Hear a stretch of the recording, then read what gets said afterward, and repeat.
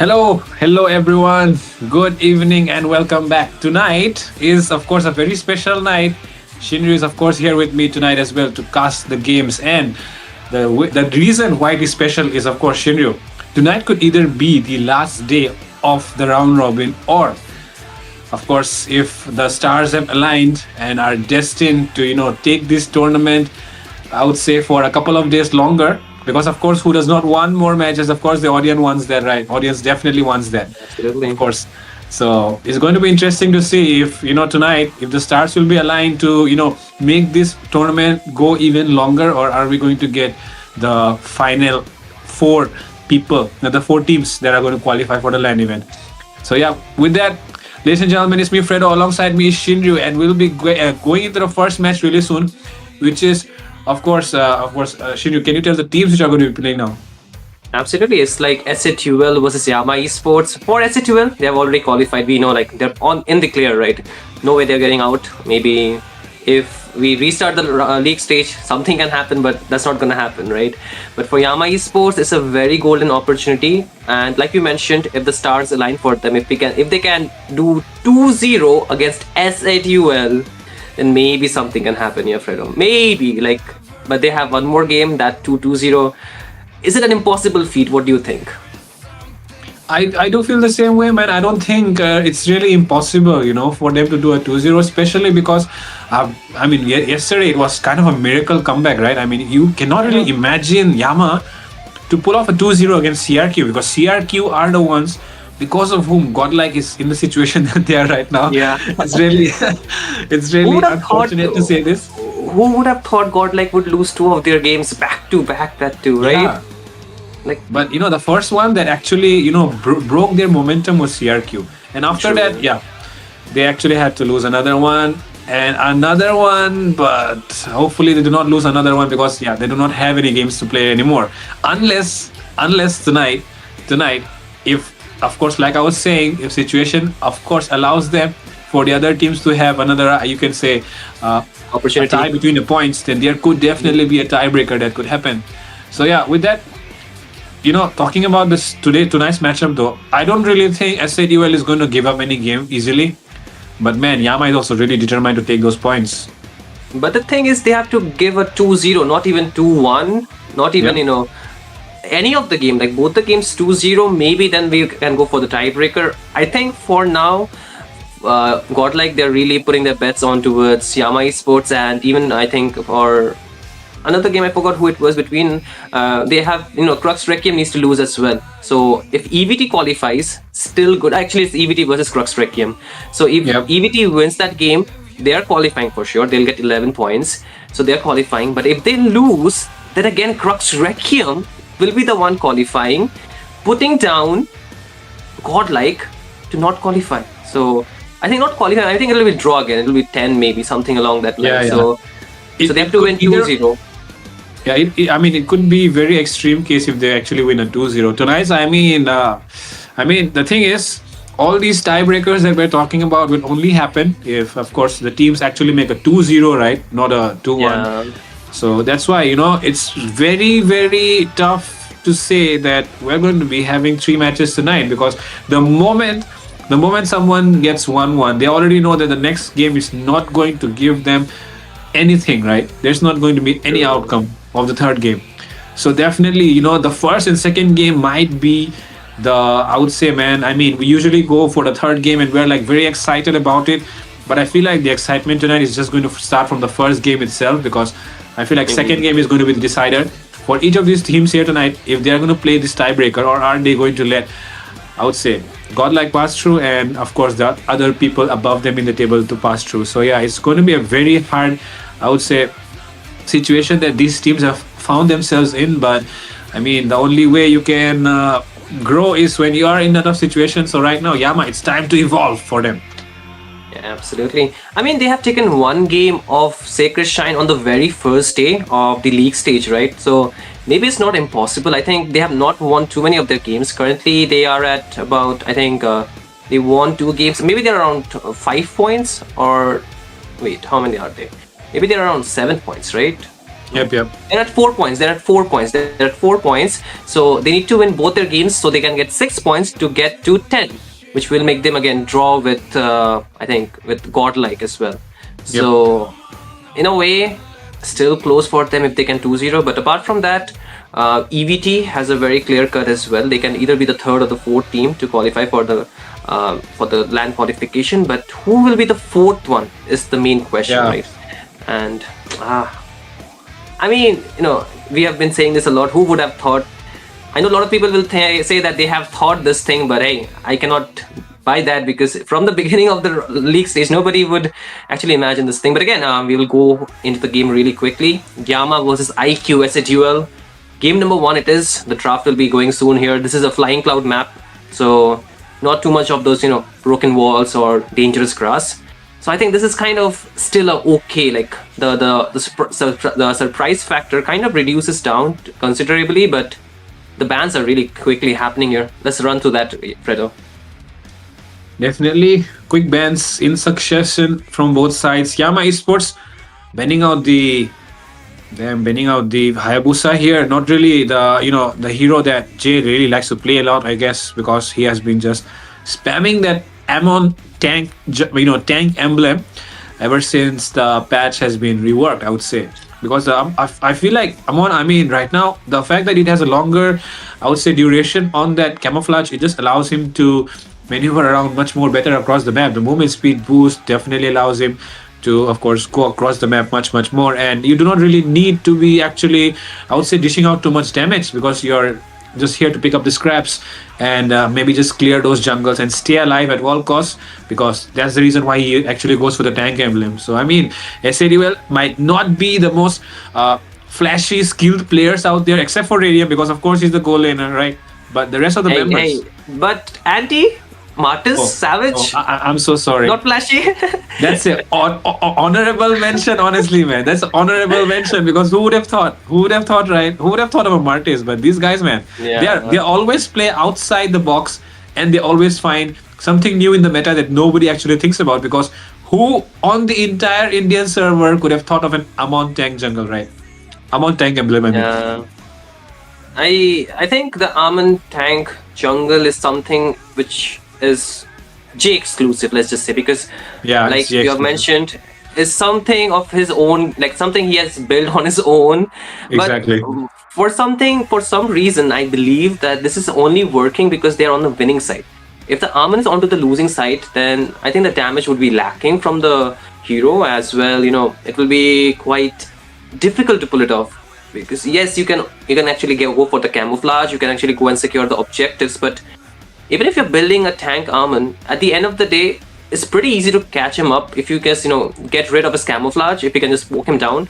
So he's just a easy target to go for if you have enough burst from the get-go. So that really matters. But again, the bans which were already done by both the teams will leave open the Baxia, and I think that's a good start. Can be a very good flex if Clutch TZ does not want to play it in the jungle. It can be used as a roam as well. So a good option for Yama Esports, but still the draft is not yet done. I think IQ SATL might just get 2 of the good heroes, especially the Yu Zhong if they want to, for Radium or even for Anti. And apart from that, what else can they go for, do you think? Man, I'm not really sure, but I feel like tonight could be one of those nights where they would like to depend a lot more on Radium, I would say. Because, the X-Borg that he has been using these days in the goal lane has been working out very well, right? His X-Borg is definitely a game changer. Because, if you remember, I don't really remember who they were playing against, but in a game where they were almost about to lose, the X-Borg comes in with the last insanity, the Firaga armor does not get puffed off, and they were able to defend their base even when they were down to just 2 members versus 5. So, situations like those, Radium really, just pulls off miracles for his teammates. So, the fact that they have a Baxia right now, and we all know who the Baxia is going to be. You might say BizTZ, but I think it's going to be MOBA Raren, man. It's MOBA Raren time. Yes, sir. But again, they are leaving 3 of the strong picks for the side of team IQ SC12, which again comes down to the point, can you really counter them? Because you're giving Apex one of his, I think, most signature heroes as well as comfort hero, the Grok. Jeho will actually land himself onto the Lancelot as well. since his land slot has already been confirmed, now he's using the land slot, which is kind of Yeah. funny. I'm just trying to make it fun. But so far, the Kimi onto the mid lane, so they need something of a bit good range, or maybe something that can actually lane well against the Kimi. So the mid lane yet not picked by Wile. Last time he actually pulled up the Faramis, which really was something unique from his end and worked really Yep. well against Team CRQ. But will they go for the same option this time around when their jungle is not a damaged one, but more of a utility? That's a very good question right there, man. Will they actually go for a jungle like that? I'm not really sure either, bro. I don't know how to answer that. But one thing that I really want to, Even the Xbox is left open, right? So maybe consider Yeah. banning that. yeah, I mean, they should consider banning it because we have seen that Radium is not the kind of person, bro. He's not the type of person No, that, he doesn't care. yeah, He doesn't man, care.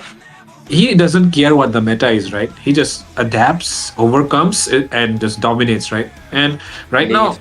this is another meta where the rest of the goal laners, like STG just mentioned, basically if this fighter meta is over, then is the time when the rest of the goal laners like Toby and Kyle might find their time to shine. But Radium is not like that. You do not need the meta to be in his favor, he is the one that control. I mean, he adapts, of course, but when the meta cannot really bend you, what are you?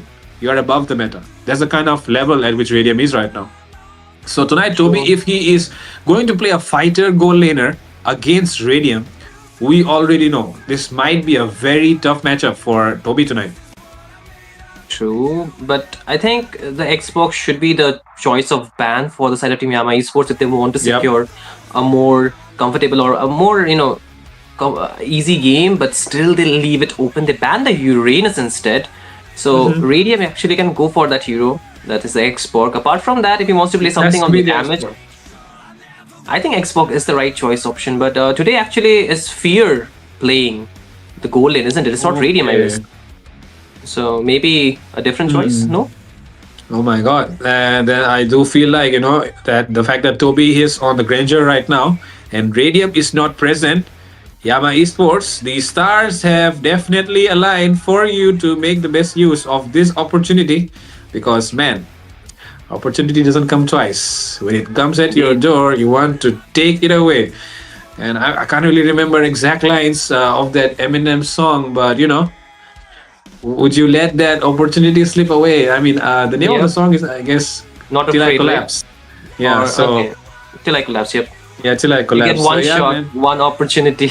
Yeah, one Get shot, everything one you ever wanted. opportunity. Yeah, Get everything exactly. you ever bro. wanted. But again, actually, they will be not picking up the Xbox. Instead, they're going for the Yu Zhong, which still could be a hero for anti. They're leaving it open, like the choice for the goal lane. It could be left open if they are not planning on using this Yu Zhong onto the gold. But for Yama Esports now, they have to think of a mage that can survive all that dive, man. Like, ugh. Very hard Like- to say, actually. Whoa, whoa, Oh my god, nice. I Nice. mean, how? I don't care if you dive. I'm just not going to be there. I'm going to ride on someone else. That's a very good way Jeez. to, deal with things. Indeed. That's a very good way. I was about to say the Valentina could work, but then, oh my god, this is one cheeky little drop because they went for this Alice Angela combination. So man, they are going to be having a lot of heal in their hands, and the enemy does not have. I would Wait, say except so- for the Kimi, but So Fredo, is it an Alice jungle?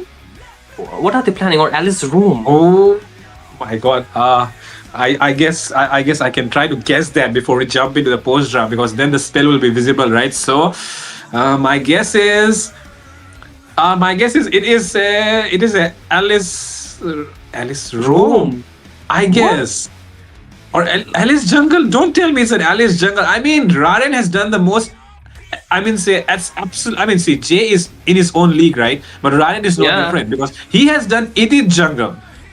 But okay, this time he won't surprise us. We're seeing an Alice roam, ladies and gentlemen. Out of nowhere, has this side of Yama Esports decided to surprise us because we have never seen an Alice roam in the pro play scene. I feel like, at least not in MPLPH, not in MPLID. I don't know about the other MPLs, but I've not seen it there. But tonight in Mythic Showdown Season 2, we're gonna get introduced to Alice Rome. Shinyo, what are your thoughts? I am always surprised by the picks of Yama Esports. Honestly, like I don't know what these boys are thinking Oh my because god. yes, I like the Baksha, but Alice Rome is something a bit too much. Look at the type, for example, from the side of Team IQ as it will. It's so Yeah. intense, and there is a Kimi that can continuously deal DPS. So I don't know. I think And the Alice would be more of a meat walking around just to soak the damage. Does it work? Maybe, but lack of damage, a lot. that's what I'm thinking too, man. I'm thinking the same thing here. Like, there's a lot of dive. I mean, not just Aiku. I feel like even Yama has a lot of dive as well, right? So it will True. definitely come down to who bursts down the damage dealer first. Basically, Toby needs to go down first for IQ to win the team fight. At the same time, Yama have to take down Asuna if they have any chance of winning the team fight. But with that, ladies and gentlemen, I welcome you all back to the Mythic Showdown Season 2. This could be the last day, or are we going to have another series of round robins? The match will be decided if and only if Yama does a clean sweep against SADUL, which is very, very highly unlikely. But the fact that Radium is not present and Toby is on to one of his comfort picks, things can definitely take a turn that you did not expect here tonight. Absolutely, and we'll see how this game spans out for both these teams. For Yama, 2-0 is the get-go, but for SATL, they are already off the grid. I think they've qualified, so it's fine for them. But again, you see the mid lane, the peel, not the peel, but the poke damage coming out from the Kimi will be a lot more compared to the Alice Roam, which is more of a utility, and I'm really interested to see how this will work for the side of Team Yama Esports. Looking at the items, I just see for 4 heroes, man. For some reason, I don't know. Are they not going to show us for one more? But still, I think the emblems are not too crazy so far. For the Angela is prioritizing the mobility for the side of team. Wow. I use it well. Wait, what? What just happened there? Violet, oh, could be getting taken down here. Anti-strikes on Violet. And that will be a 1-1 trade into the jungle area. Nothing much comes out of it, but that's an Angela, so doesn't really matter too much, I guess. True indeed, but a kill for a kill, mid laner for mid laner, I think still okay trade for both these teams. And the main priority for both these junglers would be getting that level 4, which Plus TZ has already done. And now Jeho, even too, he wants to go in for another dive. Alice is the target, or is it Angela? It will be Angela, but the Horn Rose misses out. A lot of poke damage onto us. Oh, wait! Miss TZ almost falling, but look at that! Jeho gets taken down. My goodness! That was so unexpected. Indeed, like who would have expected the Baxi to take down the Lancelot? But still, the turtle is here. But Plus TZ all by himself. The Angela does have the level 4. Now they're going in here, Fredo. Oh my god, Asuna actually gets that turtle out of nowhere. And look at Anti's trying to chase down Clutch TZ. But he will not let that kill happen. Of course, Clutch TZ helped thanks to the hard guard right there from Violet. And with that, the score sits on 2-1. And the turtle, though, has been taken by QSAD well. Yeah, mid lane? That also gives them mid lane again a bit of skirmish, but this time Violet cannot get out. No flicker means that pretty much on sitting duck, but that's the second time Violet has been taken down. Toby will get that level 4, so this is still a good thing for the side of Team Yama Esports. Their goal laner is farming quite safely, but for how long is the question? Look at Anna being so aggressive already out there. So at this point, I think the factor that scaling the gold laner would be one of the priorities for the side of Team Yama Esports. But again, Jeho will be the one leading this level ranking. So that's still a good sign for the side of Team IQ as well, I would say. Yeah, it's still good, man. It's still good. Nothing is definitely going out of their hands yet, right? It's still under control. And with that, they're making rotations towards the side of the EXP lane, hoping that Anti could, try and get some kills as well. Because I feel like Anti can definitely dish out a lot more damage than Anna right now. And okay, they do understand. They do not want to go for it on an engage where you are seeing Asuna not even touched yet. So yeah, they decide to back off at the right time. But okay, Anti actually prioritizes the Thunderbell, which is kind of a signature thing, right? Nobody actually does that anymore these days because the stacks really take a lot of time to come, right? But Anti is not like that. Oh my god, look at that engage! Asuna finds a Dark. kill out of nowhere. Indeed, and now they're going in for more. Plus TZ is trying to, be there alongside the other TZ brother, but no, the Sky Piercer will get through. The damage dealers are doing what they're needing to do, and this will be proving a lot of threat for the side of Team Yama Esports, as they have already lost the gold, and now Asuna will be able to peel back out, but Clutch TZ cannot go back in. So the turtle most likely will be going to the side of Team IQ as a 2L.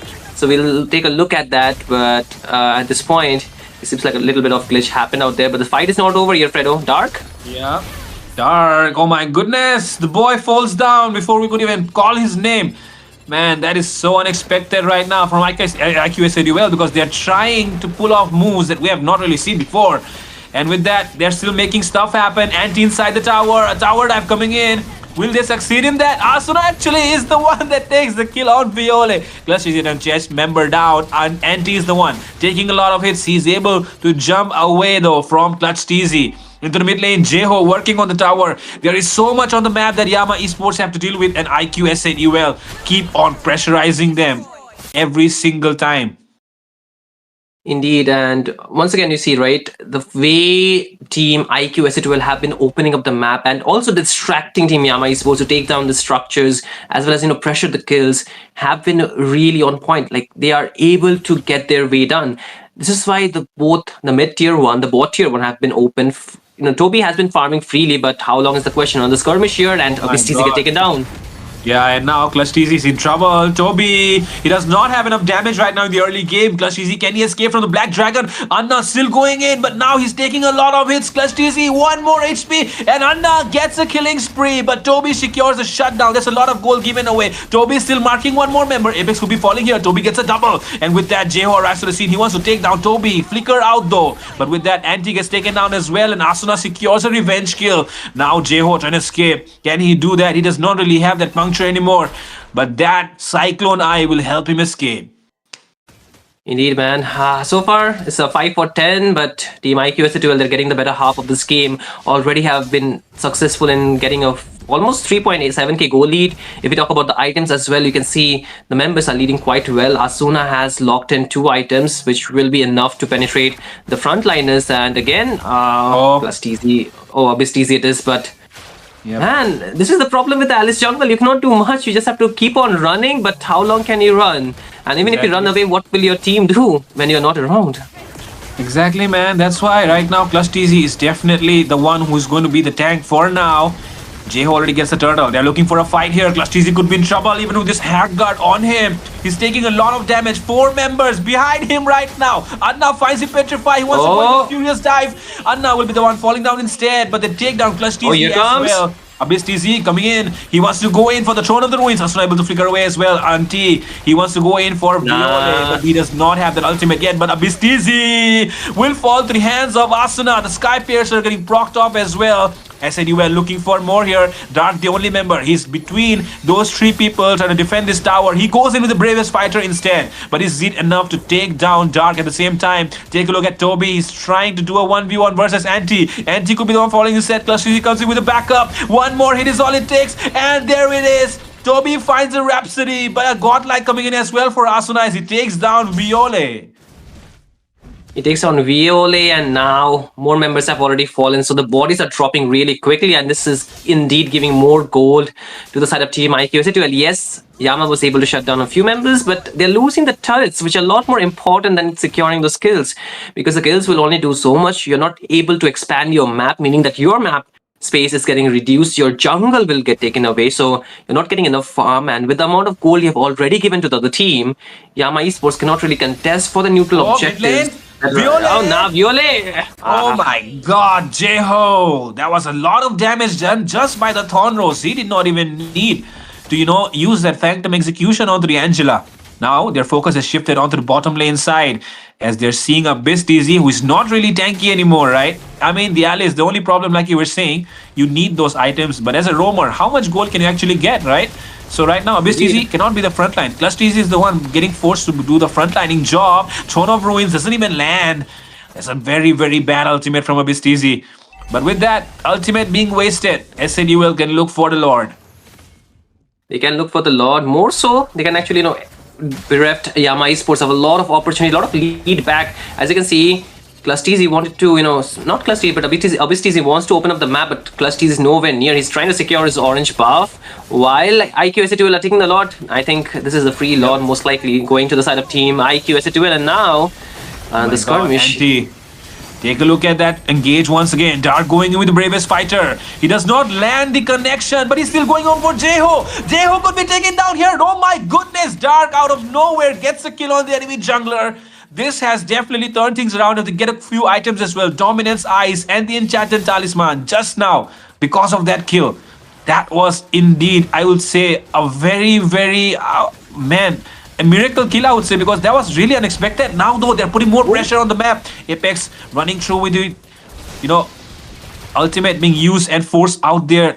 But that is an opening here for Yama to exploit. Can they take a tower? They cannot, I believe, because the Lord will give the better minions, the super minions. So Yama Esports needs to clear it out before they lose the second tiers, which are still standing for them. And I feel with the amount of gold that they've given to the side of team IQ SA2L, it's very difficult for them to take a fight and win it completely. As you can see again, IQ SA2L, they're not letting go of this Lord advantage. They're pushing it more and even giving out the damage. Yep, and if you take a look, the Black Dragon is coming in as well. They're trying to go for the engage. Tectonic charge onto Toby. Toby, can he survive? He cannot, because Jeho will take him down, and there comes another one going down. It's Abisteezy, and every member could fall here. 3 members down right now. The 4th one will be Clusteezy. It's a double kill for Anna, and they're looking for more. Dark is the only member left. He has to deal with all the pressure coming through from the mid lane and the bottom lane as well. As SNUL, they want to take these inhibitors down. They do not want to give another chance to their opponents.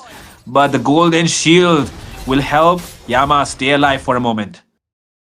I don't understand why are they taking so many fights. I get the aspect that they were trying to defend that Lord push, but still, those unnecessary fights, giving away more gold to the side of Team IQSA2L is not a good sign. And with this draft, they have that Alice onto the front line. Not enough CC, I would say. Yes, the Throne of the Ruin can actually, give you the stun, give you the immobilize, but not really enough, because look at the other team. They have so many engaged mechanisms, so many engaged tools that will CC you for a lot longer. If not CC, but it'll give you so much damage.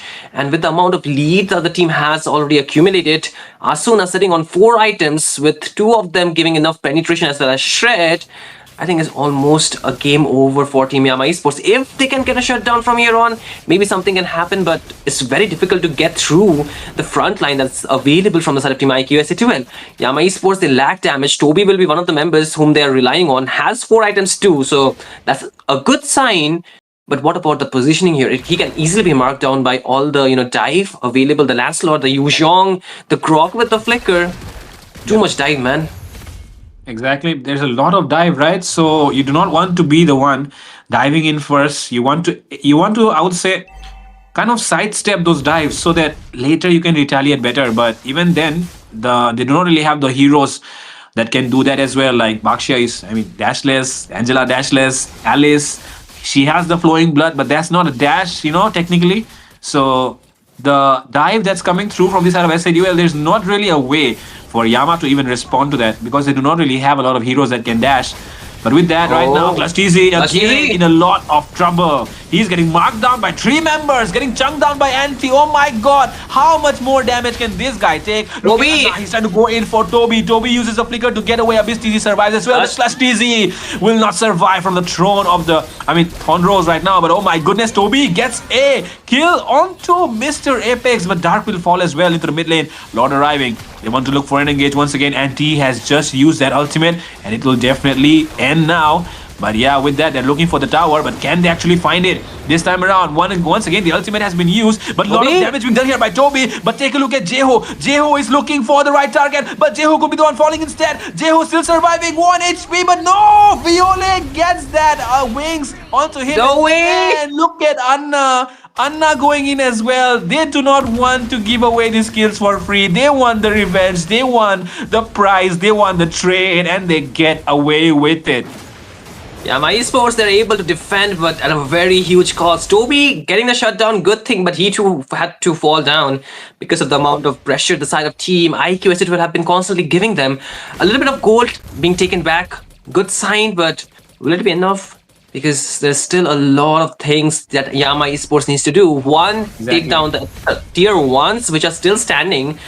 The Lord, which is which is a dream for them as of this point, I would say, because it's very difficult to get through the front line. Like I've already mentioned, the more danger is the fact that they cannot reach Asuna that easily. The only person that can reach Asuna would be Dark. But then again, Asuna has so much mobility that Dark, even with the flicker, if he can cover the range, I don't know how much damage that he can deal to take her down.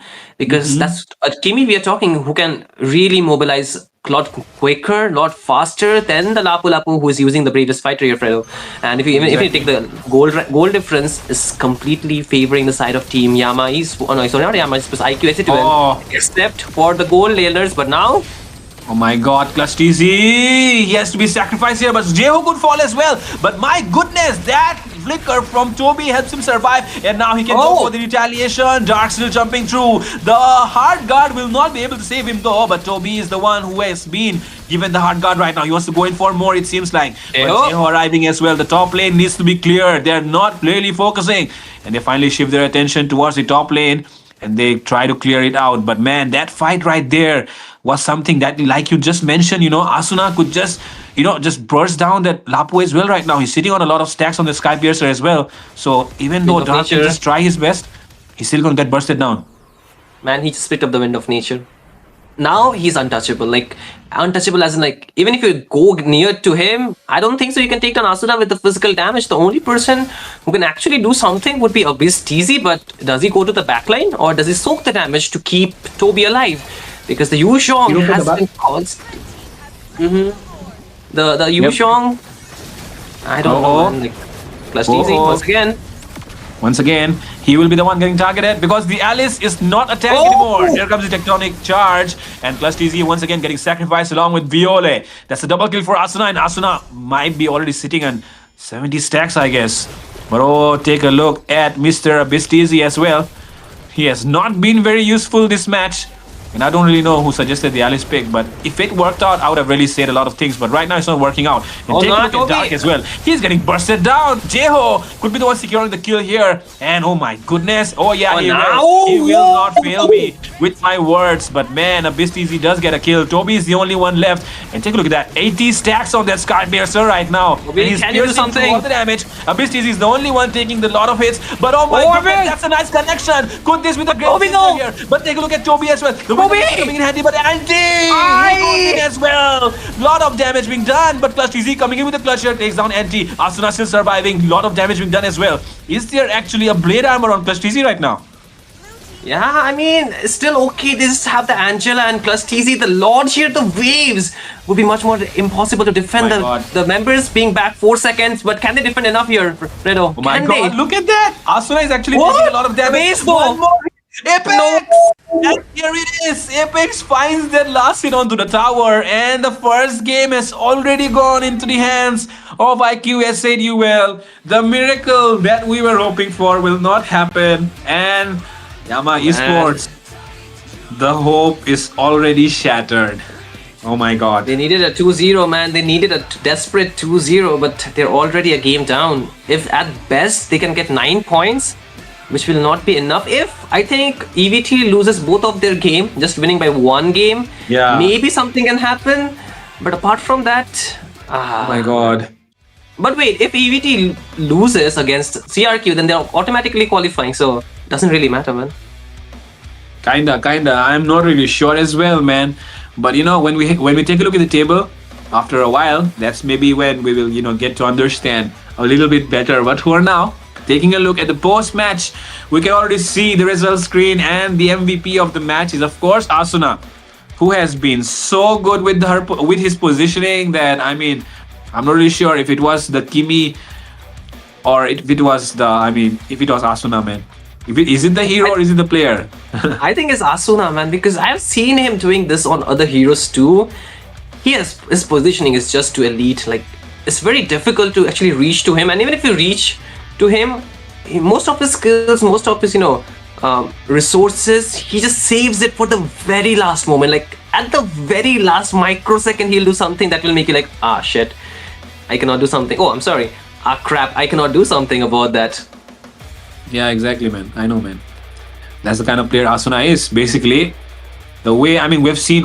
I mean, if you have not seen that highlight, then are you even watching esports? You know that flicker maneuver from Mhm. Suns, where he Yeah, just yeah, dodges yeah. everything with that flicker while he's using that feather Also, of y- feather strike. you remember. You remember that one? You remember that one? The Kelra one against where he uses that super ultra instinct kind Yeah, of yeah, yeah. I flicker. know that. I know that. That was actually going to be a final slash from Fight Chicken, Yep. but he escaped it using the flicker. So yeah, Mr. Asuna is something of that level, guys. If in case you do not know, because he is the kind of person. If you want to mark him down, you have to go really deep into the enemy backline, and when you're there, you feel like, oh man, I finally have, I finally have the opportunity to take him down. But you won't have that because man, Asuna will just flicker away, or he will just do something that you won't expect. But talking about the head-to-head matchup right now, Shinryu, you can already see, even though Toby had the same number of kills, the Dragon is always there with those assists, right? He was always there in the team fights, and True. gotta give honorary mention to, of course, MOBA Raren here. His name is Clutch TZ right now, but man, that Bakshia cannot work when you're having Asuna against you. I think, Toby had a lot on his plate, even though the team was supporting, but the mid trio was really too utility based. Like, three of the heroes were utility, right? Even for Alice, cannot really deal out that damage. Yes, you're going for the Throne of the Ruins to give the stun. You can actually, heal back up. The Angela plus the Baxia, I think that's way too much less damage from the mid trio, and then everything comes down onto was Toby, who was doing really good, but his impact was limited to the number of bullets he can hit.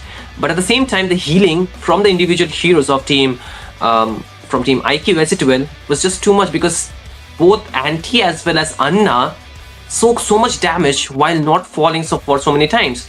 And even for Apex, he was there as well, right? And even if you Yep. take the look at the carry of the game, Anti dealing more damage than Asuna. So My God. you get the answer, right?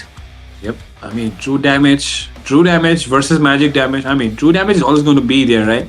I mean, you do not really care about, of course, the fact that the enemy is buying a lot of armor because your damage is just going to pierce through and hit right on their HP.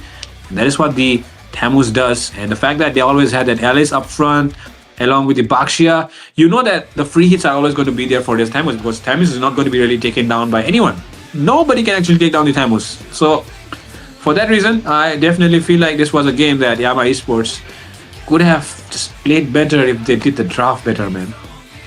I completely agree with you. I think the mid trio was completely, like, I'll just say it up straight. I think it was very bad, the mid trio. Like, Yep. it does not matter even if you just switch up one hero, but getting three utilities onto the mid lane is already bad enough. Like, you are not supposed to do that because you cannot rotate. And even if you rotate, the damage would be lacking because all you're doing is Exactly. soaking the damage, and you're relying on a grandeur which requires the items, which require the space to farm.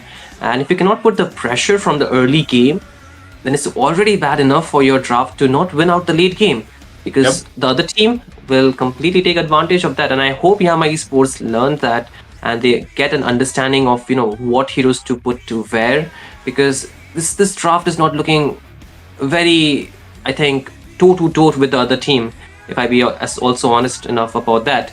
And why am I critiquing? Because I want the teams to win, not really favoring them. But if I see a bad draft, I have to say about that. That's how it works, isn't Exactly. it? Exactly.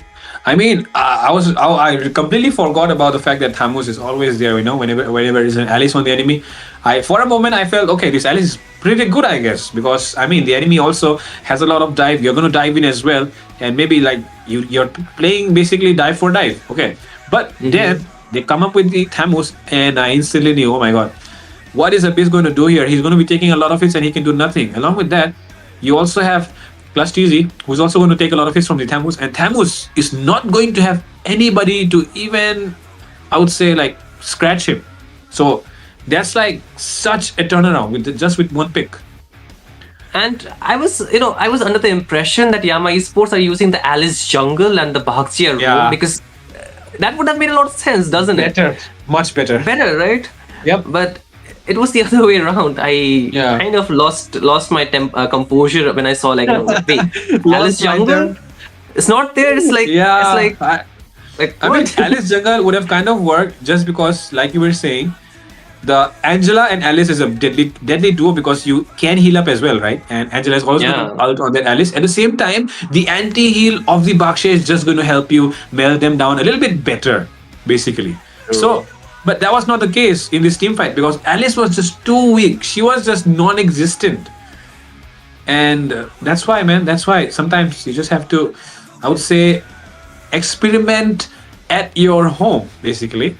Do not try this at school, or do not try this at home school, whatever they say, because these are done by professionals. So right now, these guys, they have to understand that they're professionals and they cannot really do these things unless they have tried it before, basically, right? They have to I test it out. mean, they might have tried in the scrims, it had worked, Yeah. but I don't know if in scrims all the teams they go all out. Like most of the teams they would like to keep some strats to themselves. They would not show their full potential. Might not just use the signature heroes. Just trying Ooh. something new as well. But this time the Oh. Armand gets banned, which is Oh a my good thing God. because you see there's a YSS, the Ishan Shin.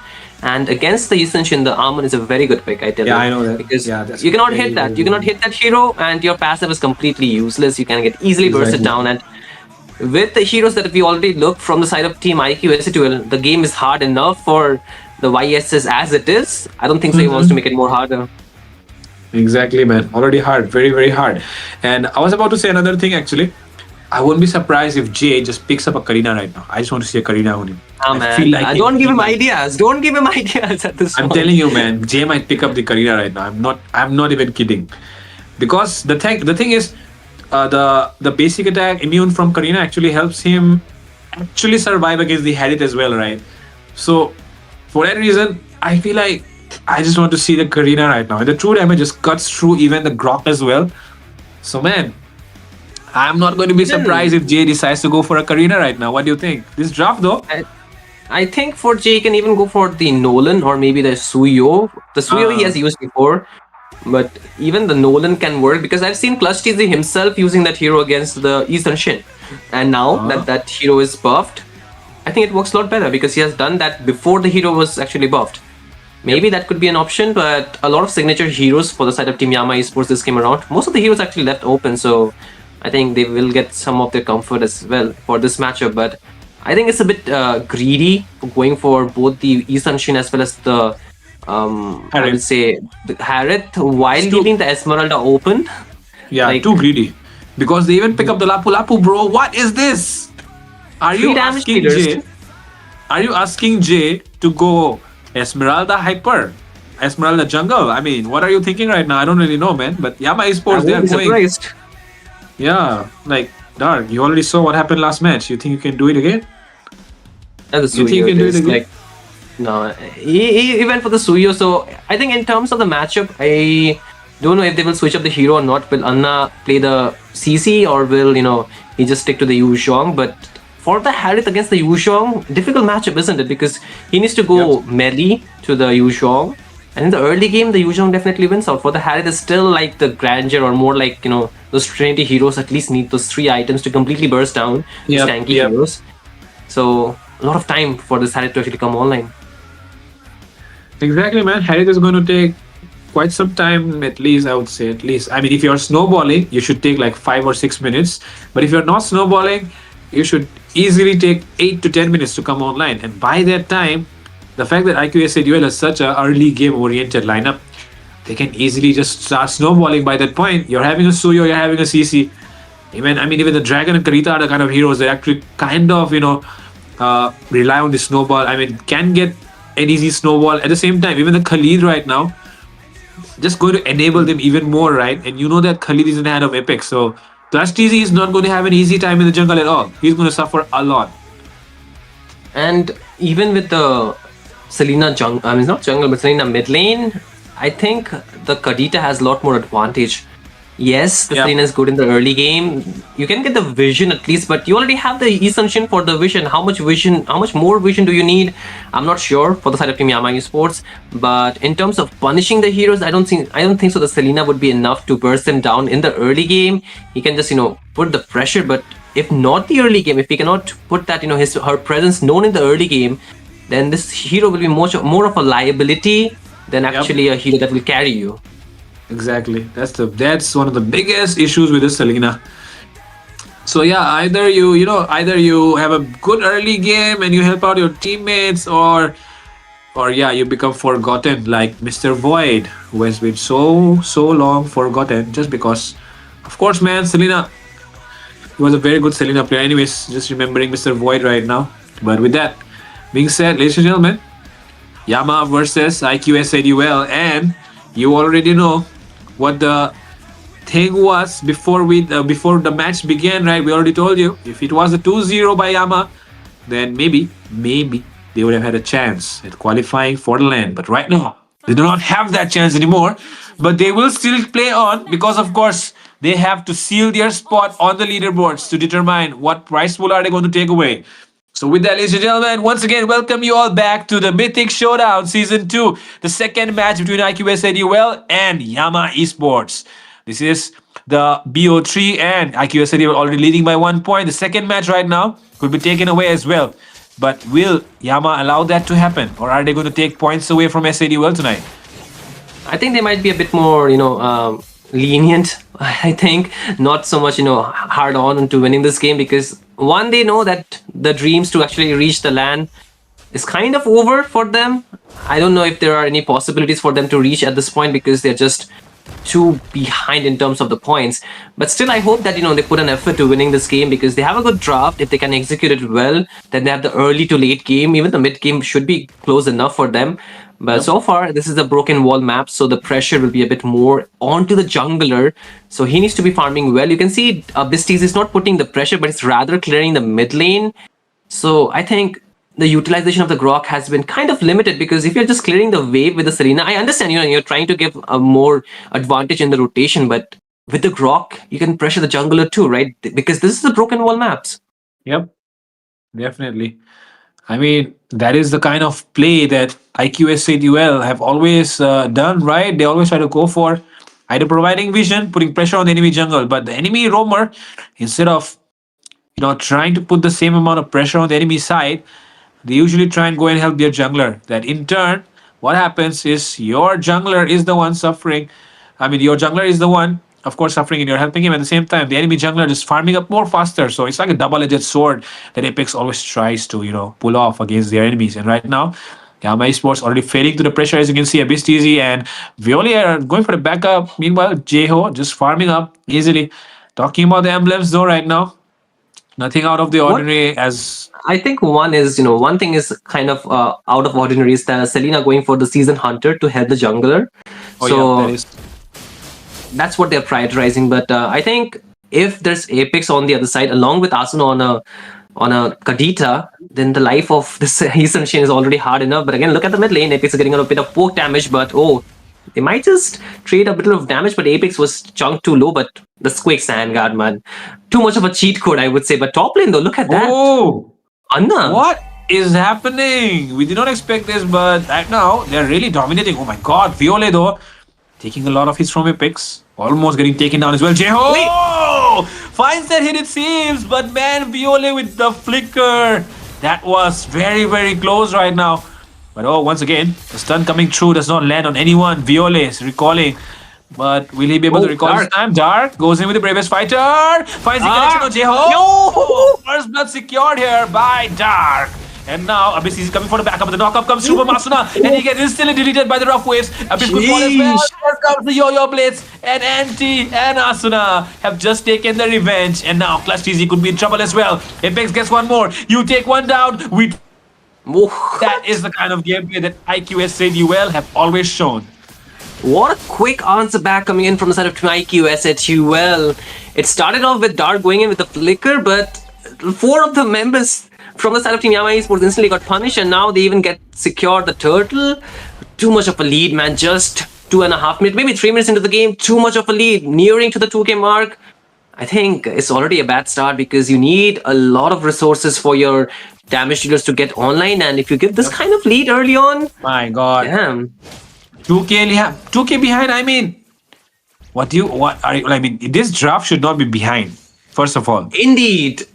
and you're already behind by 2K in the first 5 minutes. Like, what are you planning? I mean, for wait to Oh, oh my god. Oh my nah, god. man. Asuna is Man, having a this free time now. He's having a field day.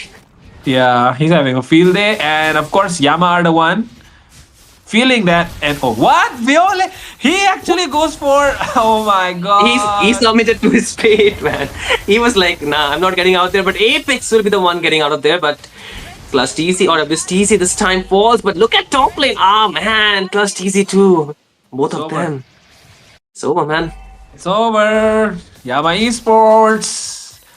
I don't know what to say right now, but man, I just want to see some hope. And I'm not really finding a way to look at it, even if I'm trying to be as optimistic as I can. I cannot see a ray of hope here for Yama Esports until and unless they can still, try and I would say just weather the storm till the mid game where maybe the Harith will get his items a little bit. And maybe Clutch TZ can also start dealing some damage and Viole can land some good stunts. But until and unless that happens, I don't really think there is a way for Yama Esports to even, try and scratch anything right now from the side of SCDUL. It's like, they have chained themselves for Yama Esports with this draft. Like, if it works really well. But if it doesn't, then the odds are too less for them to actually come back into this game. Yep. Yes, they have a very good scaling for the late game, but can you reach the scaling? Because as of now, Exactly. you're already almost 3k goal behind, and with the draft, Team IQ SCTL has won for this game. A lot of problems just like that, and both Anti my and God. Asuna will take down Dark. And without their front line, I don't think so. Clutch TC will be able to secure this turtle as well. So more gold, and now Oh my they're God. focusing on to the Another top one? lane. Damn! No way out, man. That's What like is happening? Abyss TZ inside the tower. Oh, that one stun lands true. It's Abyss, and with that, Abyss TZ will still get taken down though. And on the other side, Toby versus Jeho. 1v1. Jeho does not really have any skills anymore, so he will just back off. But that is a Suyo. But man, the Zaman Force was already used there. I don't really know why Toby had to actually use a Zaman Force inside the enemy tower. Oh. Dark, what are you thinking? That's Asuna, bro. That's Asuna. That's not going to be that easy. You know what? I was going to say that a good thing is that Yama Esports has not lost too many of their structures, but now, after the 5-minute mark, Team IQS2 are finally looking to, take down the turrets, isn't it? Yep. And the bot tier one has fallen, so still the mid one is standing, which is a good sign. But if you talk about the items, I think a bit of a lead for the side of Team IQS2 that will be there, but still, What? Dark wants to go in against God. Anna. I don't know about that, but okay, Wow. no way. Asuna takes down Clutch TC once again. I don't know what to say, man. I actually do not have any words right now. Because honestly, Asuna has just been himself, I would say. Yeah, that's all. I mean, He has been he's himself. already a monster. So, Yep. like you mentioned, he's just being himself, nothing extra for this game. But I think, are Yama Esports intimidated by the side of Team IQ SCTL? Because they're not trying to pull the guns, and when they're trying to pull the gun, it's like not together. It's like very separated, engaged, isn't it? Like you see the synergy kind of not being there. I mean, maybe the players are not on the same page. That is a problem. But Abyss TZ will go for the tech charge. But look at that. Could this be a fight? Could this be a fight? But instead, they are the ones crumbling down like paper. Dark. Take a look at that. Everyone could fall here except for the Harith. Harith is the only one standing. He's left alone in the mid lane trying to push down. And he will be able to escape and recall. But man, that's 4 members down. That's 4k goal lead within the first 8 minutes. And the Lord could be coming up very shortly as well. I see IQSADUL in a very, very commanding position. Yama Esports, this is not at all a favorable condition for them right now. If they do manage to win this game somehow, it would be a miracle. Indeed, I think there's a lot of things for Yama is supposed to cover once again. Yes, Toby has been free farming. He will just secure a second item, which is still a good thing, I would say. Like, as long as Toby's farming, well and good, but there will be a point the damage might just get outscaled by the members of Team IQ SCTL who are very leading position. You see the damage dealt. Yes, Clutch TZ deals more damage than Jeho, but he's getting taken down instead. Like, Jeho has only been punished once, I would say, so not really enough. But the problem is not even Jeho at this point. It's like Asuna. It's like the frontliners that are dealing the damage more than Jeho himself. And what do you do about that? Because you do not have enough shred. The burst damage has not been yet achieved by them. And the Selena, not really working too great for them, only has 1 kill in the early game. And now the curtain call here. Oh! Apex lands that for a lifetime, and with that, look at that Asuna as well going in for Toby. A lot of damage being done here. Clustizy can take down one, but Anna will clean up the scraps. He gets a double. He can go in for a triple right now, but Abistizi, he's also looking for Anna. Will Anna come here? Come here. I want to taunt you, but man, Anna is not going to do that. He's going to be disciplined. But man, that setup from Apex, bro. Way too good, man. That was like a amazing setup, man. We'll take an instant replay just like that. But look at the setup starting, right? It started with the curtain call, locking down 2 members, and then they go for the raging stance. So, oh my god, like look at that. He caught 4 or 5 members out there, and then comes a rough wave, black dragon form, each and every skill, like even inside the base, Yama Esports are not safe, man. The Petrify too, like everything being used up, and nobody's falling from. I mean, I think 1 member fell down, but still enough. I think taking down 4 of the members of Yama Esports is like good enough. But again, Apex, like he's good enough, but Asuna is still not going in.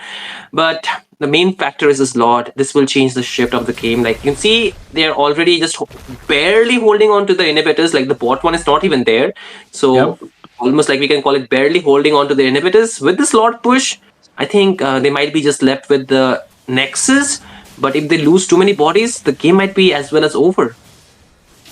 Yep, this could be as well as over right now. And finally, I said, well, they can go for the end. There's absolutely, literally nothing that Yama Esports can do right now. And yep, it's very evident with what we're seeing on the map at the moment, because Clustizy cannot be. He can. Oh, he cannot. Oh my god. Take a look at that. And now, Dark, Abistizi, they're going for Jeho, but man, that's a very bad position. Indeed, it's a very bad position, and Dark now falls, but look at the backline. Oh my goodness, Asuna takes down Wiley, and the last one, not the last, but the second last member standing will fall to Toby. I think this is too much for him, man. Like, let the man rest at this point. Yama Esports, like the Lord, Toby all by himself, he cannot do too much. He has to just deal with that. The base is locked in, and that will be a game, man. Too sad to see, but Yama Esports cannot defend against that kind of pressure while being so much behind. Man, that was very, very sad, bro. That was a very, very sad ending to the story here. But man, SIDUL, man, these guys, man, these guys are monsters. These are people that do not really care about. They don't really care about what's in front of them. They do not see. They do not see who's in front of them. They just know that they have to win tonight, and that's what they always do, man. That's what they always do. They always deliver. They never let their fans down. They never let their supporters down. And every single person that roots for this team has always been rewarded with wins and wins and wins. And tonight, once again, we have the MVP. The first one was the mid laner. The second one is the EXP. And you already know, when the jungler and goal laner are not in the picture, the team might be not really dependent only on their damage dealers. It could always be the guys who set up the game as well, who could come out as the MVPs. Take a look at that screen right now. Lot of assists by NT. 15 assists on that CC. Yeah, I mean, he did what he was supposed to do, and Yama Esports not having enough damage was definitely the part where they cannot punish. And even if they're like overextending under the turret, you cannot reach them. Like, the problem is, like, they can just walk out and you cannot even go back and chase them because of the pressure of the Yu Zhong, the CC, as well as even the Apex onto that Khalid. I would say it's just too much for them to handle. And with this game, SATL will be winning 6 of their games, 6-0 so far. The only team that has been unbeatable. Like, they might have lost a few games, but all their matches they've cleared it. Just one left against Dakusena, I believe, which was postponed from yesterday. But apart from that, they are 6-0 so far. Like, they have 15 points, and they're number 2 in that list, because RNTX are number 1 with 17 points. So if they again get a more 2-0, oh wait, actually they have 16 points now. They have got 2-0, right? So they have 16 points, 1 point behind RNTX. If they win the next game as well, then they will be 19 points, number 1 on the list. Yeah, man, think about that. Undefeated by anyone, by anyone, like literally anyone at this point, because this is the second last match, and the only I think they have lost just one game in the entire tournament. Two games actually. Oh They yeah, lost once against Noctura. once against Noctura. Man, that was kind of unexpected as well, actually. Yeah. Another one was versus CRQ. I guess, was RNTX, it? RNTX. RNTX. Yep. And Noctura. So yeah, you can already imagine, the fact that Noctura and RNTX are the ones that have been the only ones securing means the next match could be kind of interesting, because of course I mean, you can just say like they are not, they can bleed too. Like SA2L, they can bleed too if you just see those two games, right? So Yep. it's not like they're untouched. Like you cannot touch them. You cannot, just do anything to them. You cannot even scratch them or scar them. But there is a chance that they can be defeated too. But for this round robin, I think they're pretty good. Like 6-0. What else do you want? Yep. They are not untouchable, they are touchable, right? Maybe. Yeah. So, anyways, right now, taking a look at the game, IQ said you have definitely clean sweeped, and of course, Mr. Abistizi finally appearing on the last screen as a sandbag for the side of Yama Esports. A lot of damage taken, but nothing much to show other than that right now for Yama Esports. But man, the carry once again is anti this guy being the EXP laner. We usually see the EXP laners actually sustaining a lot better. But this guy, he doesn't care. Doesn't matter what the hero he's playing, he always tries to deal out damage. And that's why, that's why those aggressive EXP laners always, are always favored by every team, because EXP laners, the kind of role that they play, they take they never take I would say 1v1, right? Usually they usually go for 2v1s, 3v1s. They all usually try to take an outnumbered fight and come out on top, and that's what makes these guys different. And Anti, of course, standing very, very proud and tall among the lot, right, as one of the top EXP laners of India. But with that, Shinryu, first match is over, and Yama Esports, the fact that we were saying that these guys could actually qualify for the LAN event, right now they do not really have any more hopes, except for maybe if some other teams could just, It's not gonna happen, Fredo, because if EVT loses, then CRQ are automatically qualifying. Oh my God. And if EVT is winning, then they're qualifying, and it'll already put Godlike to number 4 position. So I think it's almost over.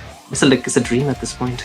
Oh my God. At max, they can go for I think 7 points, but that will not be enough. Like, we're close, man. I mean, we are sad to say, but man, Yama Esports, they can still, be proud that they have actually won a 2-0, right?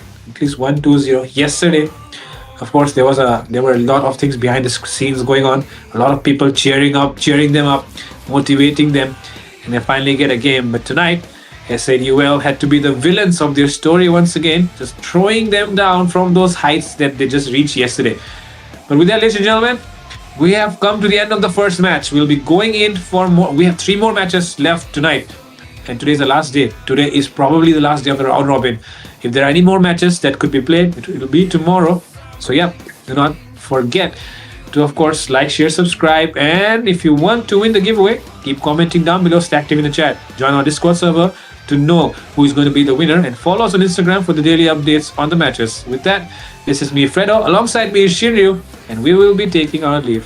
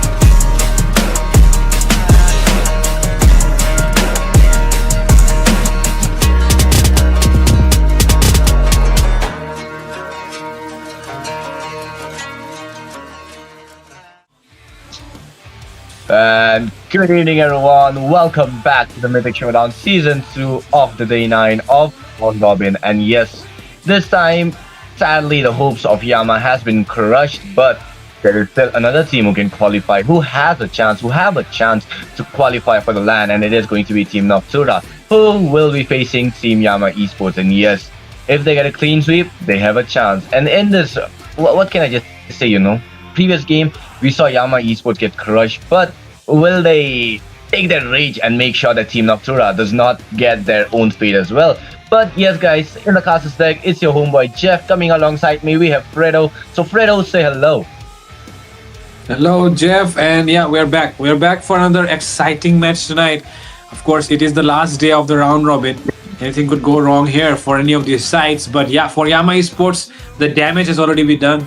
I said you will have already crushed their dreams, but now Noctura still have a chance, and the only way they can move forward is by defeating Yama with a clean sweep, because that is the only way they can kind of have a shot at going to the LAN event. But for now, the draft is going to be beginning in 2 minutes, and yeah, we have seen these sides, they play really aggressive, especially Noctura after the comeback of Kimi. They have been, of course, playing much more aggressive than before. So right now, the key to success for both these sides is, I guess, discipline, which is definitely something that has been lacking in both of these teams' gameplay. So, yep, along with that, talking about the star factor as well, Toby versus Kyle. So, man, that's a very interesting matchup as well. Both these young goal laners definitely have a lot to prove and a lot to, I would say, win. And right now, Kyle is definitely a well-known name, but Toby is still I would say, still coming up, So there'll be another interesting matchup tonight to look at. Definitely, like you already mentioned about Toby, still not getting the highlight that he should be, not getting the spotlight that he should be. But this time, if he gets that fun against Kyle, he might get a chance to just claim that spot as one of the greatest goal laner in India. And yes, I do agree, Toby has a lot of skills, and recently him mastering a lot of those fighter goal laners, man. His hero pool is just getting more wars and wars. It's just like you're trying to find a certain fish, but you just end up getting a lot more. So yes, that is another way of saying that Toby is not a regular fish. He is one of a kind in that ocean, in the Pacific Ocean. But nonetheless, right now, guys, we are just going to be handling in the drafting in just 30 seconds, as we are already expecting, both these teams go for a really aggressive pulls here. But Fredo, do you want to take any guesses? If you ask me, let's just say I'm going to guess that Grok will be the first ban here.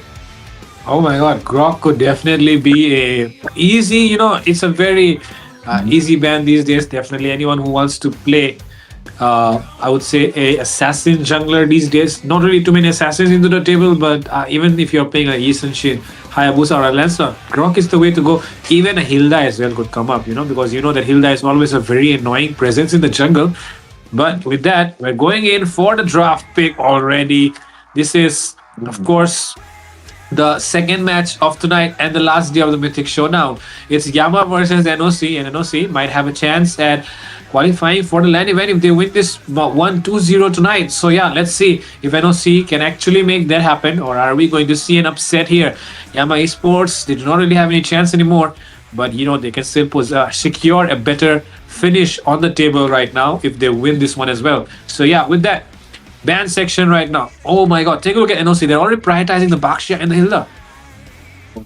Baxia and Hilda? Oh my, wait, before that, man, Fredo, my prediction were not right here. Grog is not in the ban now. Yep. Okay, but anyways, if we are speaking about it right now, we can already see it's going to be the Baxia as well as the Hilda being banned off, the life vein hero combined with a really aggressive roamer. That is going to be a really nuisance of a hero here, Fredo. But from the side of Team Yama here, they have decided to ban off that Hayabusa, the backline hunter, combined with a really annoying goal laner rather than the EXP lane nowadays, because we see CT in the goal lane more than in the EXP lane nowadays, but combining it with Eve.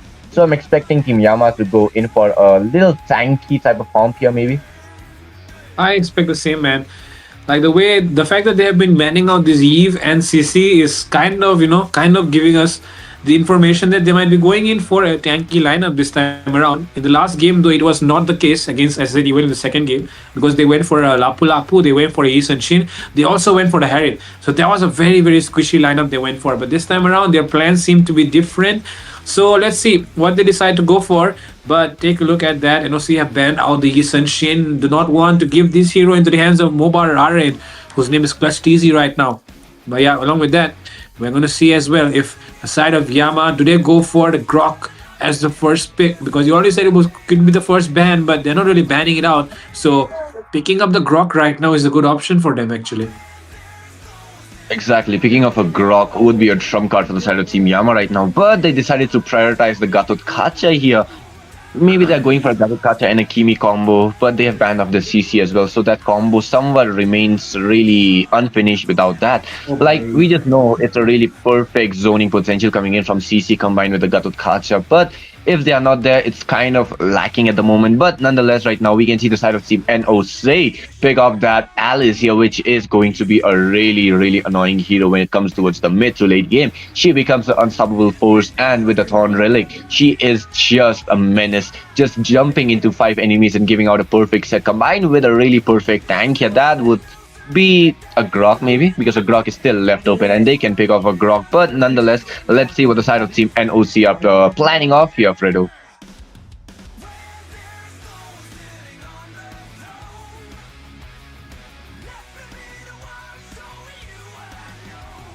Okay, I guess there is a little issue coming in from Fredo's side here, but Sorry.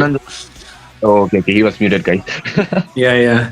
And so, like I was saying, the Granger is of course a hero that has performed miracles for any team that Kyle has played for. Because of course, right now, NOC, the position that they are in to qualify for this LAN event, they need a miracle as well. And of course, the miracle plays can only happen if you have given the right hero in the right hands. And right now, Granger being the tool for that, of course, is in the hands of Kyle. That's why, man. That's why NOC right now, they're trying to increase the chances of qualifying by just putting on the right heroes in the right hands, and Kimi as well on that Grok. But man, I would have loved to see him on the Gatot Kacha because he always likes to pick that one. But he has picked up the Grok this time around, and it is not even a bad pick as well, right? You already mentioned him before. Grok is not bad at all, and right now he's in the hands of Kimi. I'll be honest, after leaving out that Grok here, they leave out the potential for having a really amazing set coming in from the side of Team NOC right now, because Alice, when she gets the Relic and combined with a Tectonic Charge, that's not going to be a really easy combo that anyone can escape from, because we know Grok's but a revamp that he got, his Tectonic Charge deals out a really huge AoE area, which knocks up all the members if they are in it. And once the knockup is there, combining with any type of set hero here, that's going to be a really strong lineup coming in from the side of Team NOC right now. But we cannot ignore the side of Team Yama here right now, because even they have picked up Zushin here combined with a Tamus here. So the Tamus will definitely have a really amazing time on towards his lane here, knowing that he has that true damage, knowing that he has that potential of melting down any tankiness hero, and he is also facing off the Alice here. So in the early to late game, he is definitely going to be having those sweet moments where he can maybe push. But oh, look at that. Despite the fact there's a Tamus here, Fredo, they still decided to go in, lock on towards that Fredrin. Yep, and the fact that we're seeing a Fredrin here just kind of reminds me that Fredrin is a hero that everyone likes to ban when they're playing against Serar Moon. But now Serar Moon has his hands onto the Fredrin. So yep, NOC is just trying to I would say just trying to max out their opportunity, max out their luck basically. Yep. They're trying to max out their luck by picking up all the heroes that can basically turn things around for them. They're giving all these comfort picks into the hands of all their players. The only one left is the Faden, and I feel like if the Selena shows up, could not be the case because they've already banned it out right now, Yama Esports. So if it could be a Farsa, I guess. Farsa is the only choice that I can see, but it could be the Valentina, because they have a Lucas.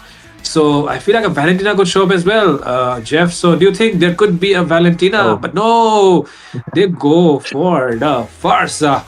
So yeah, gonna be not bad actually. Yeah, not bad at all. I mean, Farsa, once she gets those positioning really well here, she can actually dish out a lot of damage, marking down Nathan as well as Rushin, cleaning out the path for their Fridrin Serra Moon to just go ahead and yoink up any objectives, any neutral objectives that they can as of now. But she also needs to make sure, he also needs to make sure that Gatotkacha's AOG or Lucas does not fall back onto the backline and just disrupt the feather airstrike, and the artillery will not be there as we are expecting right now. But as of now, the drafts has been completed. The side of Team Yama here, they have a really strong comp here combined with that Lucas's power here, Unleash the Beast. That is going to be a really opening, there'll be a really perfect initiative coming in from the side of Team Yama here, combined with that AOG as well as Dark, who can just give out his follow-up anytime sooner here. But the side of Team NOC, they have a perfect retaliation of their own. They have a Zushi, they have a Alice, they have a Grok here, and having Serra Moon as their frontliner utility jungler as well, he can make sure that nobody goes towards the backline until and unless there's not a perfect dive that will be coming from the side of Team Yama here. But as of now, in my favor, I'll be seeing the side of Team Yama, they have a perfect favorable pick because they have a perfect combination of mid to late game, as well as if they get the snowball in the early game, they won't be letting go of that map control as well.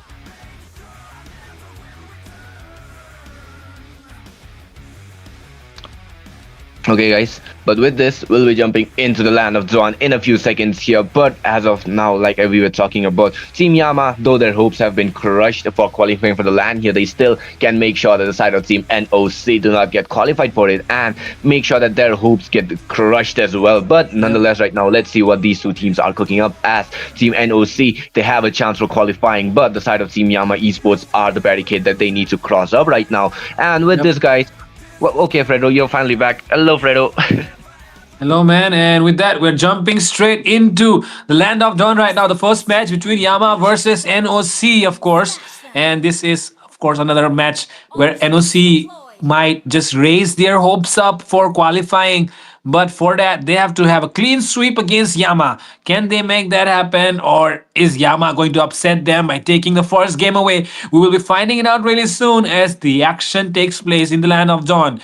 This is me, Fredo. Alongside me is Jeff, and we are your casters for this match tonight. And yeah, this game is going to look very, very interesting. I did hear you mention that the side of Yama Esports, their draft is really good. It's very balanced, in this game. The thing is, if they did this in their previous game, then maybe they would have had a better chance of defeating one of the strongest teams of the tournament, which is SADWell. No worries, no worries. Mistakes happens. They learn from the mistakes, and this time they have done the same here. But right now we can see Kimi being a menace, just using up his wall, barricading Wild's movements here. But regardless of that, the Lito still goes on towards Lucas here, and the fights are still, what do you call it, neutral for now. But the prior emblems here, Fredo, what do you want to say about it? Well, I do not really see anything out of the ordinary here except for maybe the Wilderness Blessing on the Farsa. She already has the Wings by Wings, but it seems like Faden just wants to rotate even faster, So yeah, when they do not have those Wings by Wings available, the Wilderness Blessing might just help her just go faster. And at the same time, the Zushin as well, she has the tenacity. So even the tenacity will help that Zushin sustain much, much more longer, even though it feels like she might be falling down. She might be the one. This time around though, take a look at that. Serra Moon just getting those stacks by hitting Viole into the mid lane. First turtle coming up on the map. Let's see who makes the first engagement. Is it going to be NOC? Is it going to be Yama? Man, that still is a really hard question that we are talking about right now. As Serra Moon, he is all around the map. He does not want to let go of that map control that easily. And with that, even though his level is quite a little behind, but it's still the level 4 mark as of now. And with that, the turtle has already been started up with Dark, zoning out Serra Moon here. And look at the damage coming in from Dark's the true passives here. But he does not care about it, as Clutch TZ will be the one securing that turtle. And with that, by the airstrike dropping the nukes here, but that's not going to be enough, as Dark will make sure that Kimi will be taken down as Wild comes in with the Lantern Flare. But Faden will be running away with that Flicker's cape. My goodness, Yama Esports showing aggression this time around. Where was this Yama Esports into the last game? I don't really remember. But man, finally they're showing up, and NOC, they are the ones who still have a chance. It's not Yama anymore. So yeah, right now NOC do not really want to miss out on this first game, because that means their hopes might be getting crushed in the first moment itself. But with that, oh my god, Kyle dishing out a lot of damage as well. Does not do enough to take anyone down, but it's going to send them away for a bit and help him take those minions as well. Exactly, man. I mean, everything that we are seeing on through as of now, it's not going to be that fair for the side of Team NOC because we can already see 1k goal lead coming on towards the hands of Team Yama. And you do not want to let them have the early game snowball. Like I mentioned, they have a mid to late game comp here. And if they get the early game snowball here, the map control is going to be way more stronger because they have a Thamus with the true damage combined with Wild just picking off that frontliners. And regardless of who it is, she will make sure that they will be melted down because of the Dark's true damage. And Toby, once he get those items here as well, he is not going to be stopping anytime sooner because Entropy, combined with those stacks here and knowing that he can maintain his stacks with basic attacks now as well, he is not going to be stopping anytime sooner with those unstoppable basic attacks. And he has first item priority as well on towards that Feather Heaven here. And with that, Haruka already forced inside turrets, like I was mentioning, Dark with a true damage. Another fight taking place here into the enemy jungle area. Plus TZ could be in trouble here. Take a look at the Throne of Ruins coming in as well. And with that, the knock-up coming in from Kimi. Plus TZ gets taken down. Dark arrives to the scene with his vengeance popped off as well. The AOG from BSTC is taunting the right members. But Viole finally gets the kill onto Haruka. Faden getting chased down as well.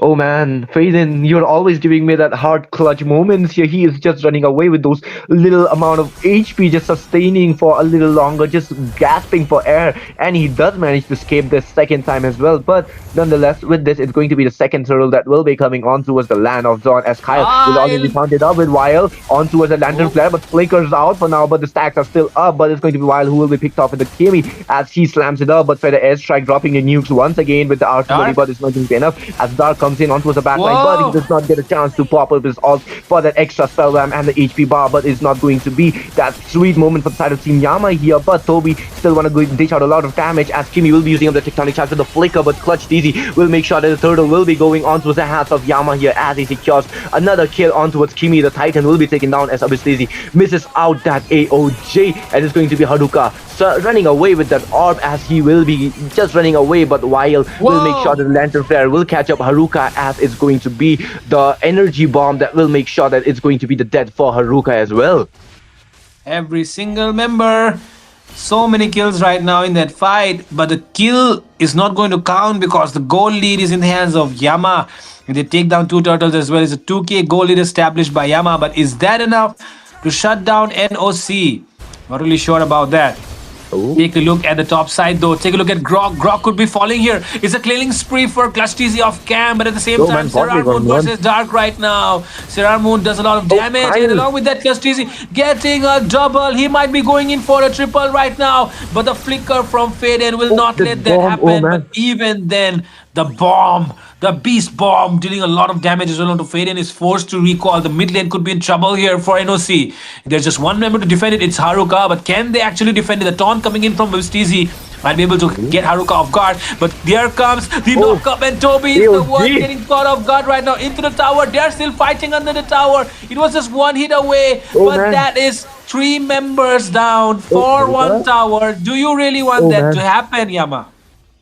Oh man, I don't think so. It's going to be a good decision for Wild to just stand up there as Clutch. He does not have the energy to be transforming, but regardless of that, he does run away with that all coming in from Wild here as the Feather Airstrike was also used up, but the mid lane from the side of Team Yama is at a danger zone as well, as it will be taken down regardless as only 2 members standing to defend it, but one had to retreat towards the fountain to be recovering its HP and leaving none other than the Clutch TZ alone to be defending that first tier on towards the mid lane is not going to be enough. But with this, the side of Team NOC as well as Team Yama has opened up the jungle area for both of their areas here. And with that, we can already see Dark going on towards the backside, catching Serrar Moon. He will be taken down as Entropy will be there catching Faden as well. But it's not going to be enough as Toby wants to go in for more. But Dark, he is an unleashing monster. He does not care about anything. He goes in, gets the double kill onto his hand. And the third turtle, the last turtle of this match is going to be falling on the hands of Team Yama once again.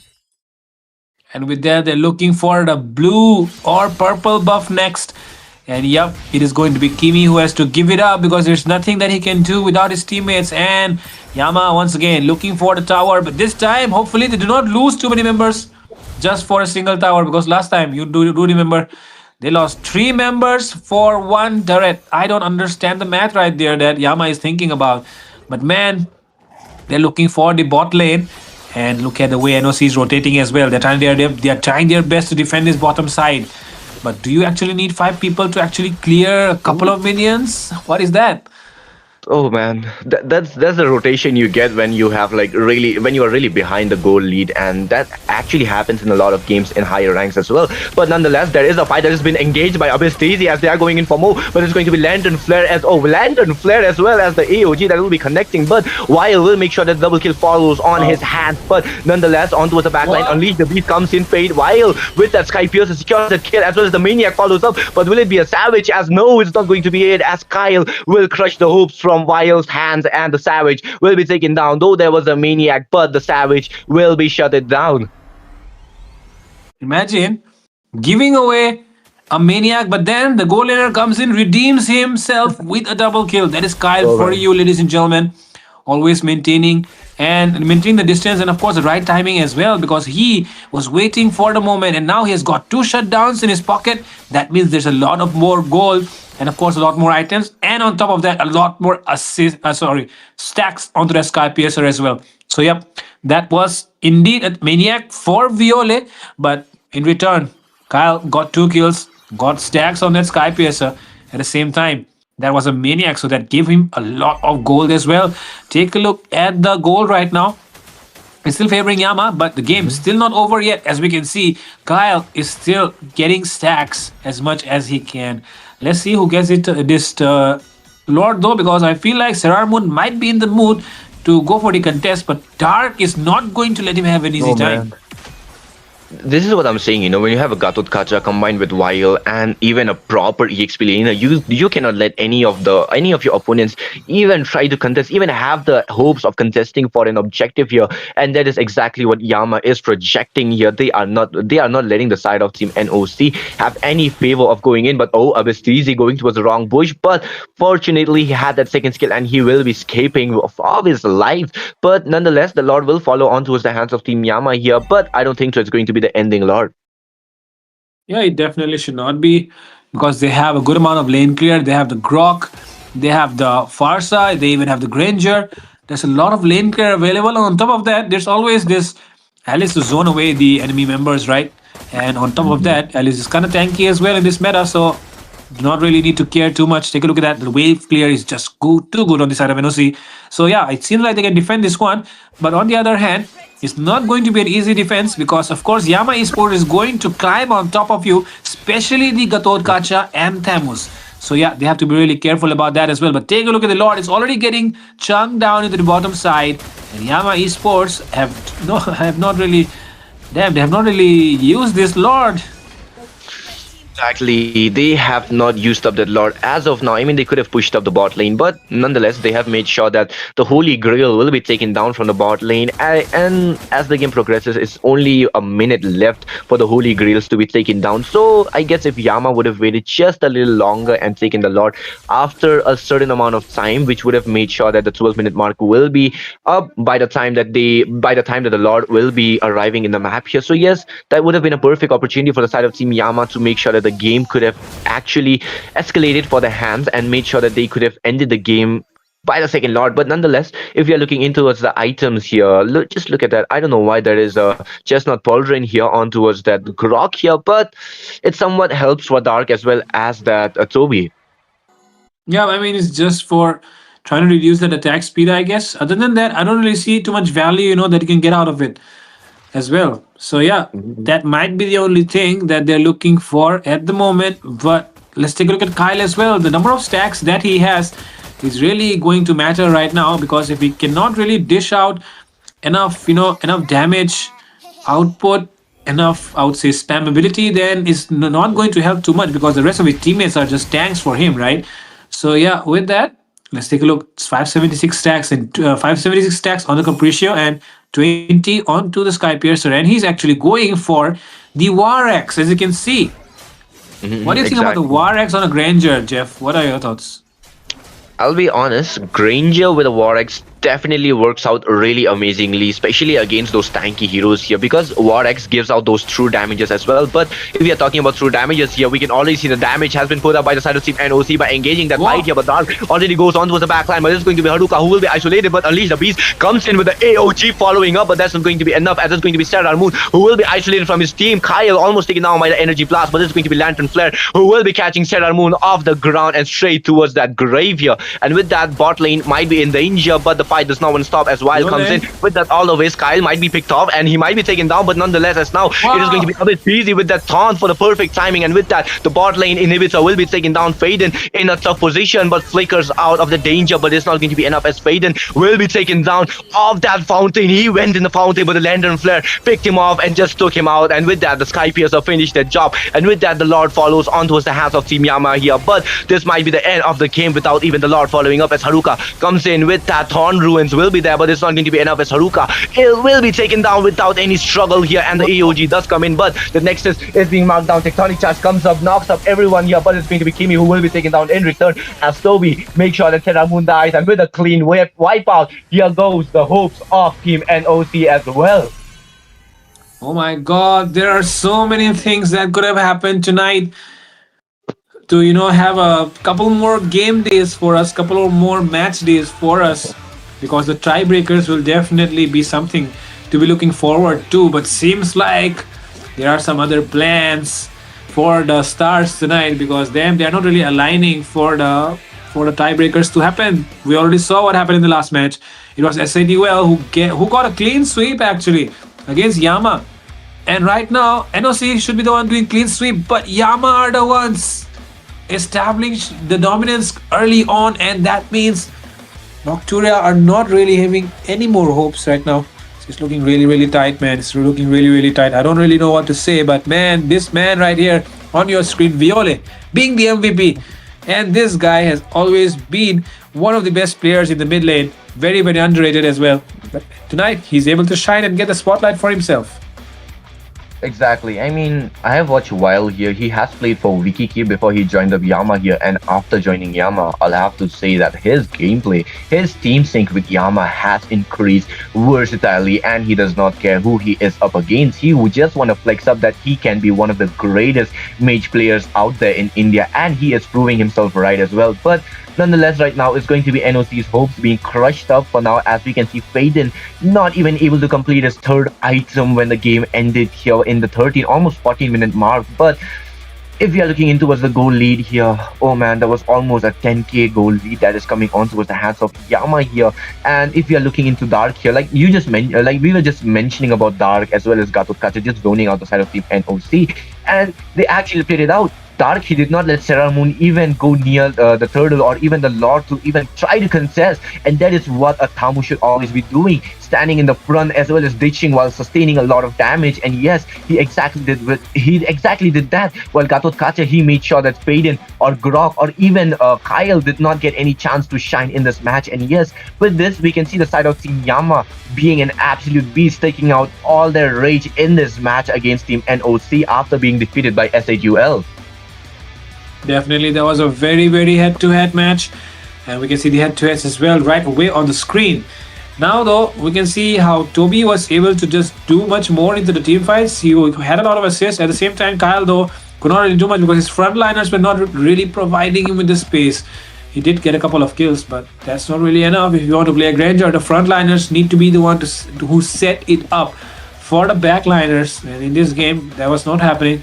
Because just like you mentioned, there was always the Gatotkacha, there was always the Thamus who were going to be there no matter what, in your face, dishing out the damage and, just lowering your HP and almost shredding you down before you know it.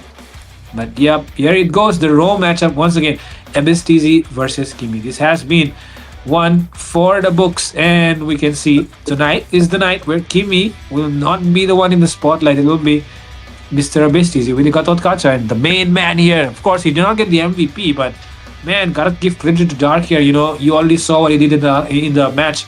He was always the one in the front lines, taking 4v5s. I mean, taking 1v5s, taking outnumbered fights. But Exactly. take a look at this. Every single person is from Yama, is it? Oh no, No, it's the Haruka Haru. from NOC. Oh yeah, it's just Haruka from NOC. Sobi with the rich guy, 826 gold per minute. Man, that's impressive with carry being 55k damage dealt from Dark. Wait, that's a lot of damage, but send back 110k damage being dished out on towards Alice here. While the wingman is being Toby, even though he's the gold laner, he is also the one Yeah, with the highest. man, that's insane. Oh man, that is some crazy thing we are witnessing here, the Fredo. Yep, because it was always I would say Toby was melting down the members along with Dark, but in the end the one was getting all those kills away was of course Rarin, right? But yeah, with that we have another match on our hands, Jeff, and the fact that NOC has already been defeated means, man, there's no more hope for them to qualify for the lane, I guess. Or maybe not. I'm not really sure. But when the table shows up, we'll be more sure about that. So yeah, before that though, right now we're going to have another match. Right now between Noctura and Yama once again. Yama, I don't really know, man. Jeff, what to say about Yama? Like last match was the match where they should have performed, but now they are doing it now. Now, after getting defeated by SNUL, what is this timing, man? Oh man, the way they played off, I'll have to say, they took out all their anger out here. But yes, right now we can see the league standings here, Fredo. RNTX on top. Oh man, they have 17 points up their name. SHUL following up with 13. Godlike on 10. Elusivity on 8. Crux Requiem on 7. Noctura on 7. Yama with 4. And Zaku Sena with 3. Oh man. So yeah, man, it's all about that 10-point, right? See, take a look at this. If Yama Esports had won 2 matches, 2-0 tonight, they would have had 10 points as well, right? So Exactly. that means there would have been a tie, but it's not the case anymore because they have just lost one. So right now, Yama Esports do not really have any more chances because they cannot make it to the 10 points. But the only ones right now that could have made it is, and we can see today's possibilities right now displayed on the screen. Match 2, Match 3, and Match 4. Match 2 is, of course, Yama versus Noctura. And if it's a 0-2 for Noctura, then Noctura gets 3 points. And the tiebreaker match, as you can see, between these 4 guys who will be having 10 points. But that first possibility itself, Jeff, is already put off the table right now because Yama Esports have already won the first one. But along with that, next one again, Elusivity versus CRQ. If this one happens to be 2-0 and Elusivity are the ones who actually, do not win any match, then CRQ gets 3 points and they will be the ones sitting at 10 points with Godlike. Oh. And take a look at the last one, 2-1. And even if it's a 2-1, that means, Dakusen, of course, they will not be making it, but EVT will be at 10 points. So yeah, there will definitely be a couple of tiebreaker match if the next 2 matches are going as what the screen says. I mean, if you're talking about a game that might follow up the same path that the screen is showing, then it's definitely going to be really interesting as we are interested in just extending the game into the tiebreakers as well. We want the show to be lasting. We want the show to be setting the stage on fire. Yeah, honestly. Who isn't, who isn't out there, everyone? They just love the show. They just love the absolute gameplay that is being displayed on this match here. But right now, if we are coming back towards the drafts here, Fredo, we can already see Team NOC with that Yip of their name, while the side of Team Yama, they have given Toby the signature, the Granger, while following up with Abyss TZ's Kalia. Oh man, these 2 heroes are going to be really annoying. Yeah, absolutely. There is going to be the Kalia who is going to lock down, of course, anyone standing in front of them. So Katot Kacha getting banned out, Grog getting banned out just for that Kalia pick, because that when a Kalia is getting picked, you're going to definitely see this Grog or, of course, the Katot as well. But right now, what are you having? Take a look at the enemy side. Noctura have picked up a dragon and the hero of the sand, the king of the sand, Mr. Khalid, right now showing up as well. And that's not really good because I don't really think the Khalid or the dragon, either one of them can actually survive from the Kaliyas, except maybe the dragon. I mean, the dragon can somewhat sustain because of the Shah essence if he gets that timing to make sure that he gets the fight here.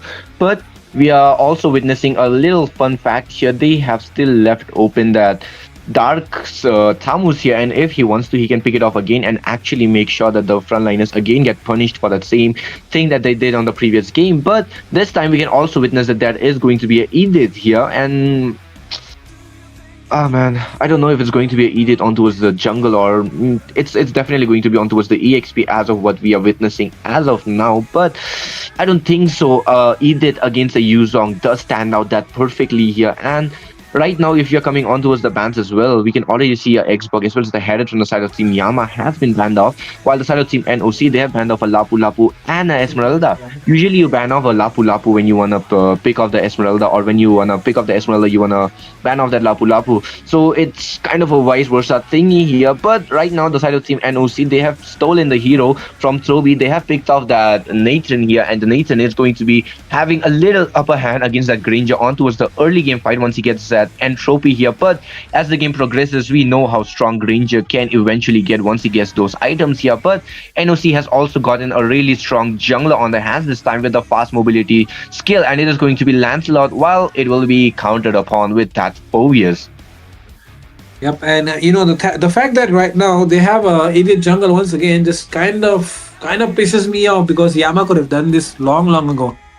They could have done this long ago in the last game, but man, they are finally deciding to show up when I mean, done and dusted for them, kind of done and dusted for them. So not really sure about what to say about this. So yeah, man, I mean, Jeff, Yama Esports finally showing up, but too late to the party, I guess. But even then, it's still, of course, a show which is still not over. They can still finish higher on the table, because they are right now sitting at the 7th spot. Yep, exactly. If not, what do we call it? If not qualifying for the land, at least a little up ahead into towards that standing showdown here. But nonetheless, right now, if we are looking into towards the drafting here, Fredo, just look at the side of Team Yama here. They have a new thing. They have Clutch TZ on towards that Edith jungle. Oh man. I mean, I think it's new for you, Jeff, because you have not seen it before, but it's not at all new, because he has done this a lot of times before as well, Jeff. Lot of times, not once, not twice, lot of times. A new meta rising. Yep, This is the Indian meta. I mean, do you know about the fact that Jay from SADUL has also played the Amon on a tank emblem? Yep. I was there. I was witnessing the live stream when he actually played out that thing. Jay onto the Amon with the tank. Marthes on the EXP. Oh man. Mythic Showdown is just unraveling many new things, Fredo. Like really Indian meta, man. Indian meta. Shaping Indian meta. Mythic Showdown Season 2, shaping Indian meta. Exactly.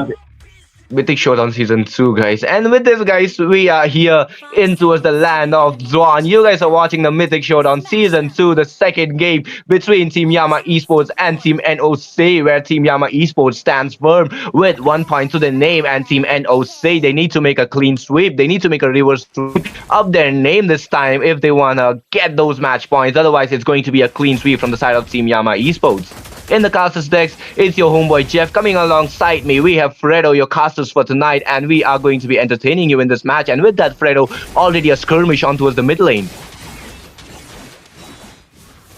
Oh, we can already see Kimi on towards the backline, harassing while here, not letting him go up ahead for that fight. But nonetheless, we can already see it's not going to be it's not going to be any sacrifices made up for so far. But Clutch TZ, he is having that fun time on towards the jungle. But oh, Fredo, just look at the prior emblems right now. Yep, nothing out of the ordinary I can see. And yeah, I think there is definitely nothing too much to be talking about, except for maybe the Wilderness Blessings once again onto those guys. But take a look at the matchup. Take a look at the healing going on right now from Bistizi and Kimi both. I mean, both of these guys do have a lot of healing on themselves. And Bistizi, of course, able to help others as well. But yeah, take a look at that. Pull yourself together onto the Kalia. Seems like the Kalia wants to go for a lot more of the Tsunami Slams, right? So you do want that shorter cooldown onto the Flicker. So yeah, that pull yourself together might be the only thing standing out right now out of everything else. Oh my god! Man. Oh my god! Kimi! What? No way! I have never seen that before. No way, that there was a lot of resources being burned down, but at the same time, that was Kimi who paid up the price for being really aggressive. Just look Oh at the my God, instant what was replay, like that? just look at the instant replay as we are just talking about it. The Yeah, way Kimi went in, Weil just went in, tried to clear the minions, which he did. Kimi came in yeah. with that enhanced basic attack and just using up the rounding slashes, Oh, but there was always easy using up the second skill straight inside that for what they got turret yeah. here with the flicker, and it was the death for Kimi.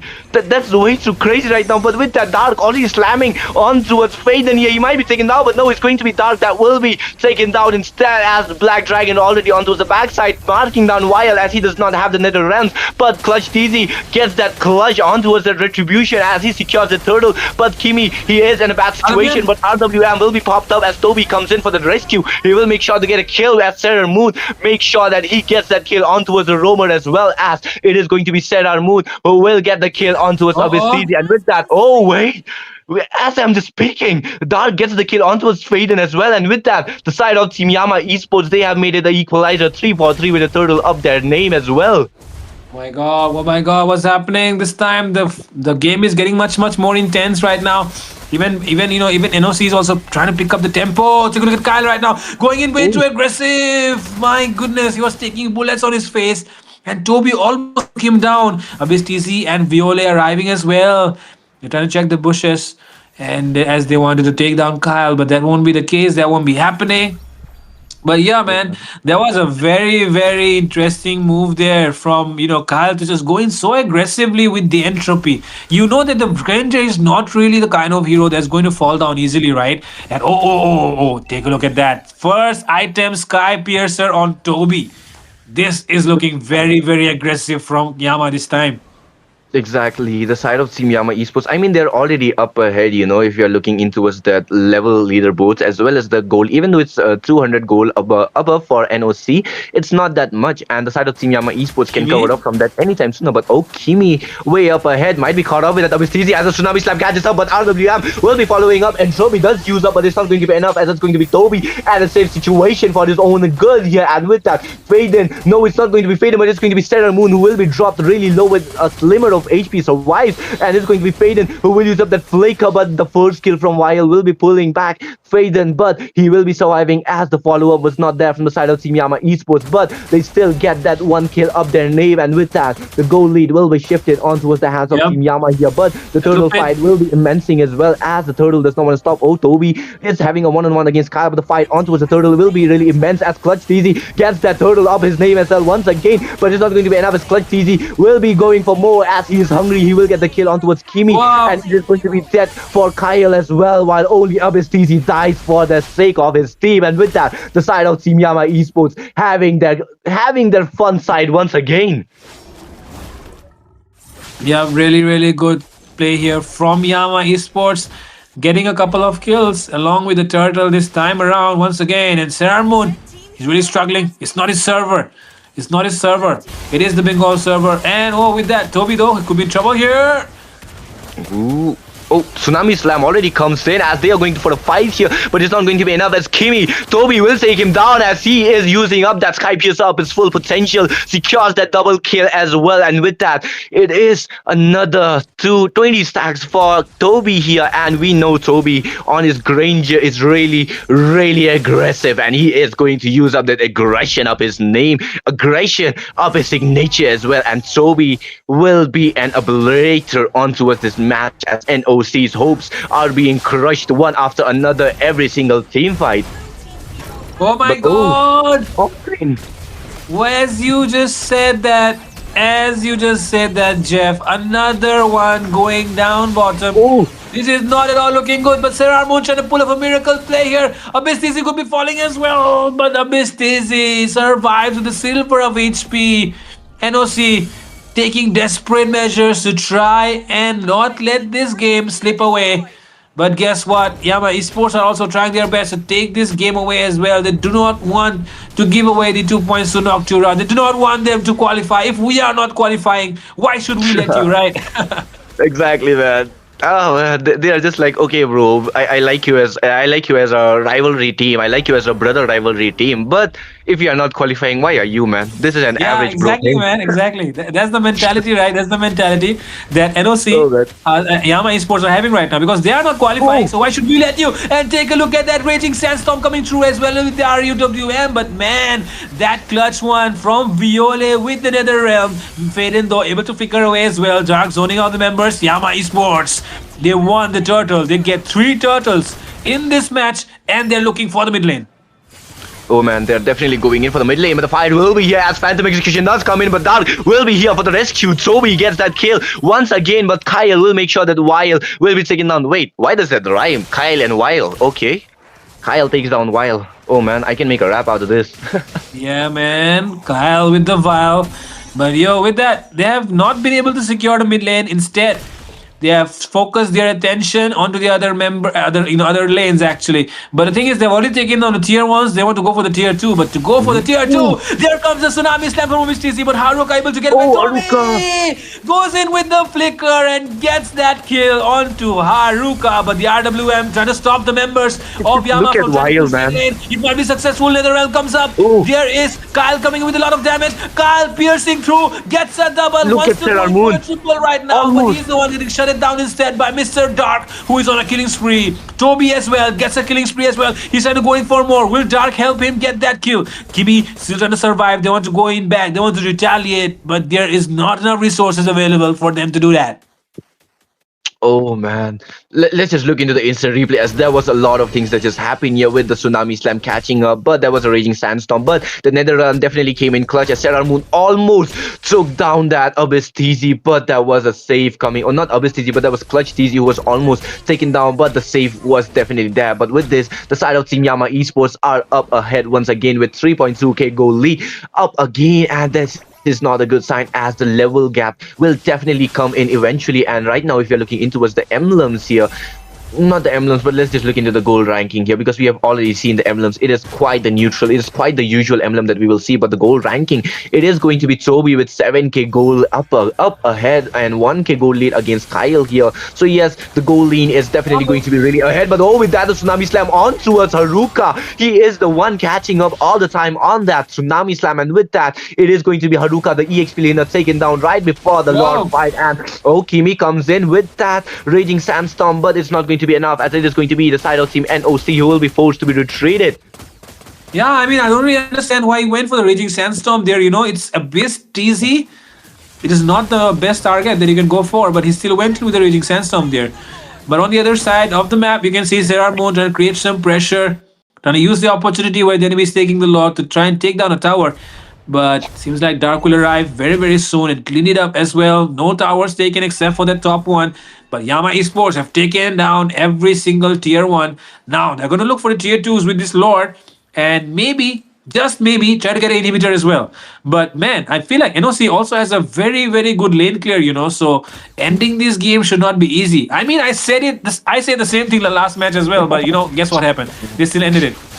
Exactly, that definitely happened on towards the previous game as well. But this time, the side of Team Yama Esports has decided that they want to sync up the lane and they want to go in and all-out fight here as Dark is zoning out Kyle on towards that fight here. He is not letting him go up ahead so that he can just give out that assist on towards that fight here. But the top lane second here, the mid lane second here as well, taking down the bot lane second here. Though it stands out, but it's not going to be standing up for way too long as it is going to be the Holy Grails that will be taken down from the top lane. But the mid lane already did not have it, but the Raging Sandstorm will be here with the RWM following up. The Dragon as well follows up, trying to go in for Toby, but he is taking way too much damage and is going to be unstoppable from Toby as Terrar Moon definitely trying to go in, mark down Toby, but he will be forced to be pushed back. And with that, Haruka as well as Kimi will be taken down for a trade of none. And with that, the side of Team Yama Esports are up ahead 2-4. Oh no, it's not 2-1, but 3 against 5. And with that, the mid lane minions are marching up, and this might be the game over for the side of Team NOC as Yama Esports are standing strong. And Toby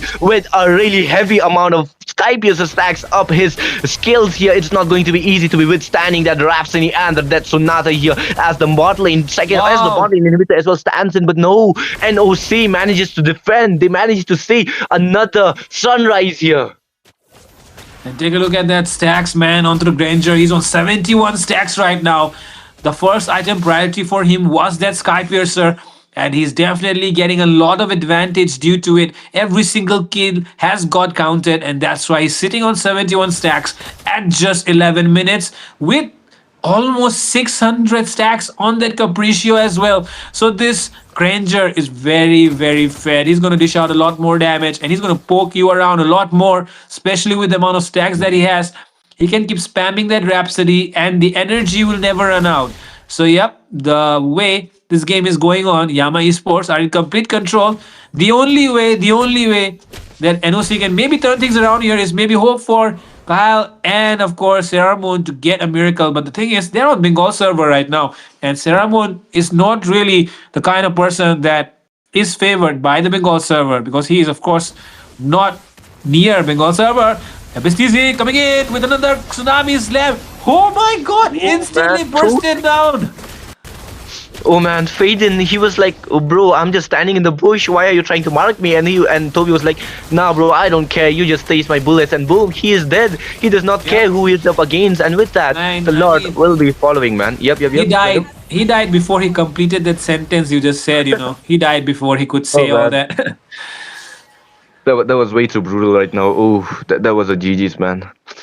But man, now Toby's sitting on 80 stacks, and I don't really know who can actually eat up all those Rhapsodies.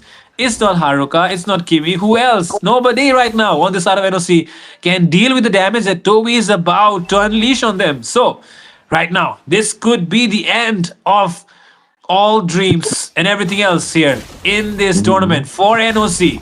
Yama as well have already crushed their dreams in the last match have already gotten their dreams crushed by SIDUL in the last match. But now they are about to crush the dreams of their opponents. They do not want anyone else to qualify for the LAN. They don't want anyone else to play in the LAN, and it has to be NOC. Take a look at that.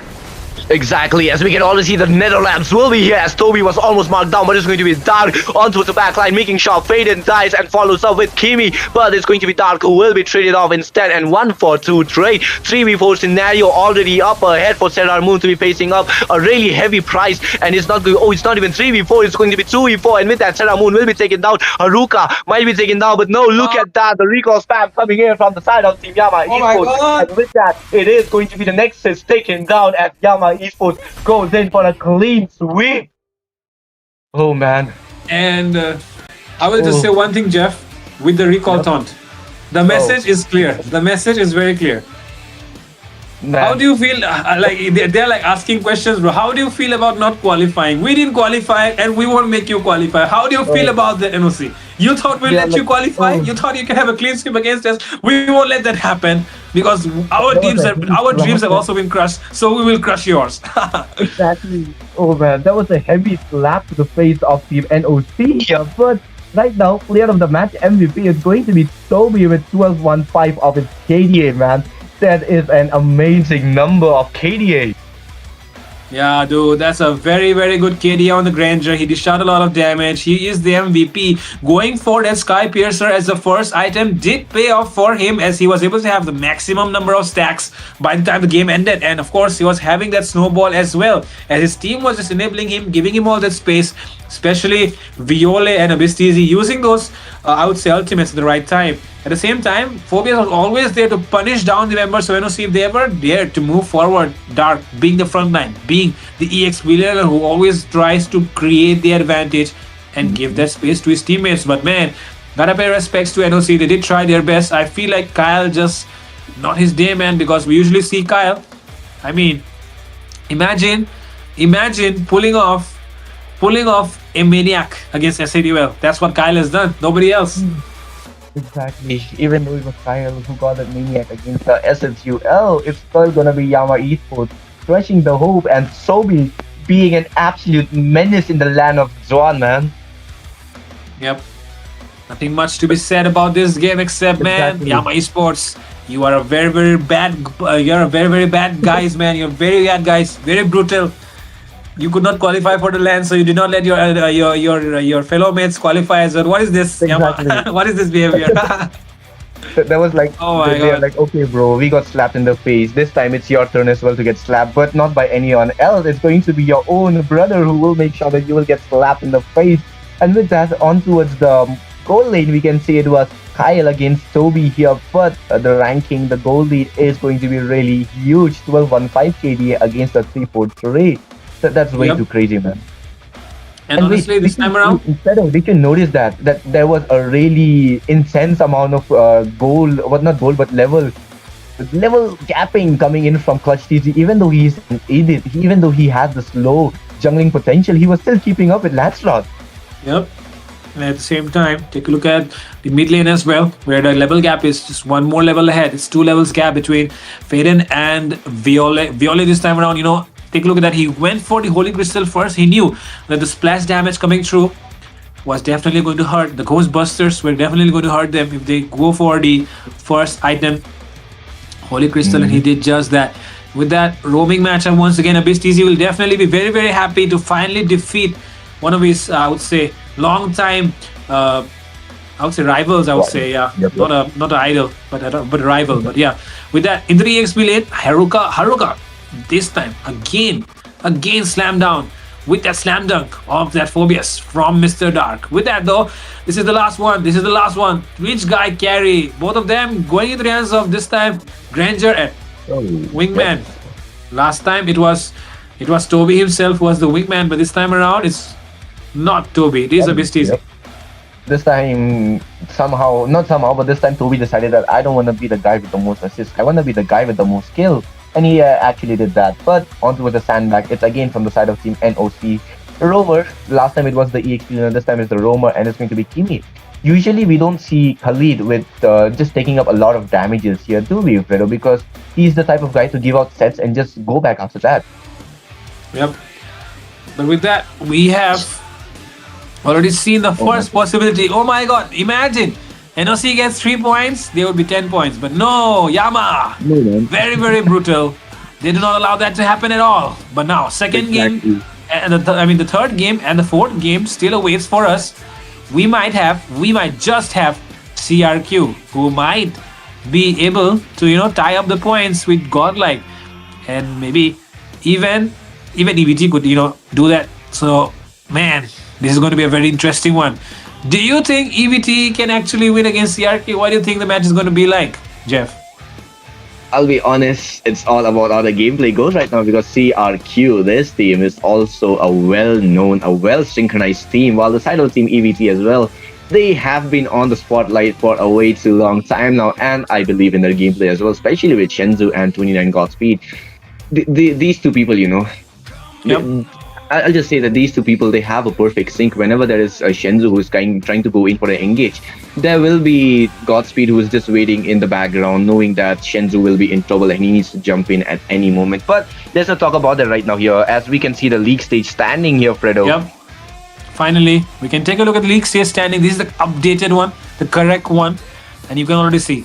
The first place is RNTX with 17 points. But the thing is, they've already finished all their games. And the only one left with another game in their hand is, of course, SADUL, is it? Or maybe not. I'm not really sure about that. But man, take a look at that. They have 16 points as well to show up for all that, right? So there is definitely a lot of games that these guys have won. Along with that, Godlike once again. Godlike on 10 points. And that 10 point is really shaky because the other teams can just pull you down. But right now, Daku Sena cannot really do that. Yama Esports could have done that, but that's not going to be the case, right? That's not going to happen anymore because they have just lost. They have just lost one of those matches where they could have had 10 points, right? But along with that, they just secured 3 points. They are sitting at 9 points right now, maybe. And with that, Noctura at 7 points. Yeah, cannot really do it anymore. If they just won this one, right? If they just won this one, they could have been at 10 points as well. Crux Requiem, though, next game could be the one for them. So, man, if Crux Requiem defeats Elusivity, they'll be at 10 points and Elusivity will have no other option instead of going against Daku Sena and winning it, even if it's a 2-1. So, a tiebreaker is almost inevitable, in all these matches. But the first match, Yama Esports have already done it. It's not possible, right? It's not possible anymore for Yama. In the second one, it's not possible anymore for Noctura now. But the only ones left is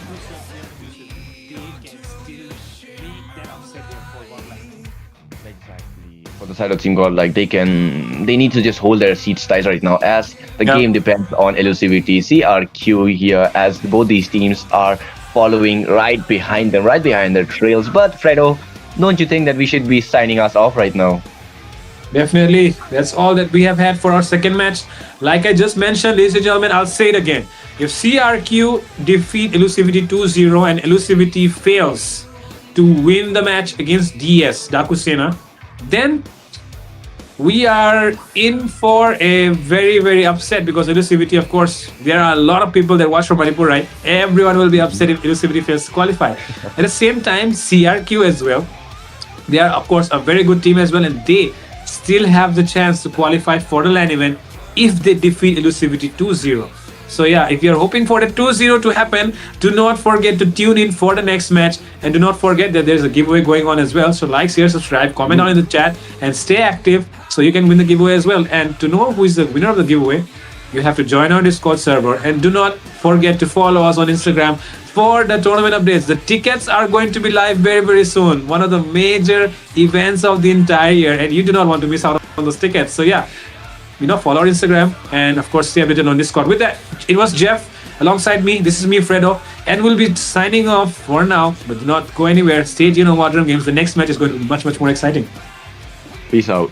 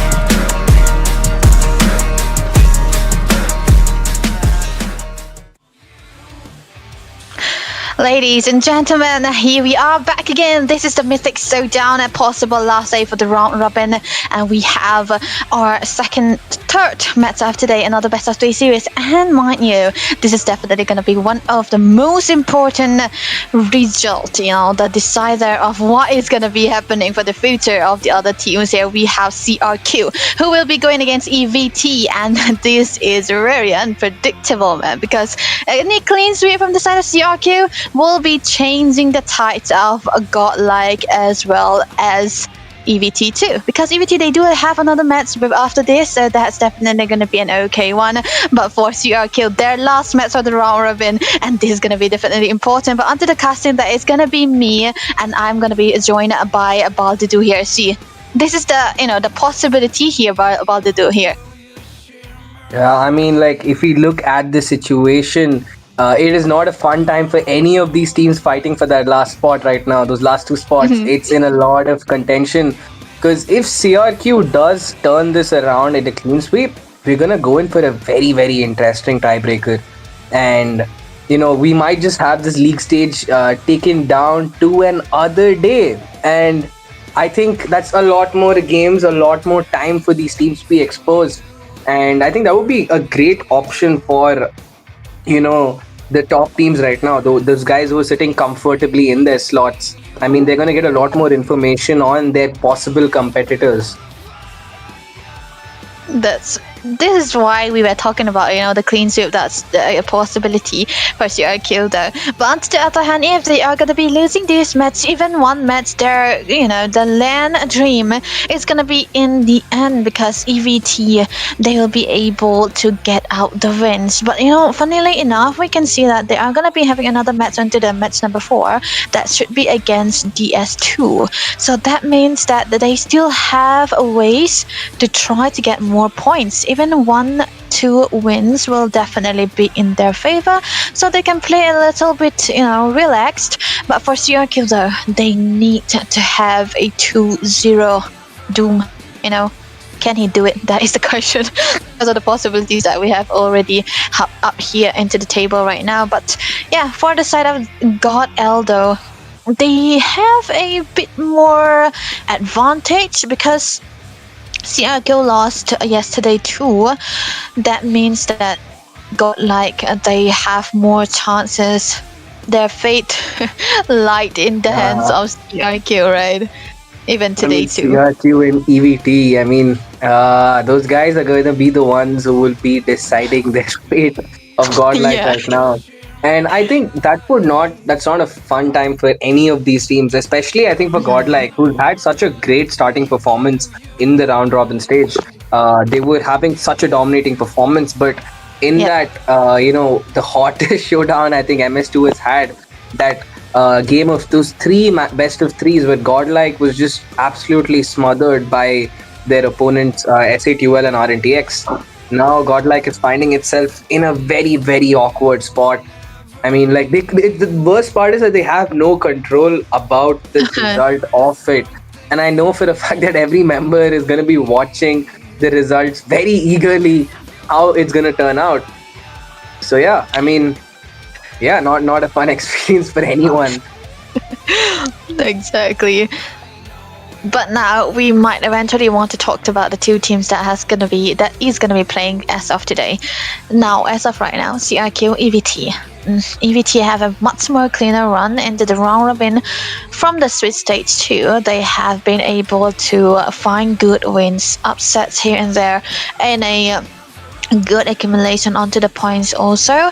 And they are one of the safer, team who still have a lot of chances to qualify, unless DS decides to clean sweep them. That is a different possibility. But also for today, CRQ, this is a team who's well coded onto playing with the assassins, and this is gonna be both a Bengal server too, so we might possibly see assassins into the hands of both of the jungles. But then again, they usually have fighters into the gold lane side. Of course, Crisis, he haven't been playing the marksmans. I mean, he's been on the Claude, but a lot of times he's on the fighters. Even the same goes for Executor too. Yeah, I mean, we seeing Executor especially. I think he has gone in for the Uranus also in a lot of the lanes. Yeah. Very interesting matchup. I think with the current patch, if you are purely proficient only in marksmans, this patch is not for you. I think a lot of teams, a lot of players, like, I mean, you master more than 10, 15 marksmans, and then the game forces you to play in Uranus in the gold lane. I think if you told me this like just 2 months ago, Debbie, I think I would have left the desk as it is. I mean, like, what is she predicting? But that is the situation. We're expecting picks like the Uranus, we're expecting picks like the CC in the gold lane. And it sounds so normal to say it. In fact, CC is the preferred pick in the gold lane right now. She's the most contested pick for the gold lane. So, yeah, I mean, it's a crazy statement, but that is where we are. And that's what these teams are doing. They have adapted the best to this meta right now, and they're doing the most. So let's see how it goes. The draft has begun. CRQ takes out a lot of those tanky picks. The Bakshia and the Grok will not be making their way in the Land of Dawn, especially because it is the Broken Walls. Yep. You know what? When you are facing against URQ, if you ban out the Hilda, you're gonna be getting the Gatot. One trick Gatot, self-proclaimed. I'm not saying he is a one trick Gatot. He's the one who said he is a one trick Gatot. He loves saying that. Right. Okay, array. Okay, array. But hey, on to the other hand, we were talking about CC, right? And that's definitely going to be banned away. But Senju, though, very, very aggressive, very confident on the youth pick because this hero has been able to find wins for EVT right now. But Lomsanga will be on to the Hayabusa very early on. You know what? This is a very great decision for the side of CRQ here. You try to get out the carry early on so that you'll be able to flex out the last 3 picks, which is a possibility that Executor might eventually use other Uranus or any other utility into the gold lane again. But Lapu Lapu, solid choice of pick. So CRQ right now, they got to pick up a hero that can be a counter directly for the Lapu Lapu, but Uranus is what they want. There it is. 27 picks up the Uranus for himself. And one thing we have to notice is the fact that the Esme is still open. And the Esme is a decent counter to almost 2 of the picks that EVT is running right now. Even though Shenzhou and Cory both got their preferred picks, I mean, they have to now in this second phase take out that Esma. I mean, you've put yourself in a situation by prioritizing the Lapu that early. The opponent knows that, yeah, you have to go and, take out the Esma or we're going to pick it for ourselves. That threat is always there. At the same time, I feel that CRQ should be looking at a Lunox ban, considering that they will go in, most likely they're going to go in for that Yuzong to round off their draft, to like really make sure they can catch out Lee Sun Shin or Shenzhou right now.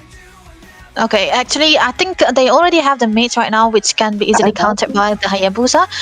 Okay, the Yuzong ban again, so which means that there is also a high chance that the Lapu Lapu can also go into the gold lane side here. So you want to ban out the heroes, that is a possible utility. For EVT though, like you said, I think the Lunox ban can come through, but then again, I have never seen Peekaboo on the Lunox. He either plays out the Kaditas, the Valentinas here, and the Selena, which is respectively banned by EVT though, but at least will be banned away for 27 here because they still think that the Uranus can be into the hands of Executor, a very great flex. But now CRQ, they need to ban away another hero that can possibly be onto the utility side too, because you know what, there's also chances that the Yves can be played together with the the other aggression. Hylos coming through from CRQ. Yeah, they Hylos don't would want actually the be double great. slowdown. Yeah, that's Hylos right. would actually be amazing, especially in the Broken Walls. I think, yeah, that is a pick that you did point out correctly. And CRQ does catch on to that, Debbie, and they do take it out. And EVT right now, very few options in terms of what they really want to go for. I mean, what do they want to take in the roam? I mean, the Kalia is not going to work that well, and that's what they go for. I mean, it is not the optimal pick, but your options are very low. I mean, it's the best from what you have left. I mean, like, I feel like EVT could have held on to the Yi Sun Shin pick because by doing that, you make the Hayabusa pick so much more valuable, and CRQ knows exactly what to look out for. Because there are only few roamers that's going to work well with the Eve and the YSS at the same time in the Broken Walls patch. So I think they could have gone for the Hilda a little earlier, because even if the YSS was banned, EVT's, Godspeed has a lot of options. He could have still gone in for the Joy. We've seen how good he is on that hero. And Joy would have worked pretty decently against the front three that these guys are picking. Okay. Nice, Ooh. nice. This is what that was what I was actually Yeah, manifesting you. for. The blue Yeah, picks you. coming through from CRQ. Very good A bit of picks. utility into the mid lane side, which means that they're gonna be giving the Granger too, right? If you have a mid lane utility, you either have to pay out a damage onto the gold lane side or get a magic damage as well. This is a perfectly well done here, but there's also a chances that the Kalia will be in trouble here. Will be a lot of trouble here for CRQ, but EVT though. Now that they have 2 damage already, I trust the damage coming through from the Yip into the later stages of the game, especially on the hands of Senju. So now they can pick another frontliner. Even they have a lot of choices. They can actually go for a little bit of a combination that they want. It can also be good if they go for the marksman, but it can also be better if they go for the utility. So the Esmeralda is what they wanted. So they can actually send the Esmeralda onto the side, onto the XP lane side, so that they'll be able to have a good lane against the Uranus, and the Lapu Lapu can actually play into the goal side. This is what the versatility of those two players can come through.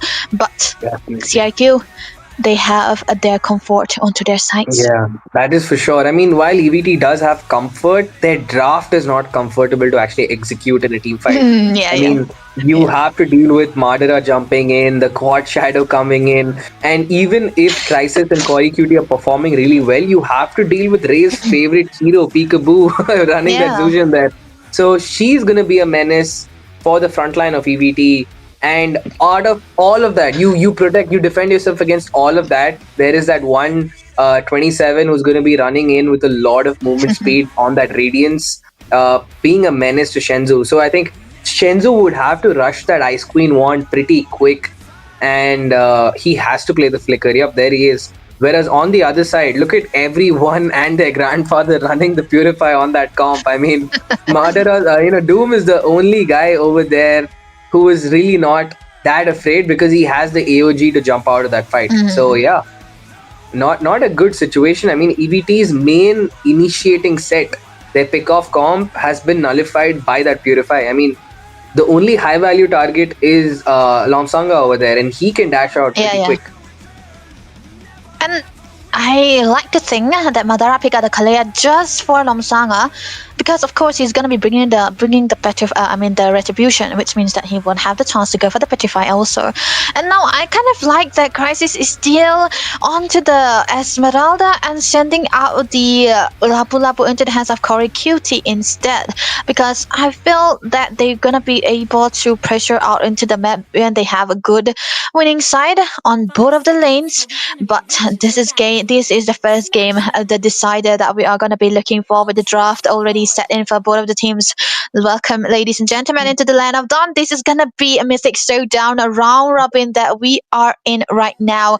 Another best of 3 series, and CRQ will be going against EVT.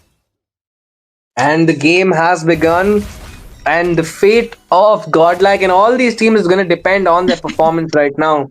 Madara already there taking a decent bit of poke, and I'm curious to see.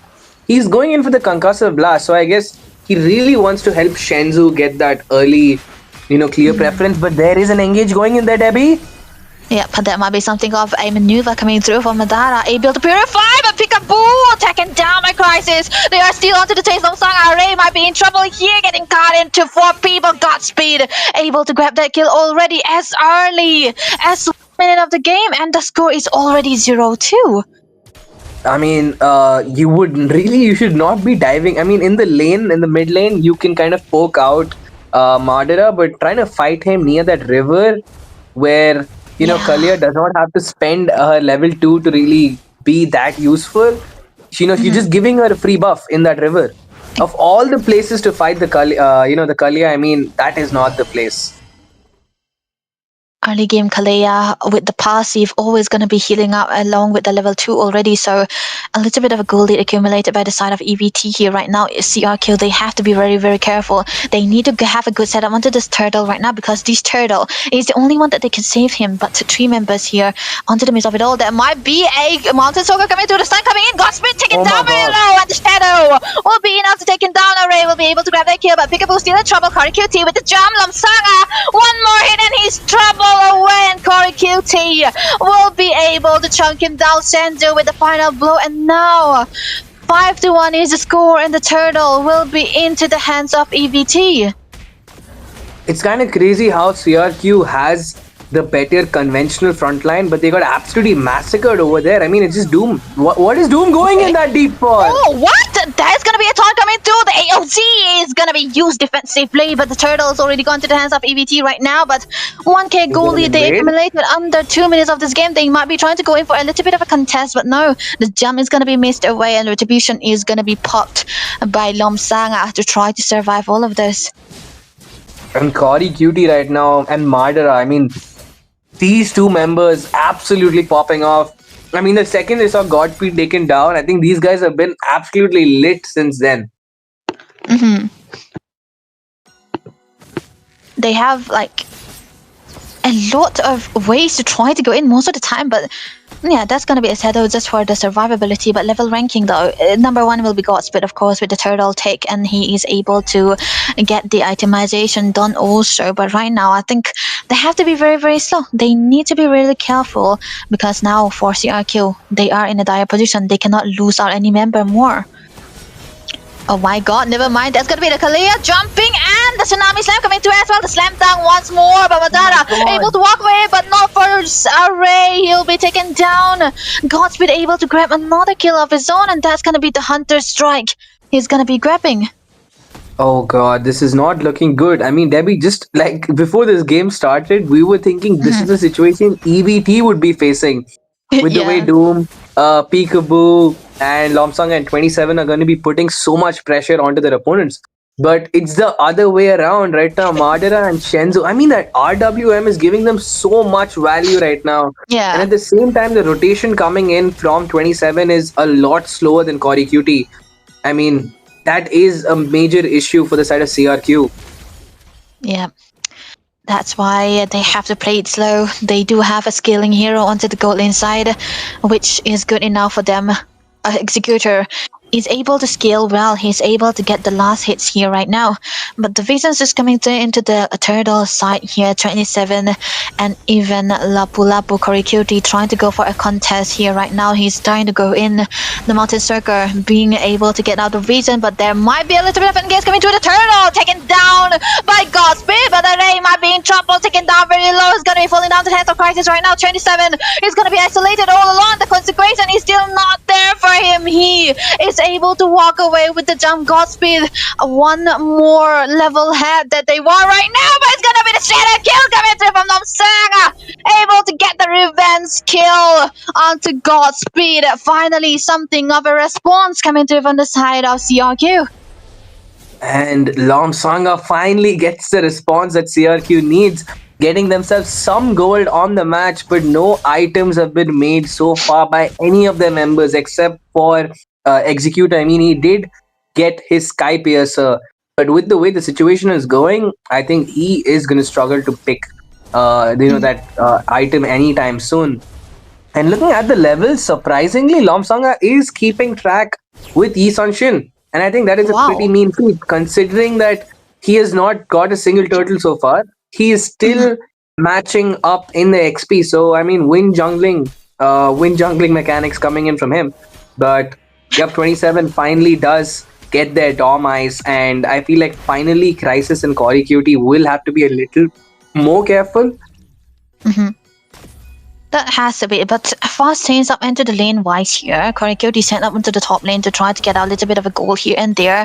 But yeah, Executor still gonna be stuck into under his turret, so that he'll be able to get out the free hits with the Capriccio stacks right now. The Shadow landing onto Madara. This is not gonna be followed up by Lomsanga. Of course, the tank is there. He will not be able to take him down. But 27 onto the other hand, taking on a lot of damage from the Esmeralda here. Crisis so freely onto the hits right there. But so far, no turrets has been taken down. But onto the top side though, there might be a little bit of a vision coming through onto Lomsanga right now. The rotation coming through up on top here, but you know what? Executor will be sent into the bottom lane for another of those Capriccio stacks. And that next turtle is spawning up. There's so many bodies from either side. Lomsanga is making his way down to that turtle. So they definitely do want to contest this, but the approach is, will you go in for a fight before that turtle and it gets reset? And there it is. It's begun, Debbie. Oh, Peekaboo, that might be a little bit of an engage coming through. He might be taken down very low. DC is a big mistake. Crisis able to take him down. One body falling away. Still trying to chase out a little bit of an H3 is coming through from the side of Crisis, but he's taken down very low. The storm might be coming through, but it is all into the hands of the Esmeralda dancing around, and she's not going to be falling down anytime soon, which means that this turtle will be a good setup for the side of EVT instead of anyone else. But 27 right now trying to give out a little bit of a help onto the bottom lane side because they don't want to lose the turret or even the turtle as well. But right now, Madara trying to chase away any possibility. They might be an engage. It's going to be the Tsunami Storm coming on to RA right now. It's going to be taken down very low, and AOG will be used defensively. Nobody falling just yet, but the red buff will be taken away. Grand Theft by EVT, but right now, Crisis not caring about anything. He's just trying to go into the midst of it all, trying to give a little bit of a vision here and there. The Shadow might be connecting. It's going to be the Shadow kill connecting onto him right now, and he might be taken down very low. Another stack will be accumulated by Executor. One Sky Piece, but they'll be losing out onto the bottom lane turret. Oh, there's the Mountain Shocker coming in. Godspeed going in, but there's the Quad Shadow. The damage from Godspeed is severely lacking, at least onto a target as beefy as 27 over there. I mean, that's a lot of defense for him. So not the best time. He still needs a little more damage. Maybe finish up that endless battle he's running for. He's already got 2 items. On the other side, Shenzhou has finally got them the anti-heal that they need. Both sides have got a decent amount of anti-heal, 2 DOMs. And on the other way, Hayabusa is still matching up pretty quick in terms of gold rank. I mean, he is behind Godspeed, but on the other hand, Executor, he is going really well. I mean, despite his team struggling and having a gold deficit, he is the one on top of that gold ranking. And I think that is a good thing for them. I mean, that means he's consistently getting hits on those minions. He's stacking up, but Crisis in a bit of a crisis over there.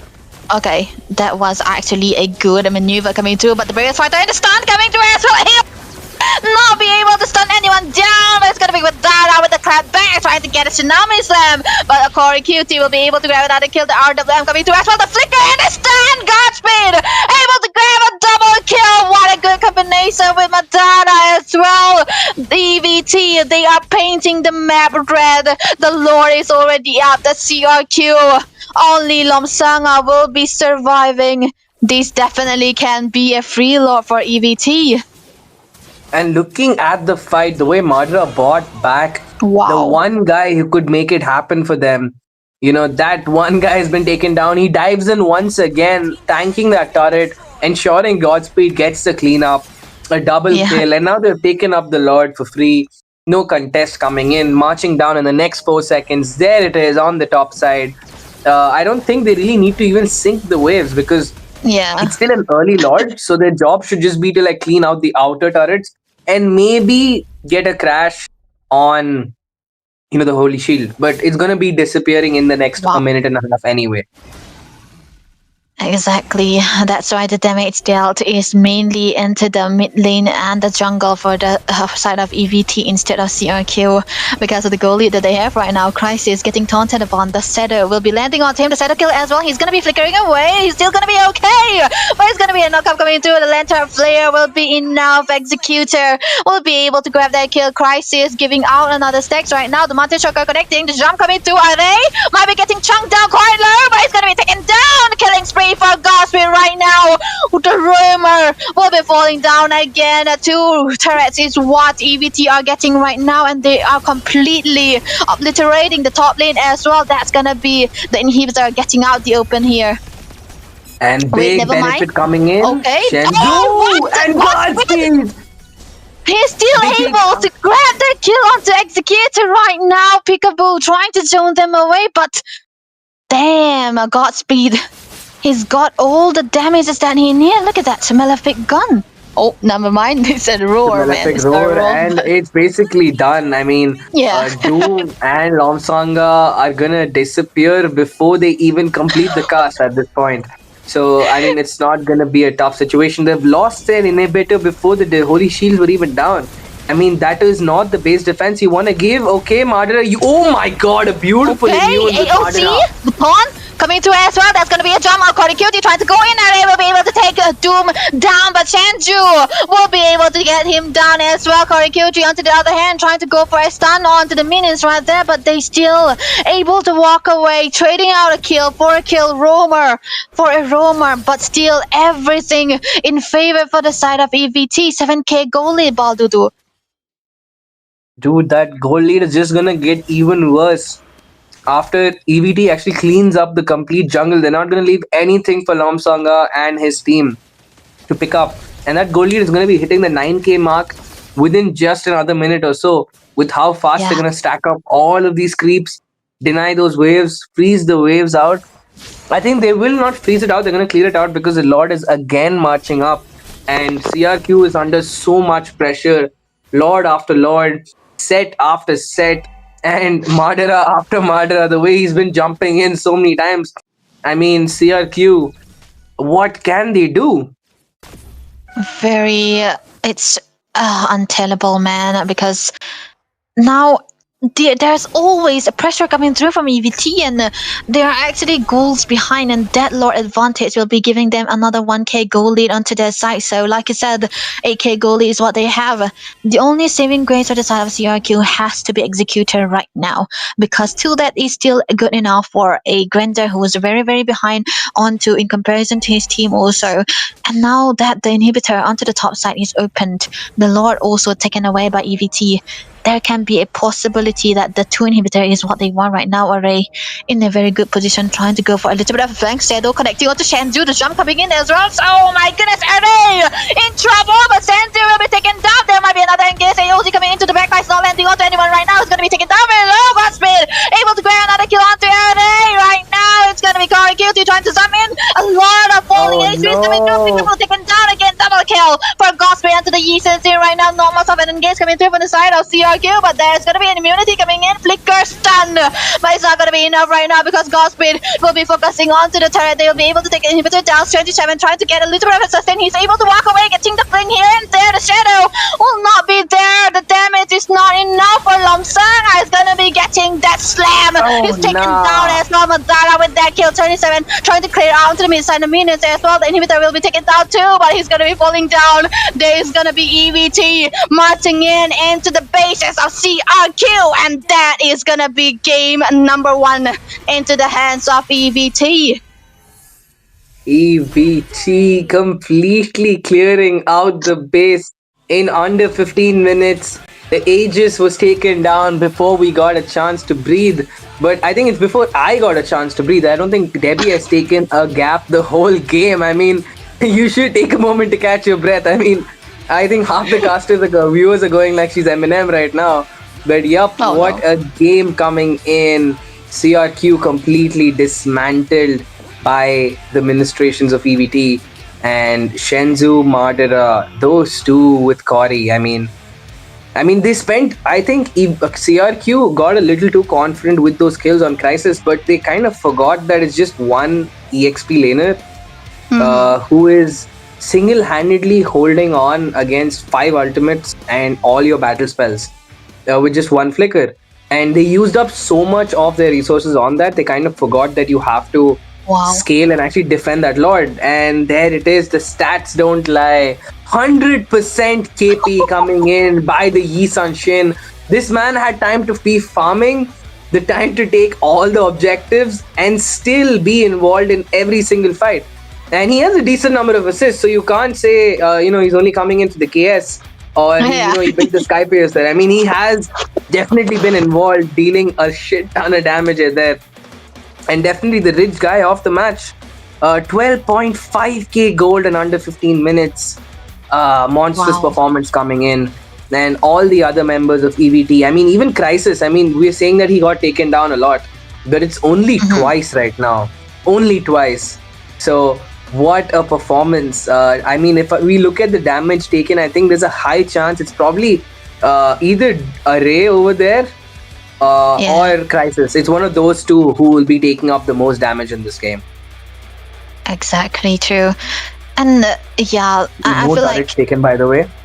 I look at that. There's also a thing that I would like to say about CRQ is at the start that they were able to pick out heroes that is supposedly the direct counter for the Yi Xunshen, and the Hayabusa is there, the Gato is already there. You were supposed to have a good early game and get out those rotation right, but then they decide to contest onto the small creep onto a further side of Godspeed, and that is where the change up occurred.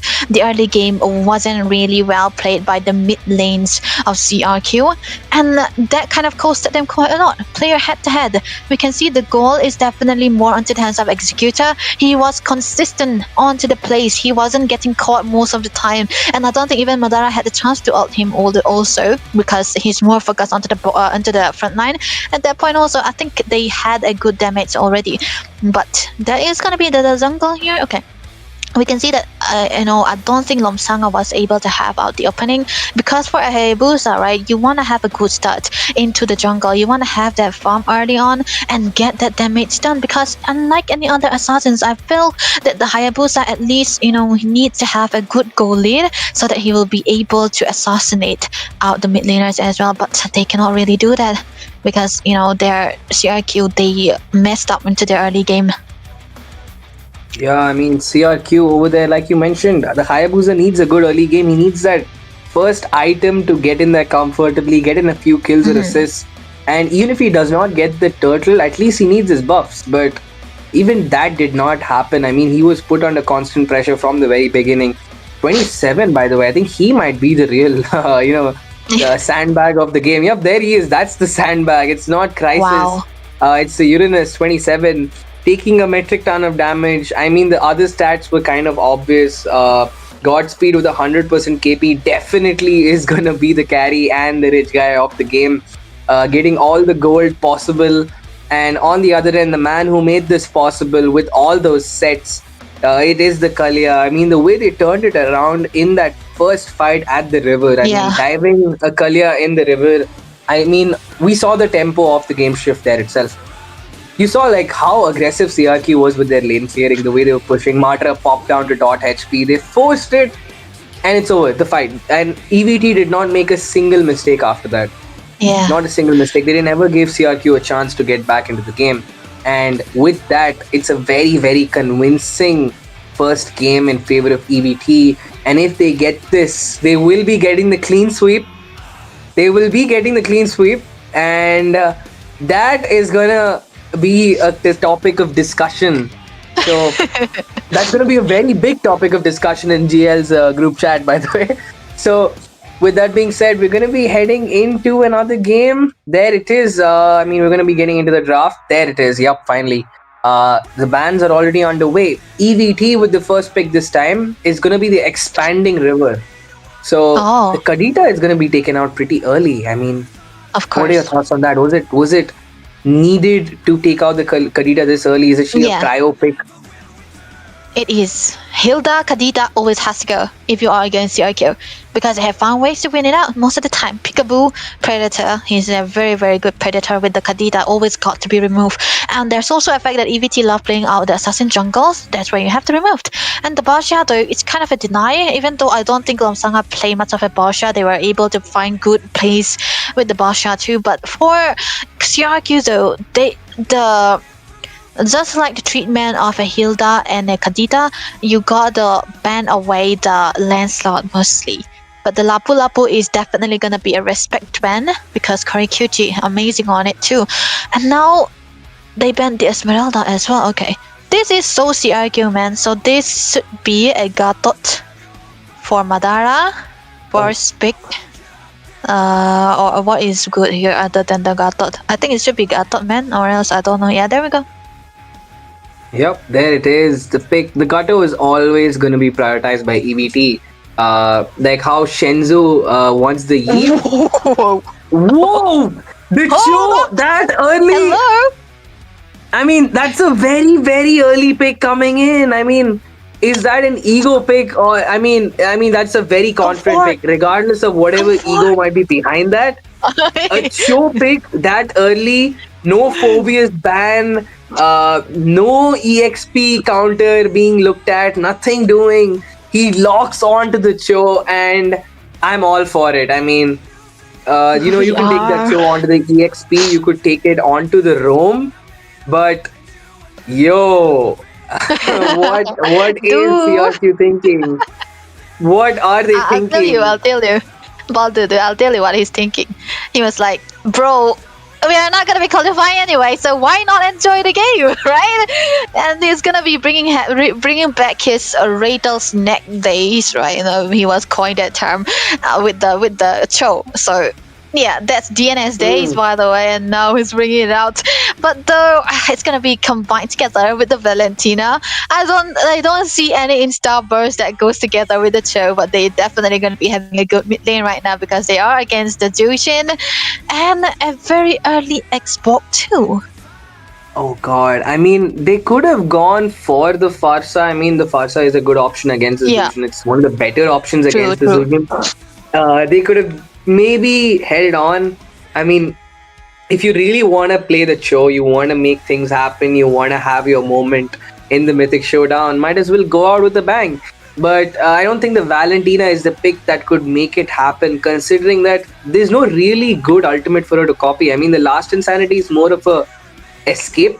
Even the AOG, I mean, what are you going to do with the AOG when your first two picks that you're going to dive in is with a Cho and a CC? I mean, neither of them are going to be doing real heavy AoE damage. And, one thing, Debbie, I mean, the Cho pick is good and all. I really hope we're not going to be seeing a damaged Cho, in any game. Yeah, I mean, if that Cho is going into the gold or jungle, because we have seen teams a very long time ago, I think when the tank jungle thing was still going on, Cho in the jungle. So, this could go anywhere. Nah, it's okay. You know what, I think CRQ will just play comfort at this point. Lamsanga on the fan, never mind. Why EVT? You banned the Fanny? Oh, come on. They just let them play the Fanny at this point. Hey, it's okay though. No, I mean, it would have actually been dangerous with the Fanny because they have nobody to catch him. They have no front line to catch the Fanny. I mean, that Zushin is going to be a sitting duck, the Firaga armor exposed in a second, and Lamsanga has to go with the second option. It's going to be the Hayabusa. And I think, Debbie, do you think like the reason CRQ is really struggling with their drafts is the fact that they kind of all the teams know that these guys are always going to go in for an assassin jungle? Because if you notice, the Fred is almost always banned in every other tournament, in every other matchup, in every other draft. But against CRQ, I'm seeing a suspicious lack of bans on Fred, even if it's the broken walls. They kind of let it go. You don't ban that hero, but it's true, man. But it's also the same scenario for EVT though, because I don't think Godspeed is really comfortable onto the hero, onto the utility most of the time. He plays the boss, but I've never seen her onto the Fredwin. Same case for CRQ too. They lose out when they play utility, man. Come on. But hey, the Hayabusa is gonna be the only viable option here into the hands of Lomsanga. I'm not seeing any combo with the Cho yet. Maybe the CC can work, but if the CC should be goaling, man. If it is any other places, it will be very bad. The Ruby, very solid choice coming through from the side of EVT, but the Nolando, that is definitely gonna be a debut for Godspeed here. The cooldown, he got a little bit of a buff, but oh wow.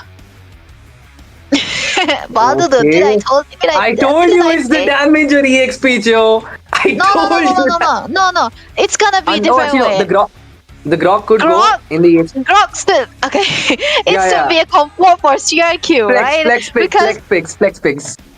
Grok Flex mainly picks. is a roamer, right? But I think they're This going season. in the EXP. Yeah, Yeah, it's the but 27 is known for the Grok into the yeah. XP side. He used to be Man, I quite wanted to the see Grok a player, damage right? show. I actually wanted Damage to see Pro? the damage show. I mean, I wanted Excuse like me, it's gonna be the yeah, there we go. the the M3 Skylar semi-finals where he pulled off a miracle. I mean, Okay. yeah, I wanted a Skylar gold performance, but we're gonna have Doom on the show. Not any less, not any less. 27 on his Grok, a lot of signature picks. Only Lomsonga, sadly, not getting to play what he likes the most. The Fanny Fanny, being denied by his RIP. opponents. But on the other side, I mean, the Nathan, I mean, he has to get very up close and personal. But since he has the Gutto and Crisis on that Ruby, it's going to be pretty interesting. I mean, he's going to be able to have a comfortable time dashing in. He doesn't have to really worry about the Grok. But in terms of how mobile the teams are, the CRQ's draft is really, really fast, and how, the way they're going to be rotating. That's a very, very fast moving lineup, very, very mobile lineup. And Yeah. I don't know if Madara can like constantly give them that vision. I mean, it's gonna be a little tough for him to spot out all of these members, and because every one of them has a 1v1 outplay potential. I mean, all of the heroes on CRQ, it's a very mechanically gifted draft. But the question is, can that convert into a point for them? 5 seconds till the enemy Yep, reaches that's what. You know what, Baldu? Let's just enjoy the game, all troops Go to Definitely. we will put the professionalism inside a box here because CRQ, man, no matter what, they are already out of the land even. No qualifiers for them right here, but EVT though, if they get a clean sweep, it's gonna be an easy way for them into the next match too. So let's head into the land of dawn, ladies and gentlemen. A very trollable, enjoyable match that we are gonna be witnessing. Game number 2 for CRQ and EVT. CRQ right now with all their comfort speeds, comfort picks. Grok into the Comfort XP bits. at the view, by the way. And looking at the draft, I mean, we have spoken about the draft. I mean, there's not really much to talk about the, emblems. I think Grok has gone in for the, the Impure Rage. I kind of expected he Yeah. would go in for the Lethal Ignition with the Mhm. way he gets, goes in for the combo back to back. But that's not going to Yeah. be the case. But is Lomsanga, are they looking for a set on Crisis? No, nothing's going to come out of it right now. They're just going to hold on and have a great time over there. Godspeed has already hit his level 4. And there might be an engage coming in. There's the... Ooh, big set coming in. But Godspeed, not having enough damage just yet. He has to hold on for a little longer. The Nolan, not as annoying as he likes to be in the early game. He's a little squishy and a little easy to catch out. But he's actually okay because of the mobility that he have right now. But Array, he's onto the damage. He's not onto the damage, so such a waste, man. But he's gonna be okay right now. They're gonna be setting up at the turtle for the side of EBT. There's not much of a contest coming through, but Lomsanga, you know what? He's known for a steal onto the turtle with the Hayabusa here. But no, it's gonna be Godspeed who's able to get it down. But lots of sanity Godspeed. coming through.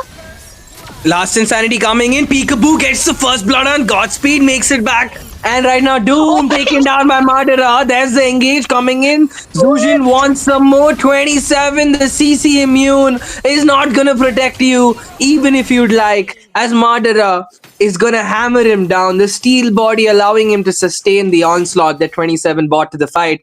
But on the top side, Crisis and Executor, both these guys just having a ball on the top. They're poking each other out. They're healing up just the same. Meanwhile, okay, Doom going in with the kick. Baits out, takes down the Firaga armor. Right now, Borg with nowhere left to escape. And there it is. But on the top side, Shenzu off camera gets a kill onto Executor.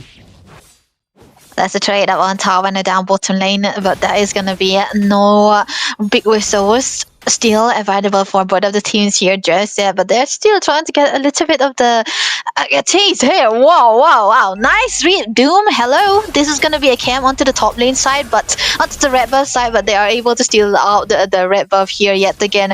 Perfect prediction, Mr. Doom, onto the show as well, but this time around he doesn't really have the kill. He will not try to go for anything just yet. Bottom lane though, a little bit of a tease coming through from Corey Cutie as well, but now top lane might be the focus for the side of EVT here yet again. Senzu though, taking down damage. Look at the damage.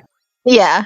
I mean, the Concussive, damage right? from Doom, bro. I mean, I think he that was actually smart. He didn't. Oh, wait, on the top side. Executor taken down. No amount of curtain call is going to protect you as there's the last insanity coming in with the damage. But Doom is going to take out Crisis, and that's a 1-for-1 trade. Both the laners in the gold, both the fighter gold lanes 27. will be taken down, but the fight is still ongoing. Lomsanga goes in with the OG Shadow kill.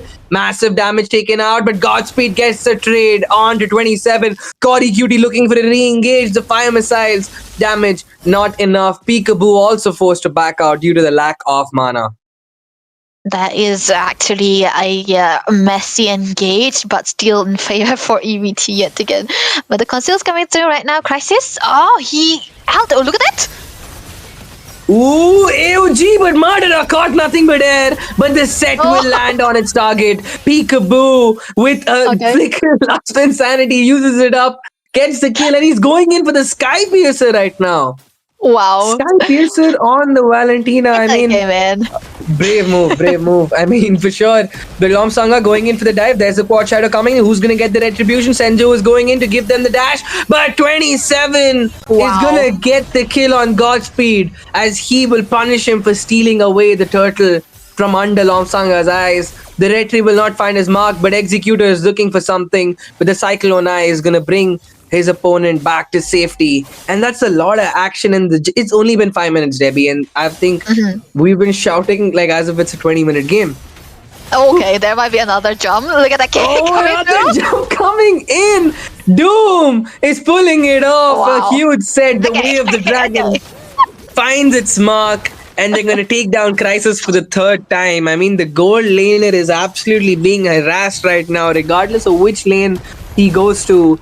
Doom is there to make his life miserable, and I know for a fact Crisis is definitely molding behind the screen. And yeah, Debbie, what do you think about the build? I mean, what is Valentina making? That is just a build that you want to go for. Wait, the array flickering away. Might be in trouble. AOZ coming through, but he's not going to be able to survive. That's going to be another stack coming through from Senju with the Sky Piercer too. But the fact that the Valentina Peekaboo is also onto the Sky Piercer means that he wants to get the direct, kill onto anyone Doom is kicking. Top lane though. Ooh, on the top, Lomsanga. Beautiful use of the quad shadow. Gets the kill for the fourth time.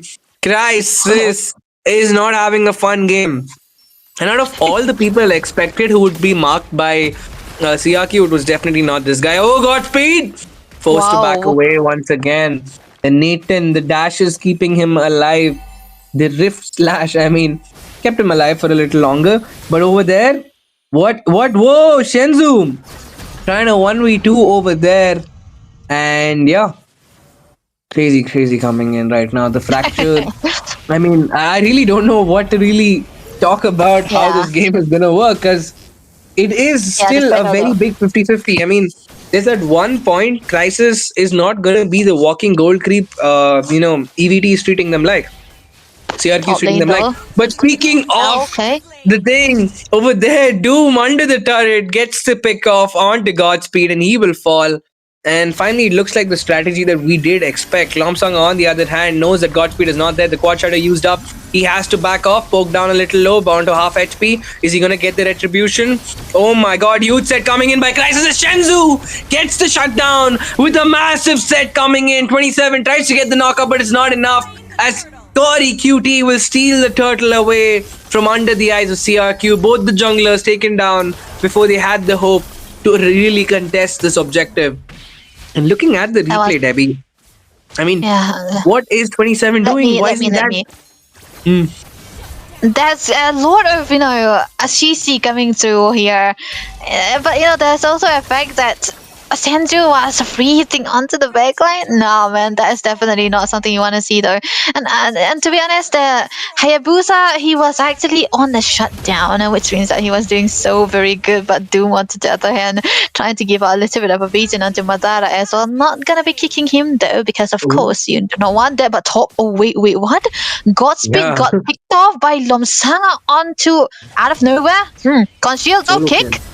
Doom with another kick is gonna somehow immune out the AOG, but he will still fall. There is a huge set coming in, tactic charge, going in, Crisis again, forced to back off with his life, and 27 Wow. will pay the price for his transgressions. Going in a little too deep, the quad shadow, beautiful jump coming Wow. in, taunt was perfect by Madara. I mean, he used up the revitalize with the taunt so perfectly, and Lomsanga did not get a chance to actually use the shadow kill over there. He did not really have it on time too, so that's definitely okay. But never mind, that's gonna be another kill for Senju here. He's gonna be taken down, so lessening out the stacks that he had already had onto the Sky Piece. But you know what, Baldu? I think this looks much better than game number 1, because now Array is all over active. He wasn't able to be playing active with that, Gatot. But now that he is onto the show, he's so able to confident walk on the around. show, man. 503? Okay. Oh, nah. Godspeed and peekaboo. Oh, okay. Last Insanity versus Last Insanity. Who's gonna win? Neither. But on the bot side, Crisis using up the dash. I'm offended. Gonna be used up on Doom. There is Peekaboo to give them the backup they need, but Executor is gonna drop a little yo-yo blitz and dash out of there. The buoyant's gonna bring him back to safety. On the other end, Lomsanga taking out that Lord. Madara looking in for the set. Will he somehow manage to make this happen? No, he will not. The retribution finds its mark. AOG used up defensively. Will CRQ go in for the engage? I guess not. Bro, Conceal coming through again. The Lord is already taken down when they took down Godspeed here. But this is gonna be a very big position coming through from CRQ Madara. Unexpected. They don't want this meat, man. They don't want this. I think they want the life of Godspeed right now, who's on the bottom lane. They're not gonna be spotted out anytime soon. The Lord will be marching onto the bottom lane right now. The mid lane is what they also want. Look at the shadow though. Senju, they do bait out his ultimate before that Lord is up. And I mean that's a good resource bait coming in. That Lord is gonna crash the bot. And if they time this Lord well, no, they can't, because it's gonna still hit them. Yep. Shield exposed, but he's gonna land a hit or two. And I think that's a pretty decent result for like the 10-minute Lord. And I'm really curious to see what is Doom building. I think he's making damage, if I'm not wrong. His defense actually, because of the passive for the Cho, I think he actually want to go for that damage also, and then concussive blast plus. But never mind, that it might be an engage. Not much true. The Lord taken care of already, but 3k goal lead for the side of CRQ. Look at the stun. Oh, huge set coming in. Last Insanity play. Peekaboo with the godlike. This Sky Piercer will find its mark. Godspeed taken down. Make it 2. Lomsanga, the Hayabusa, is gonna find out. And Crisis finally gets a shutdown. But the trade is in the favor of CRQ. It's only Shenzu standing against the rest of the world. I think this just might be the end, but sadly, Doom going in for the set gets the ult. Sadly, the Purify is going to be used up by Shenzu, buying him some time. He's going to go back to heal, get the mana he needs. The minions crashing down. They just have to hold on for a few more seconds as all the members from EVT will make their way back. Xiao Madara with the taunt nearly gets Lomsanga, and yes, he does. The lethal ignition. It's gonna find his mark as he executed. Forced to use a curtain call defensively. Buoyance is out of the way, but the members are still gonna find their mark as Madara goes in with the AOG. Godspeed takes down 27. You can have all the physical defense in the world, but it doesn't matter if a fissure opens up right underneath you. Wow, that was actually a almost clean move coming through from CRQ, but they were able to take out the inhibitors, so that's definitely okay. But the top lane was it. But the damage coming through from the fracture and of course the lethal ignition was enough to take Lomsanga down. If Lomsanga survived there, it could have been a different case for CRQ. But now they are forced to be back in the position where they have to play a little too passive because the Lord is in favor. But oh wow, Corey Cutie getting solid kill on turn lane. We saw that. Yup, and whoa, boom. Yo. Okay. Oh, Lomsanga! Stole the Lord! What? He stole the Lord from under their eyes. They were so busy looking at Doom being taken down. They kind of forgot that you have to hit the retribution, and Lomsanga will find his mark. They're going for the re-engage. They have to do it. They have to get bodies. They get the shutdown on Executor. And that is a decent result they will be walking away with. With CC being taken out, that's a little pressure eased up onto Shenzhou. I mean, he can finally play a little more comfortably. And look at Shenzhou's KDA, man. I mean, Shenzhou and Madra, I mean, both these guys are popping off. I mean, both the roamers and mages. I mean, these guys are the carries. Oh, the fracture. Godspeed. Oh. Actually, so Peekaboo just tried to fracture Godspeed back. I mean, that's a he did. I think now this can be a possible end actually. But yeah, there's also a good way. Okay, conceal, Doom. What are you planning? Doom with the save gets the shutdown on Godspeed. The 27 goes in, gets taken down. The Lord is there. It again hit the base. They're the minions, but it's only Lomsanga and Executor, and they have been pushed back once again. 27, that was not the set you had to make. And that gives EVP the space they need, but Madara? Okay. Dude, that's a tank. How is he doing that to a tank? That is a very big damage coming through from Gatot already executed. Look at this. Yo! He survives once again the base. Oh, yo, he wants to do it again. No! He didn't! He managed to pull off the back door. The back door is there. And EVT have been denied by CRQ. The ultimate rage bait play coming in. And EVT. Oh no, the playoffs. CRQ just said, if I'm not playing, neither are you. This is a reminder for Yama, bro. Yama? Right? Like, oh man, wow, what is this game? MVP, who's gonna be? Oh, it's gonna be Peekaboo, but MVP in my head, you are the MVP, Doom, but there is a lot of damage coming through from the Valentina already. Holy Crystal and War Cry, by the way. There is a lot of damage he wanna play around with kill participation though. He was never everywhere, but he was everywhere where he was needed to be. And I think he also get a good stack of 50 when he got taken down also. Very amazingly well done too as well. Boy, CRQ, man. I think they really made it work with the comfort picks that they have already picked onto their side. You know what? Ban the Fanny, it's okay. They can play the Hayabusa right there. And that is a very good decision for Lomsanga to go for the end when he knows that EVT were busy chasing out the other members on the side of CRQ too. And I think he also have the most goal here. Hayabusa, 11k gold.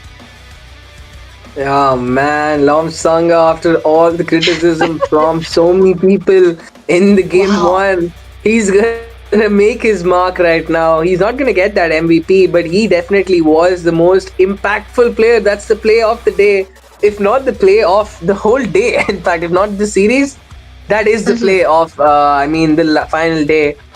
So much suspense, so much drama. And Debbie, if I'm not wrong, that point has denied EVT their chance of getting to 10, if I'm not wrong. No, or can they still clean sweep in the next? Yeah, they can. If they can clean sweep, it's still okay. Yeah, it's okay for them. Yeah, so they have to clean sweep against DS. And that's just putting more pressure on these guys. And CRQ, man. These guys have rage baited. They rage baited EVT and EVT's fan base successfully. I mean, a very successful rage bait performance coming in. Actually, Who would have thought that they are gonna be playing a chill damage into the Rome and the Gork too, and then of course there is gonna be Lomsanga onto the Hayabusa as well. But man, they really did make it work. These young people, man, I don't know how they are able to play still with the mentality and still able to make it work too. But this time around, I think the highlight should be on Lomsanga because he did everything that game too. But you know what? Doom is a complete different beast when he gets to play his Cho. And the Valentina that we were questioning together, right? With the Cho and the Valentina, that combination wouldn't really work out. But then the Valentina with a Sky Piercer with good stacks, it really made it work. But man, Gatot, it's not gonna be having a good time with the win rate as of today. But even the Grog, man, he was on damage. Yeah, there were just everyone and their grandmother was building that, Blade of Hepta. I mean, at one point I was worried Peekaboo's gonna build it too, because the way this guy was picking up the last insanity for himself, and there it is. Madara again. I mean, you have to feel for this guy, bro. I mean, regardless of EVT's result, he always manages to make his way onto the wingman. He's always doing his job as a roamer, but it does not matter if, at the end of the day, CRQ decides to be a menace. And of all the games they chose to give that performance, they chose to do it in this one. They drafted it like a ranked game, and it actually worked. Their rotations also actually. It was the most random draft because you did not actually see Dome waiting for his teammates to back him up. Like, he tried to give a kick a couple times. He's like, okay, Peekaboo is busy like trying to take down Godspeed over there. So let me just go and gank Crisis by myself under the turret. I mean, and I'm going to also make Sea Halberd because these guys are not making anti-heal. I'll just do it myself. I'll do it myself. Let me just do it. I will do it myself. You know what? It's kind of reminding me of the DNS day when Doom used to play out the Cho and make it work out so well. Because if you talk about a Doom, a Cho, a Doom. What am I saying? Doom on the Cho. He usually plays a completely different macro. With the decisions that he made onto the game itself. It usually is very different because onto the last part also you could see that he was trying to get a good pick off and they were all together in one place. Today's possibility, I think there's no clean sweep, no more. 2-1 should be the score either way for CRQ and of course EVT. So if CRQ can get a clean sweep on DS, that is the only possible option where they can try to go for a contest. Maybe there will be a tiebreaker or not. I'm pretty unsure now at this point because we can see the only possibility is for clean sweeps, right? Tiebreaker here and there. CRQ though, I feel like the chances for them to go for a tiebreaker is sleek because it's already one loss, right? That's right. Yeah, I mean, they have to just go and win every single game after this. They have to go 3 games back to back from right now. And right now, because I think CRQ I think their mental has been completely reset after that previous game. And at the same time, that's going to put a lot of pressure onto the side of one side. Onto the side of their opponents. Yeah, he really likes to draft. He's the other co-caster on this bench. But with that being said, the draft is already underway. The first again. Doom's like, if it ain't broke, don't fix it. And he goes for the Chow and they kind of steal Cory's Lapu away. And at the same time, Lomsanga this time, I think he is still pissed off about what they did with his Fanny ban. So he's like, I'm going to take away Godspeed's, I'm going to take away Godspeed's pick. What are you going to do about that? So now that the Esmeralda is picked, which should be into the XP side because CC is going to be a gold lane hero. Now I'm liking the Cho again just because of the CC, but only in lane. Onto the other side, that second game was a very bad draw for CRQ too, but they made it work, man. But Granger ban coming through from EVT. They don't want no Granger, so this can be a Yishin ban for CRQ. But unless either the Hayabusa or the Yishin, unless they want to counter out the Yishin with the Lancelot too, that can work. But this should be a jungle ban though, either way. They have Okay, to Joy take out instead. jungles. Hmm. Yeah, Joy makes sense because we have seen Godspeed pick this up on the regular. It's like one of his other go-to picks. Even I was surprised when he went for the Nolan rather than the Joy in the previous round. I mean, but it also Oh. does make sense because Doom is sitting there with the Cho. But I mean, at this point, I think Godspeed might be looking at a Julian pick, if I'm not wrong. He is looking at that Julian or the. I don't think Xbox would work here. So most likely it might be the Julian because I think that's one of the only other picks that can farm quickly, has a a suitable outplay potential against Lapu or Doom because any other jungler he picks right now is a sitting duck. Even if he goes for Fanny, okay, very okay. I mean, I'm kind of confused. Why did CRQ ban out the Lunox? Because the Lunox could work for them actually. That would be the best Oh, pick yeah. if they wanted to melt out that front line of EVT. And Eve is also banned, so is Zujin. And What? so is Kadita and Low. So I mean, like, you have to go. One of these guys has to go Cecilion, and I think CRQ would need the Ceci. CRQ. Oh. Okay, the Yi Shin completely let go, so EVT gonna be picking up. They're gonna be needing Kagura against the Yi Shin, the 8-old rivalry Peekaboo Predator. If he don't get the Kadita, he's gonna be there trying to go for the bursty hero yet again. I'm liking the Kagura, but the Kagura is good against the Yi Shin on skill scenario, but again this tanky chunky lineup that EVT have, not so much. Kagura is like an assassin, right? He's like a one-man army. Like you're just for yourself, you're just playing for you only, not for the team. And now I think that's also the reason. What? Yeah, I told you they're gonna come up with some crazy bullshit pick, but yep, there it is.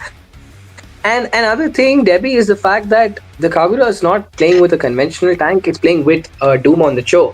So it could actually work. I mean, it's one of the only picks that kind of makes sense for these guys, with the fact that the CAG can instantly burst down whoever Doom gives a set on. Yeah. So there's that. And at the same time, if these guys get in too deep, you have that Bane who's going to be a menace, and it has to be a magic Bane because physical Bane would not work over here. And I think very early on in the wildcards, we saw, I can't remember the name of the team, but they did use the Bane in a similar performance. They used Bane against a Farsa and a YSS. The gold Bane or the mid Bane, it was a gold Bane, mid Bane. He would go in, flicker into the backline, use his ult, die and take those two down with him. That's it. That's all he did. He was basically being the sacrificial lamb. Like, he was a live grenade for their opponents. And it worked every single time. So right now, all the players, CRQ is playing such an individualistic comp, and on the other side, EVT is going in like for the most conventional bread and butter draft. And yeah, I want to see who's gonna do better. I mean, especially CRQ has nothing to lose. So, they are very motivated to make this win happen. Man, I don't know why CRQ is drafting this way for it's 2 games in a row. It's very different, but they made it work once, so we'll see how EVT is gonna be performing, because EVT, they have a solid draft, man, very very solid. The only solid draft I can see from CRQ is the Lapu and the Lancelot all together, and onto the previous game also there wasn't any good setups, but this time Ramadara will be onto the Grok because the Kalea was no more of a pick that can come to here for him, but Korikute onto the Esmeralda and Kaisis onto the CC, they can eventually make something work out, because this time I think they're going to be playing for Shenzhou here into the early game, because Shenzhou on the first can do wonders. So game number 3 is what we're going to be telling who's going to be the winner of this best of 3 series. CRQ 1 point, 1 win, EVT another 1 win. the finals of this best of 3 series, ladies and gentlemen. Welcome to the land of Dawn, CRQ and EVT. This can be the match of the decider. So let's see how they will be able to get out a game in this game here. The setups are coming through into the mid side as well. Doom yet again onto the toe. Okay, and the game has gone underway officially, guys. And high stakes, very high stakes game. And I think at this point, just as stressed EVT is about getting these 3 points, Godlike is also. So yeah, Godlike is also pretty stressed about it. The only ones pretty chill about the situation are RNTX and S8UL. And okay, item wise, I think Doom is gonna go for the same thing. He's gonna make damage with tank emblems to have early sustain, but a good amount of damage. And yeah, Bane is going for that melt magic burst. That's it. He just wants that. That's all he wants. And he's gonna just have a great time in the early game. I mean, not a great time in the early game, but the second he picks his like 2 items, it's over. I mean, whoever gets hit by the deadly catch, especially Senju, I mean, he's gonna disappear. But okay, Debbie on the mid lane in the river. Lamsanga, I mean, he was just like hitting Cory with basic attacks. Teasing each other, man. That's what you really want to do. Matishaka coming through, landing onto the stun coming through as well from Array. Still able to walk away with the Purify that he have with the skills, right? But onto the mid side, so that might be a little bit of a something. The Wings by Wings being popped by Shenju here right now, trying to go in for more, but he's still going to be able to walk away. A low HP coming through here yet again, but the turtle is going to be set up. But onto the other hand, though, Madara still able to chase away Doom right now, but he's still trying to go in for more. A lot of low HP is coming through as well. Phantom Execution. Lomsanga will be able to grab that turtle, the first one at that to Madara, flickering away to safety right now. Peekaboo taken down.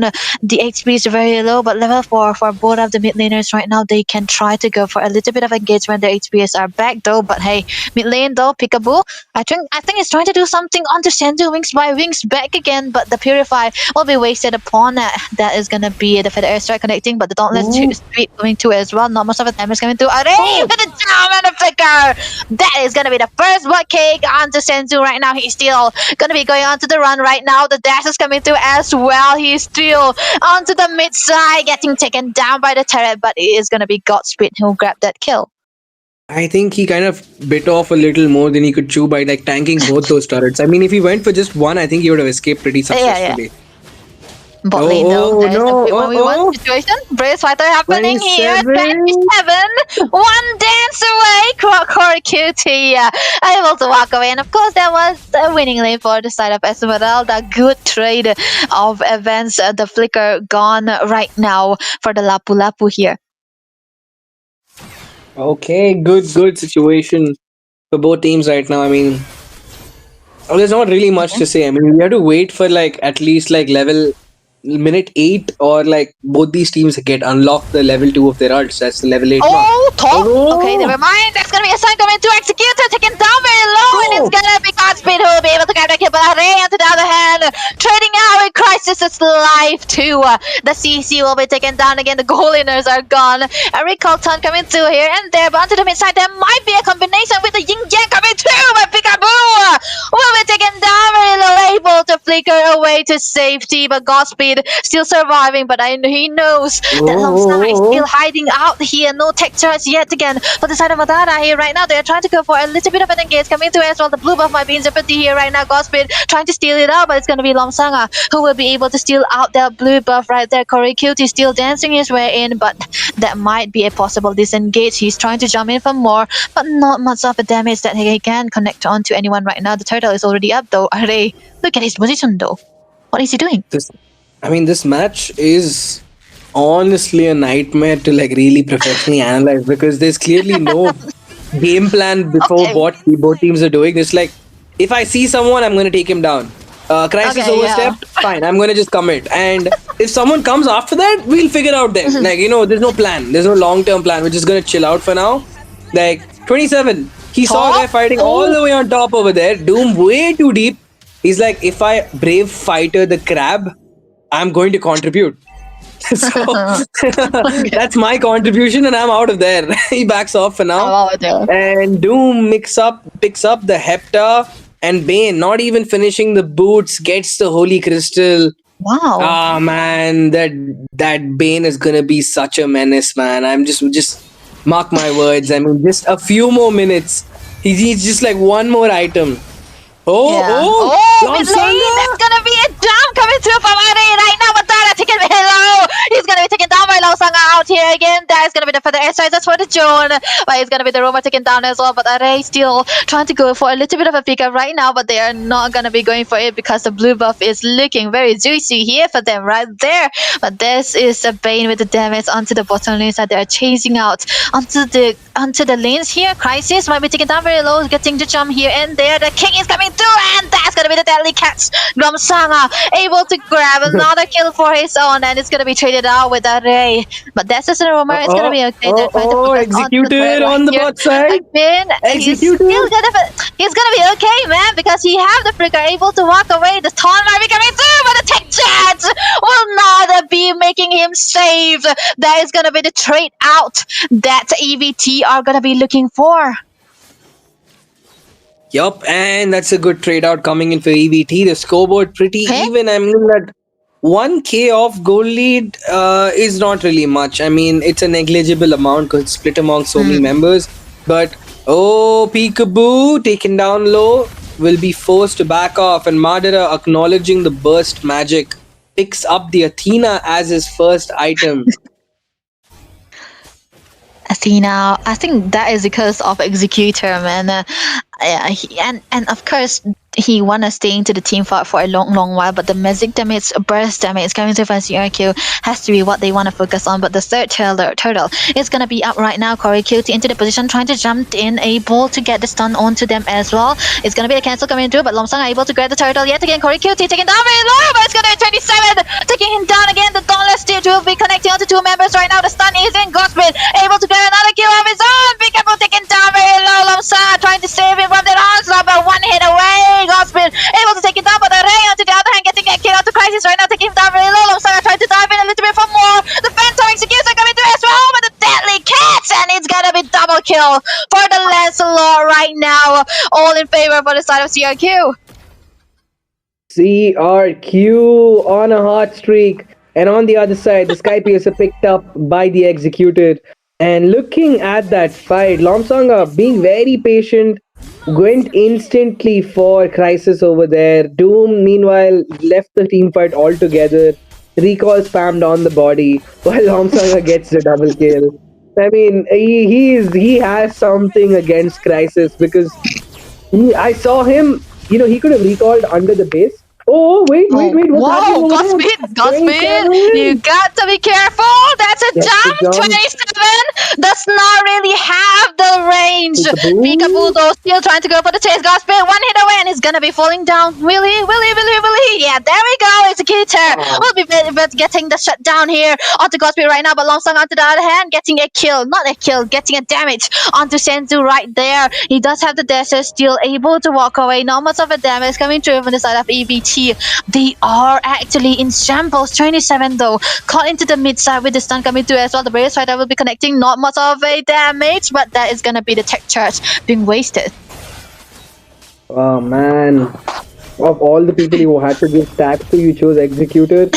But there's a Star Moon Fall coming in, and it's actually a pretty decent amount of damage. I mean, Lomsanga, it's reaching a point in the game where he can't face tank the kind of output that Corey QT and side are giving out. Even though he can sustain with the endless, he also has to get the Queen's Wings if he wants some more sustain.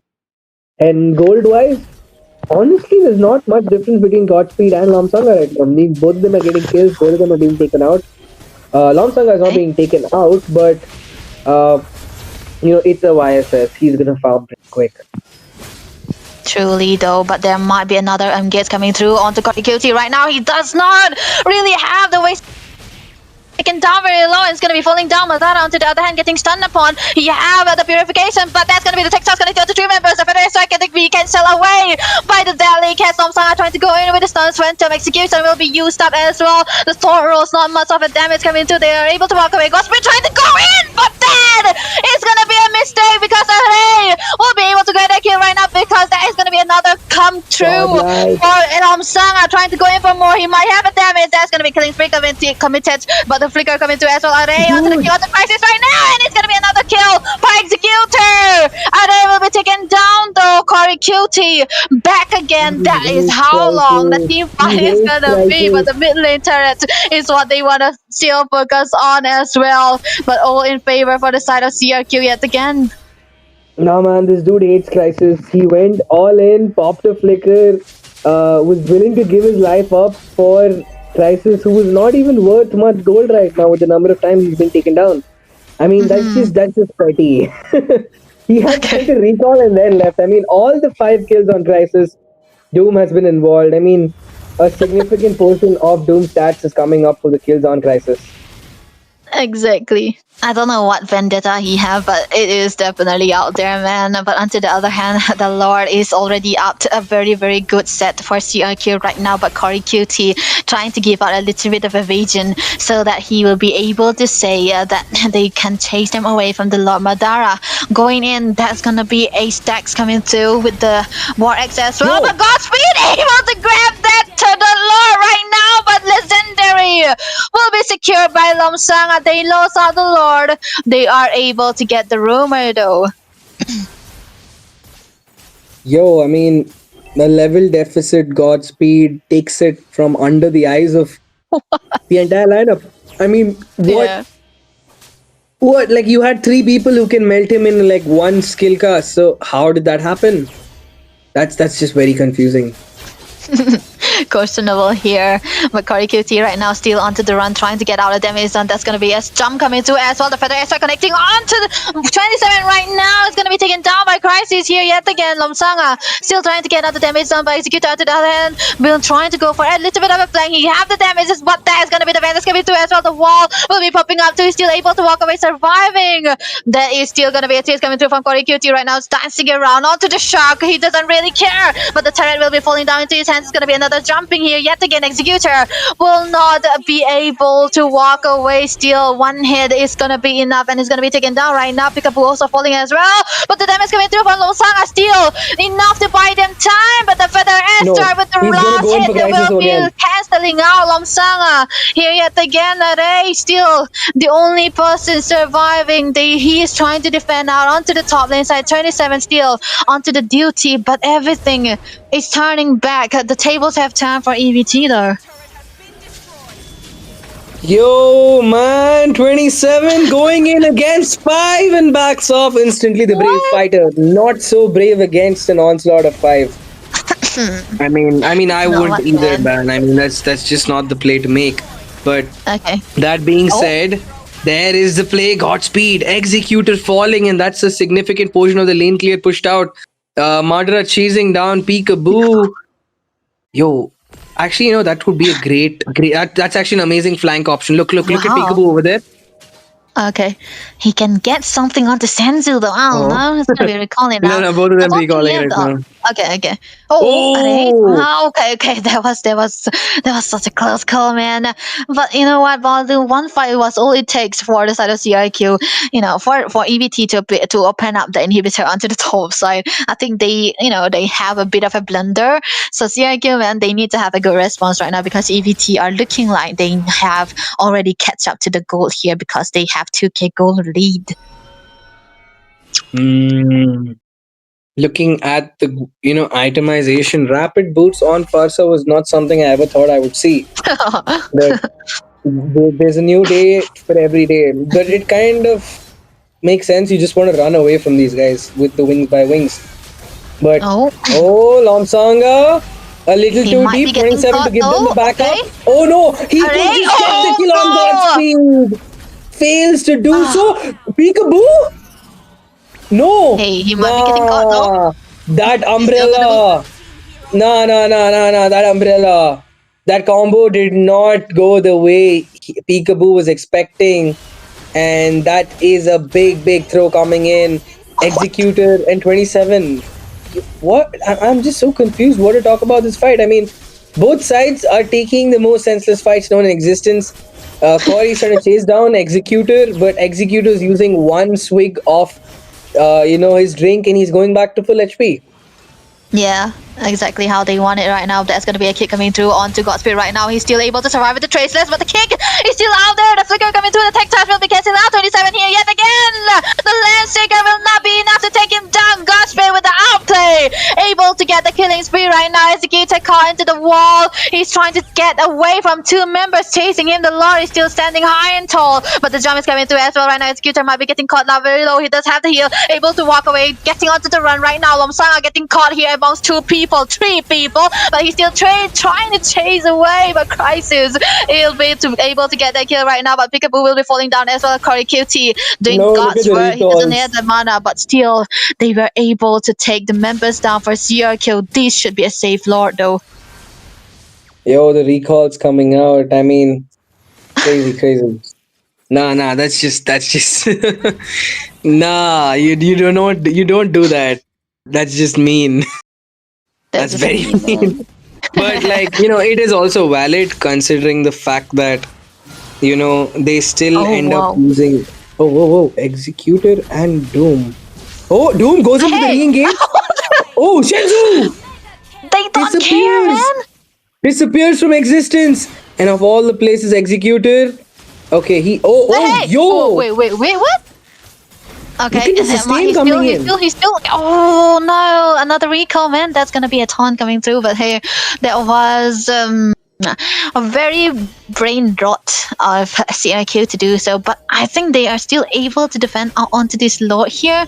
Ice Queen for Corey QT onto the Esmeralda, but the jump coming through as well onto Peekaboo. He's still trying to go for the dance, trying to get out the damage as well. The Lord still out there. They'll be able to take it down though. 27 still onto something here, but Lomsanga trying to clear onto the mid lane will not be able to do so. That's going to be the Mountain Soaker coming through, and the Tech Charge coming through as well. On the two members right now, Lomsanga still able to walk away with the death as he's starting to go in, able to survive with the Phantom Execution, but right now, there's going to be a Ray trying to get out the damage onto Godspeed right now, but still, he will not be able to get out the kill, but Madara, though, able to have that immortality, but no, Executor will be taking him down, but it's going to be Corey guilty with the immunity, able to walk away. The Feather Airstrike coming through as well with his own 27, taking down very low. He's trying to flicker in and out. The Brave Fighter is still out there, available for grasp, but it's going to be Corey guilty trying to jump in onto the members on the side of CRQ. It's going to be killing spree. He will be securing right now. Godspeed still onto the damages here. Array trying to clear up onto the minions right there. The steel are pouring in here yet again. Lomsanga able to get there, but right now Corey Cutie trying to jump in again. He's going to be taking down very low, and Executor will be getting out of shutdown. Peekaboo though getting that ult here again, but Senzu will be falling down as well onto the hands of Array. Godspeed onto the chase. He's going to be taking down very low. Immortality is what he have right now. Array will be deciding against it, and he will be backing off though. What way? Executor. Crab Claw Cannon nearly, but sadly he's on the magic build. So the Crab Claw Cannon is going to deal little to no damage, only based on the scaling of the skill itself, rather than any bonus in physical damage. And I think he was very lucky there, Godspeed, that his opponent chose to do that. Because look at the burst. I mean, a Lightning Trunk, the Sky Piercer, the Holy, the Blood Wings, and a Divine Glaive. I mean, you could make all the Wow. Athenas you want in the world, and that's not going to be enough. And look at the other side. EVT is stacking Brute Force Breastplates. There's like 3 Brute Forces on each side. Oh wow. Yo, Kag, man. I mean, Peekaboo, not the Tech Charge coming through. Godspeed able to get a kill onto Ray right now. Madara will be falling down to the hands of Peekaboo yet again, though. There's going to be a steel chase coming through. Crisis trying to get out the current calls as well onto 27. He's going to be taken down very low, and Monster Kill will be grabbed upon by Godspeed right now. The zombies coming through as well. Peekaboo caught into the base of it. Oh, does not really have the Resso. Umbrella is going to be taking down. The recall spams coming through from EVT here. Godspeed and his member are trying to go in. Executor getting the deadly cats onto the minions right now, taking down very low. It's going to be able to get another killing spree onto Senzu right now, but the base is open here. Lomsanga with immortality able to walk away with the survivability. Godspeed immortality getting taken down. Makari Cutie getting a kill onto Executor here. Lomsanga the sole survivor for the side of CRQ. He's the only one remaining, but he's going to be getting out the kill onto Godspeed here, trying to get a chase, trying to get out the clear onto the minions, but the recall spammed will be getting them. It's going to be CRQ taken down by EVT with a 2-1 to the score in the best of 3 series.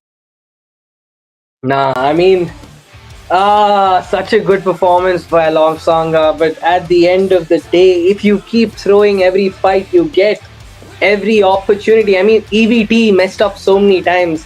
They make so many mistakes in the early game, and CRQ capitalized on it. And I feel like CRQ was like, nah, bro, I feel bad. Let's have an even fight. So I'm going to make the same number of mistakes, but in the late game this time. And then we will have a good matchup. So yeah, that was just... Yeah, I mean, Doom has recalled back home, and EVT is still in the fight for contention. And the MVP once again, it's gonna be this guy in the jungle, Godspeed. Not 100% KP this time, because he had to be worried about the opponents. The lot of aggression they had, the kind of draft they had. You can't really jump in, but he does make it happen for them. 11-3 and 10, 16.5k gold. A close second is Lomsanga, and his KDA was also a close second. I mean, 200 gold and 2 kills. And at the end of the day, EVT is gonna be the victor. I mean, Crisis and Doom, man, that beef was something else to watch. I mean, at the start, Crisis is falling and Doom's recalling. In the second half of the game, Doom is dying, and then Crisis is recalling. I mean, I think that's their contribution towards this game on both sides. W, man. That was a gameplay that I did not think that we will be seeing, but a lot of kills across the board here. 26-27. Wow, 27. But that's gonna be EVT score, by the way. But I think Lomsanga this time around onto the landslide is playing so good. But on the other hand, Godspeed onto the Yi Shenxin, man. Early game, he was, getting shut down here and there, not able to get out his buff in a very, very peaceful manner, because there were actually CRQ, especially Doom, onto the Cho. He was being such a nuisance for Godspeed here, but then he was able to get the scaling right onto the late game, because EVT, they fare well when they play the late games. 30-minute plus is what they usually want, right? But this time around, I think 90 minutes is gonna be enough for them to get the carry on.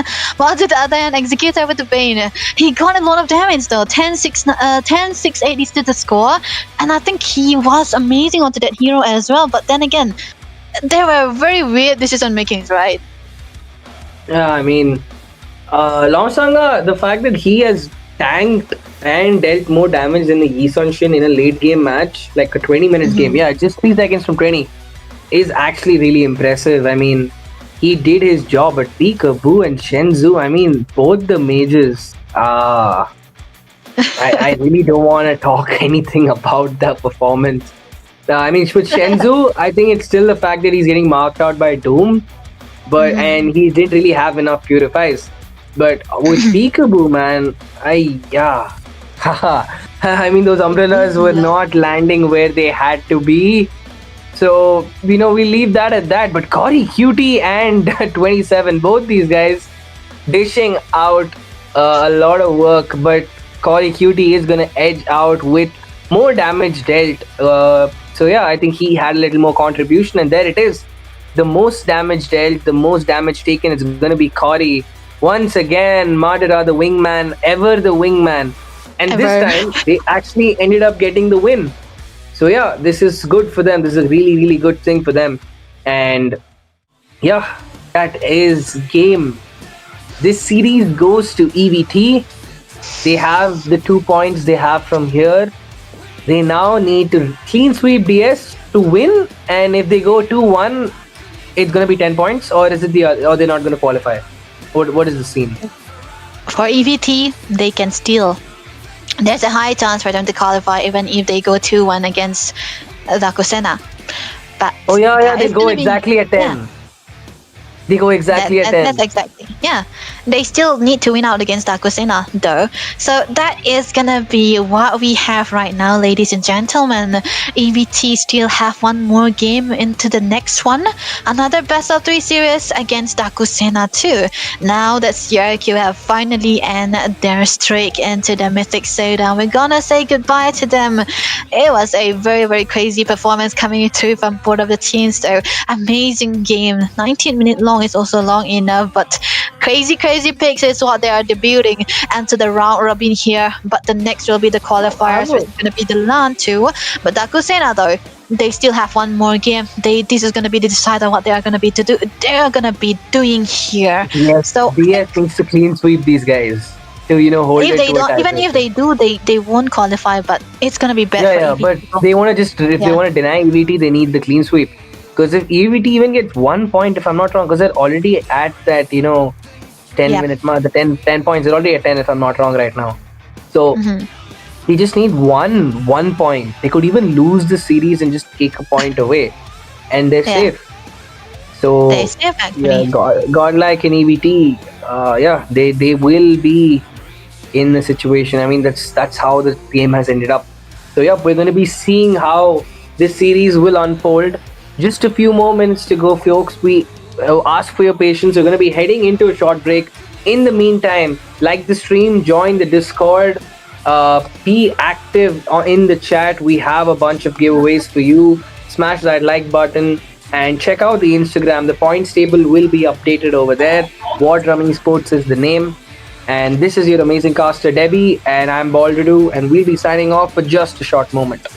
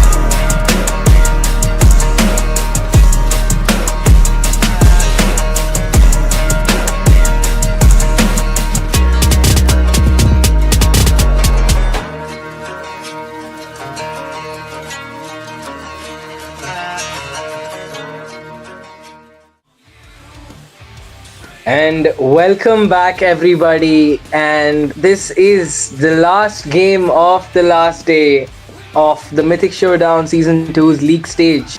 Because after this, we will be heading directly to the LAN in Guwahati. And this amazing tournament was brought to us by War Drum Games. And the final game of the day, the final showdown, is between Elusivity Esports and Daku Sena. So they're going to be closing off the league stage with a bang. But while the match showdown between them has not been decided yet, we'll have to talk about the points table because the results over there are a little different. With the performance that EVT had in the previous game, getting those 2 points against CRQ, they have secured and guaranteed a spot in the LAN for themselves with that 10 points.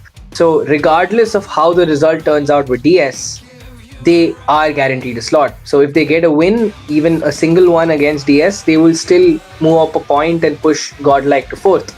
So we have our four winners decided. These guys are going to be the ones taking a ticket to LAN and fighting for that final prize pool. And your voices for this game are the amazing.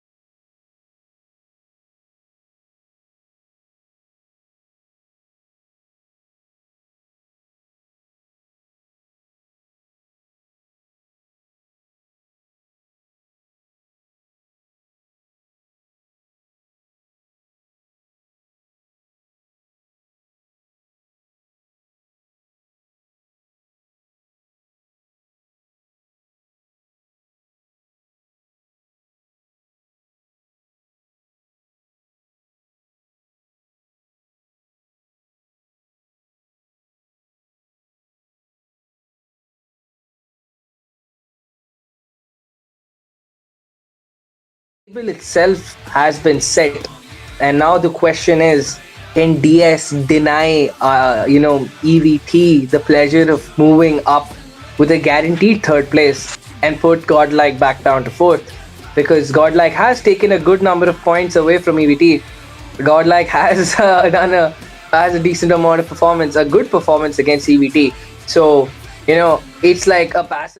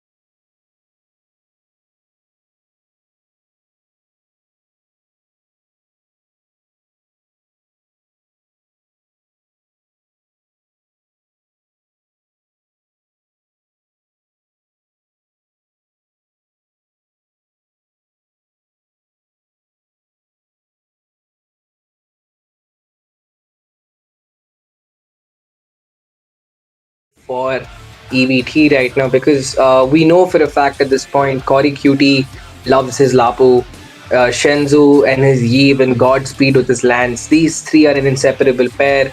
You give Madara anything between Gatto and Gatto, he's also happy. I mean, that's his favorite pick. So they all have their comforts. I mean, apart from Execute, I mean, this is the only guy I have seen who would take the Granger if it's open, or he'll just go for anything else. Like, he's gonna like kind of adjust to the draft. So, what do you think does DS need to do? Because you can't ban all these heroes. What do they need to prioritize? Who do they need to lock down?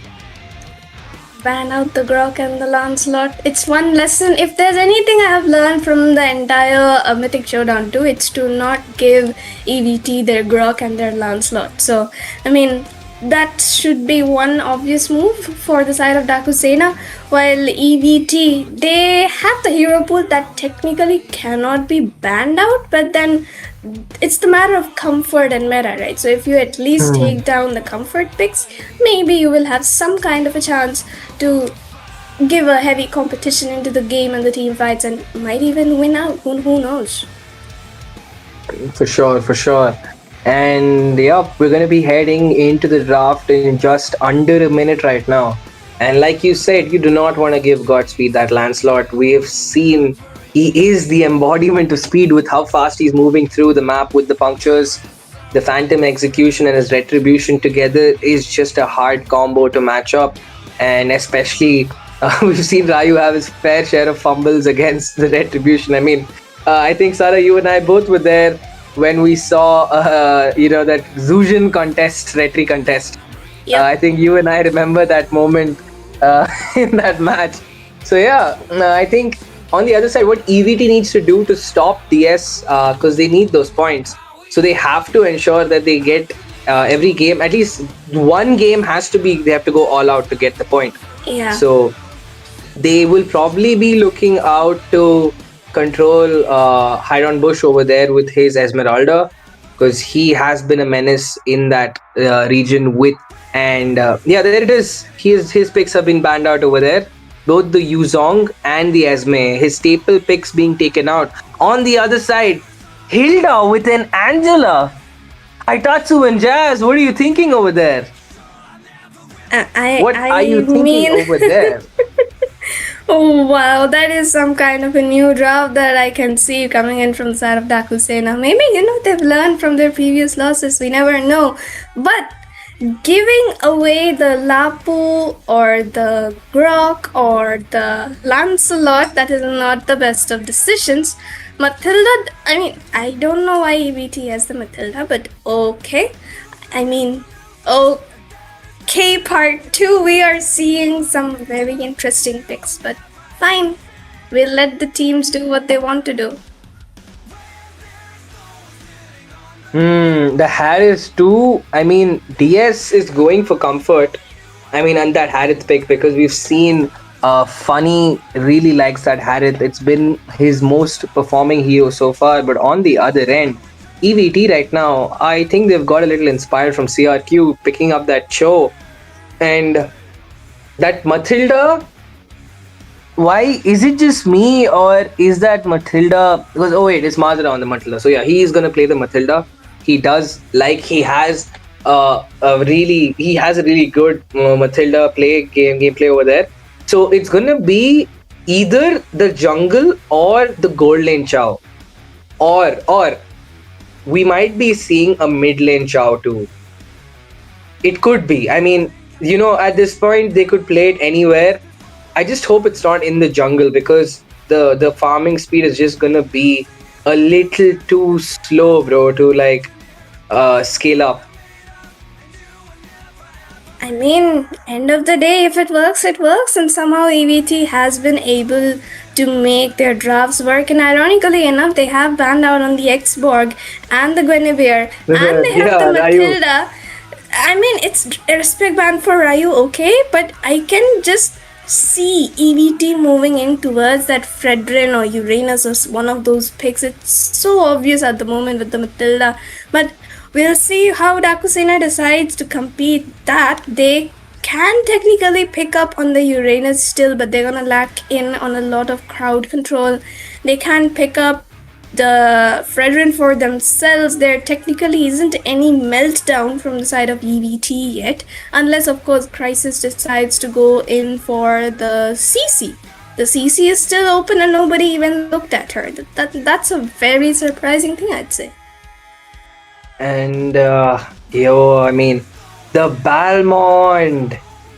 I mean, Balmond Angela. I mean, we've seen a lot of memes where the Balmond looks like the Angela. We've seen combos, but I mean, the Balmond Angela combo on such a high stakes game, that early and instantly the response by EVT picking up the alpha.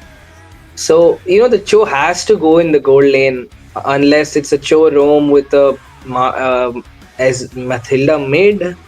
I mean, I'm very, very, very confused, and I don't think we can really predict where this draft's going. I mean, at this point, because they're coming up with the most outlandish picks. But I think one person, like some people who've been really reliable from the side, I think have been the mods from the War Drum. Shout out to Fredo, Adeline, Chevy, all of these people, Uncensored Dark, working really hard over there for War Drums, making it happen. And the final pick, Hydon Bush, is gonna pick up the CC for himself. Do you CC in the EXP lane against the Lapu Lapu? Do you think that's the right choice, Sarah?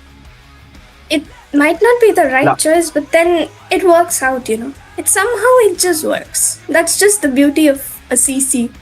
You gold, EXP, she works both lanes. Yeah, I mean, she could go either place, but I mean, she has to have to deal with. I mean, Funny is still gonna go to the gold lane at the end of the day, and yup, it's a mid lane Chow.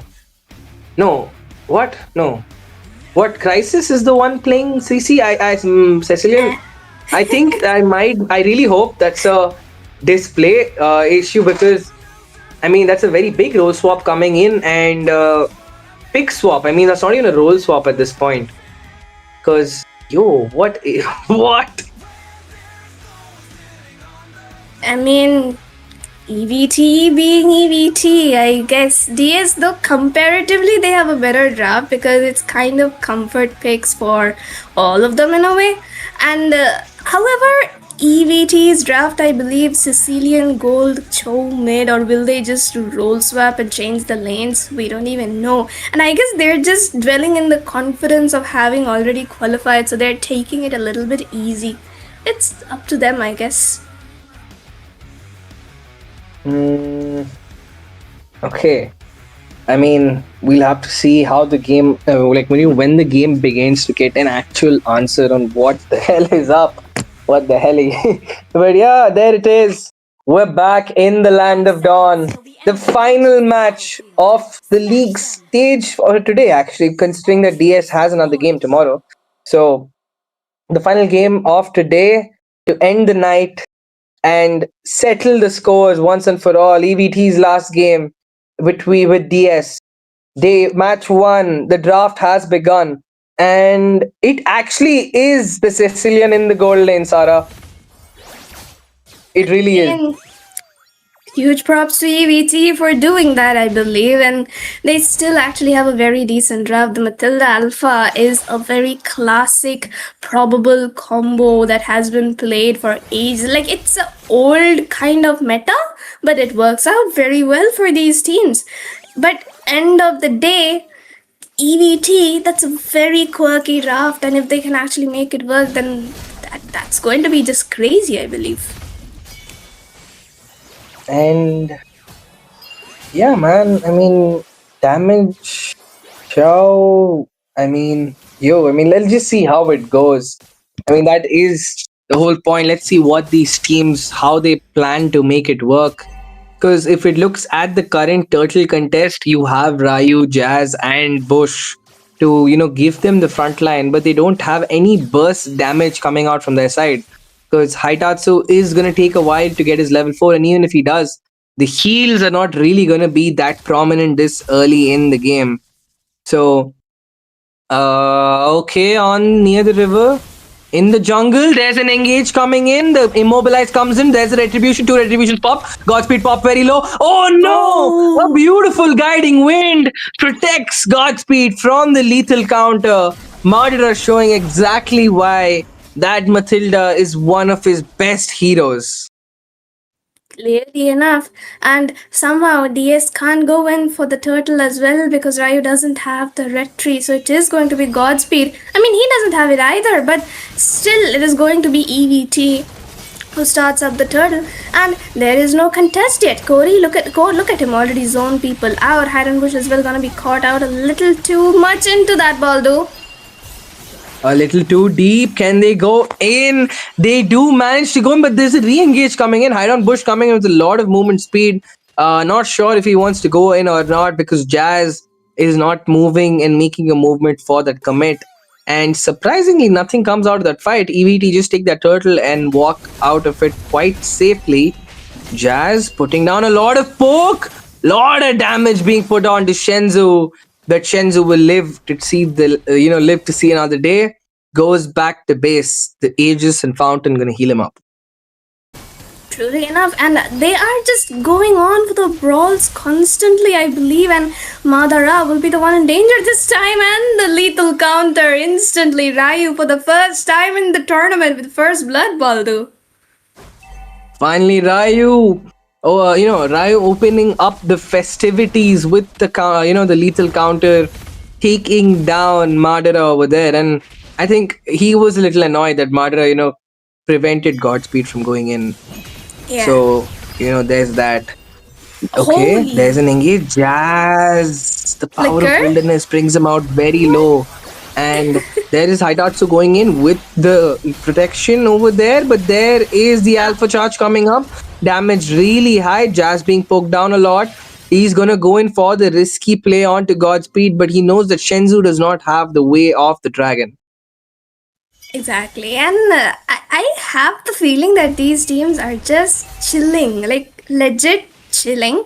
But I mean, I don't even know what to say. They should kind of mark down the Sicilian, I feel, on towards the goal lane because that is going to be the main damage dealer. Plus, it is going to be hard to catch him because he's got the guiding winds plus 3 other frontliners right in front, and DS doesn't have that kind of a dive-in hero. Look at that.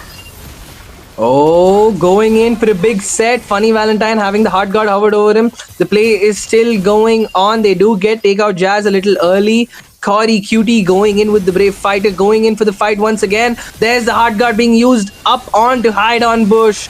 The curtain call used up. He's hitting them with the yo-yo blitz, but the lethal counter with the retribution makes things happen as Ryu is even in terms of the turtle contest. Gets a little bit of heal on his passive. There's Jazz putting in a lot of damage. Godspeed diving into the alpha charge. Where's the lethal counter? It's not there. Shenzhou gets the kill. They're fighting in a little more. Jazz takes down Godspeed. Shenzhou gets a double kill, and Funny Valentine gets the response.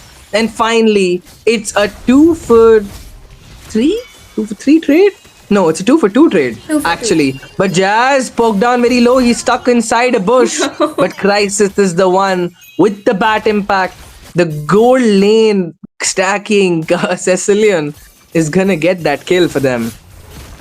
I mean, he already has the Clock of Destiny, and he's mostly going to be building up on the Glowing Wand up next. I haven't seen Sicilian users try and make the Lightning Trunkin, so I believe that that Crisis is actually going to be pretty solid, sustainable into the team fights, I believe, because the Clock of Destiny is going to give him hybrid defense every time he takes damage, and that would actually make it harder for the side of Dakusena to take them down. So end of the day, I guess EVT has the advantage with the re-engage part because Alpha can go in with Alpha Charge plus get out with the Matilda on the bot side. The bot side, Zaman Force, Funny Valentine with the hard guy dashes out and his opponents just walk away from the range. Hide on Bush on the other end, they dive very deep onto Ryu. He's going to be able to dash out. Big lethal counter, taking down his counter over there. What a game, what a play on words. But there it is. Crisis forced to back off. I don't push. Leave it up to me to self-glaze myself in the middle of a team fight.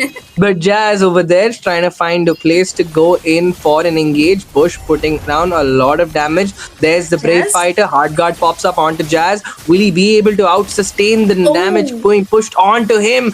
The bat impact. But Shenzu is there. Shenzu! A beautiful shield giving him what he needs. The glorious dragon. The dragon is not enough. The way of the dragon is going to send you way back to the ages as the lethal counter rings true once again. Ryu having the performance of his life right now. This entire series, this is one of his best games, his better games. They get another kill onto Godspeed. It's going to be an uncontested turtle. He takes it down. Right now, it's only Cory QT against the rest of the world. There's no way he survives as Haitatsu is picking up the scraps. And with that being said, 4-8 is the score, and the gold lead touching the 4K mark. Daku Sena is running away with the game right now. I mean, they have the server advantage and they kind of have the draft advantage too in terms of like sustain. I mean, the CC Angela, Balmond Angela, Harith Angela, those are proven comps, you know. But oh my god, look at the damage from that. Is he going in for a damage build, Paul? I'm really curious to look at the builds. Wait. Who? Wait. I didn't pay Jazz. attention to the build for a second. Jazz, think I'm curious. Yeah, there. Wait, no, I can't. We can't see his build. Yeah, we can't see. Oh my god. You can only see 4 players, but yeah. With that being said, Ryu is there taking down the Litho, and just look at the difference in the position. Since they have the river control, they're a lot more aggressive. The Alpha Judge coming in. There is Matilda with the circling eagle. He has to back off, but Ryu is over there with the hard guard. Haitatsu goes in thinking it's an engage, but it's no matter. The cooldown on this Angela is less than 20 seconds. They can walk in and walk out of a fight anytime they want. Right now, Godspeed going in. Jazz trying to make his life a menace. Baits out the retribution. Jazz being poked down low. There is Shenzu going in for the knockup. The Blat Impact trying to search for Funny Valentine, but he goes in with the re-engage. There's a Zaman Post putting in so much damage. Ryu with the killing spree. The Alpha Charge is not gonna be enough to escape the danger that Hide on Bush brings to the table. You can run, but you can't hide, as he will find you and he takes you down. Cory QT on the other hand, gonna take down a turret on the top side, trying to give them some kind of objective, some kind of map control. But Jazz is there to clear things up top. That is what, and ironically, even Corey, he isn't serious about the team fights at all. He's just going in for the split push, you know. It feels like both of these teams, they know that no matter what's the result of the game so far, nothing is going to be changing. So technically, it's a mutual feeling between them that they should just play for the sake of sportsmanship, and that I think that we are getting to see peak sportsmanship tonight. Ryu with the Balmont skin buff right now. I mean, it doesn't look like he can die. I mean, you know, the KDA points to otherwise he has died, but you get the message. I mean, the point has been made. But oh, yo, Cecilian just picked up a Sky Piercer. What the hell? Sky Piercer, Cecilian on Crisis. Ryu goes in for the cursed helmet over there. I mean, his build is still standard. Funny got the Holy Crystal. So he's actually going to be a menace in the team fights now.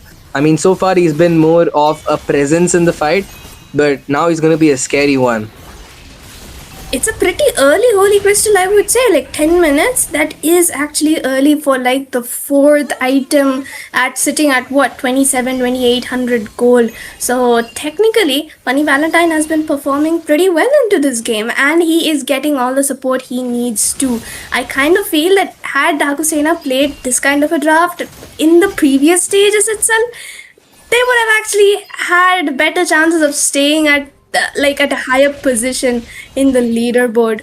But I mean, look at that. These people right now currently just chilling, sitting ahead with a 7,000 goal lead. I don't know how, But yeah, Baldo. They just have to freeze the waves. Oh my god, funny Valentine, what is the damage? Lethal counter used up a little too early, as the flask of the Oasis is gonna keep Madara and team alive.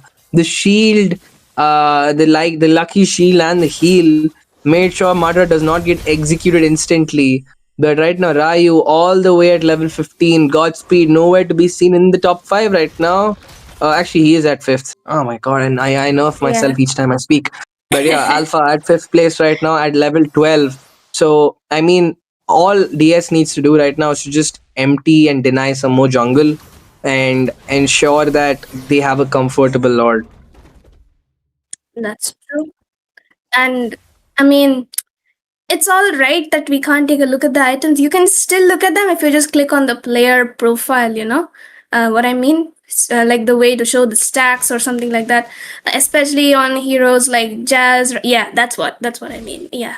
So there of it course, is. those are classic builds, I believe. But yeah, Sicilian, Sky Piercer, Crisis Jazz. I'm time. curious. No, Yeah, it's the yeah, Heptasis. Jazz. Yep. Yeah, he's just gone like for a single damage item. Like I think it's for Shenzu and Crisis. I mean, both of them are quite squishy, and they're the main carries of their team because Godspeed has been completely denied from the get go. And Ryu picked up the Winter Crown this time. He has learnt in what is this? He has learnt his lesson from the previous times when he goes in deep and does not get to actually hit the red tree because he gets chased down and crowd controlled. Gets the Lord away this time. But on the bot side, Cory and Habush, what's going on? Cory forced to use up the Brave Fighter. Jazz is there to provide him the backup. There is the massive slam. Flicker baited out, and that's a big resource baited out from the very early get-go for their side. And that's gonna make this Lord contest a lot more comfortable for Funny and team because they know they don't have to watch out for the crowd control from Lapu and Sara. That Lord marching down. DS with almost a 10k goal lead. Jazz going in. They take down the first inhib. Shenzu clears out the top side and the bot. Just members from DS, are they looking for the end? There is Funny Valentine going in. There's a lot of damage being dealt out. There's a man force. The lethal counter does not connect, but it is somehow DS will only get 1 kill onto Shenzu. There's another minion wave coming in, but Crisis and team have held on so well. They do take down Madara. They will exact their price. They will take down the turret and poke the edges out. And since EVT managed a successful defense, they will pay the heavy prices. They're going to lose out the top in Hip 2, and Ryu is planning to make it 3. He wants that base to be exposed completely. He wants to leave Crisis with nowhere else to play, to be protected against. They want to siege it out, and they're going to hold on for that next Lord. EVT has 1.5 minutes. They have to go all out right now. But the Wishing Lantern picked up by Crisis is going to reduce the pressure on them just a little more. I mean, it's actually going to help them quite a lot because every single moment the bad impact hits, Jazz, Ryu, Haramush, they're going to lose quite a chunk of an EXP. But look at the engage. Oh, big engage, Jazz! With the killing spree, is gonna go in. There's the Zaman force gonna use up. Shenzu is gonna dash in perfectly, and he's gonna basically eliminate Shenzu over there. Haitatsu stealing the kill away. As always, these Angela players are never gonna give you the kill you deserve. But yeah, Haitatsu takes the second kill of the day. Shenzu down, Madara down. It's only Crisis and Godspeed. He goes in with the Alpha Charge. Crisis out of commission. Godspeed taken out. It's only Cory with the Brave Fighter. He definitely is brave going in against 5. Funny? But he only ends up giving Funny his 4th kill. They're not even looking for the Maniac. They just want the end. And there it is. DS securing point. I mean, there I but drustai. That's the wording, that's the wording in Hindi. And I mean, if you're getting a point towards the last day of the league stage, just grab it. And DS did exactly that today. And I mean, I'm proud in a way. And the draft was actually very well planned for them, with the Angela being a main core support right there, and three frontliners for the Harith. Who's gonna have the hard guard on top of him? That's actually a very well planned draft. They should have used up earlier. I mean, just wow. Yeah, I mean, I would have probably taken that over the Uranus jungle any day. The Balmond has a little more options in terms of, because the lethal counter was really annoying to deal with. So yep, there it is. There's our MVP, Funny Valentine, once again using the Harith to make his mark in the game, securing the first point for his team with close to a 90% KP. Sarah, take it away.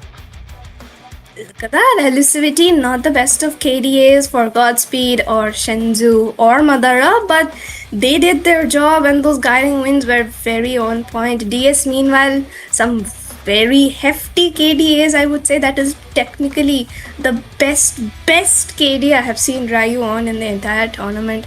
No hate, but it is what it is. And Funny, of course, onto that Harith, he is just so very good. We know, and the rest of them as well, good with the engages, good with the sustain, as well as the support for that, just for that one singular Harith. So everything just worked out very well for the side of Dakusena tonight.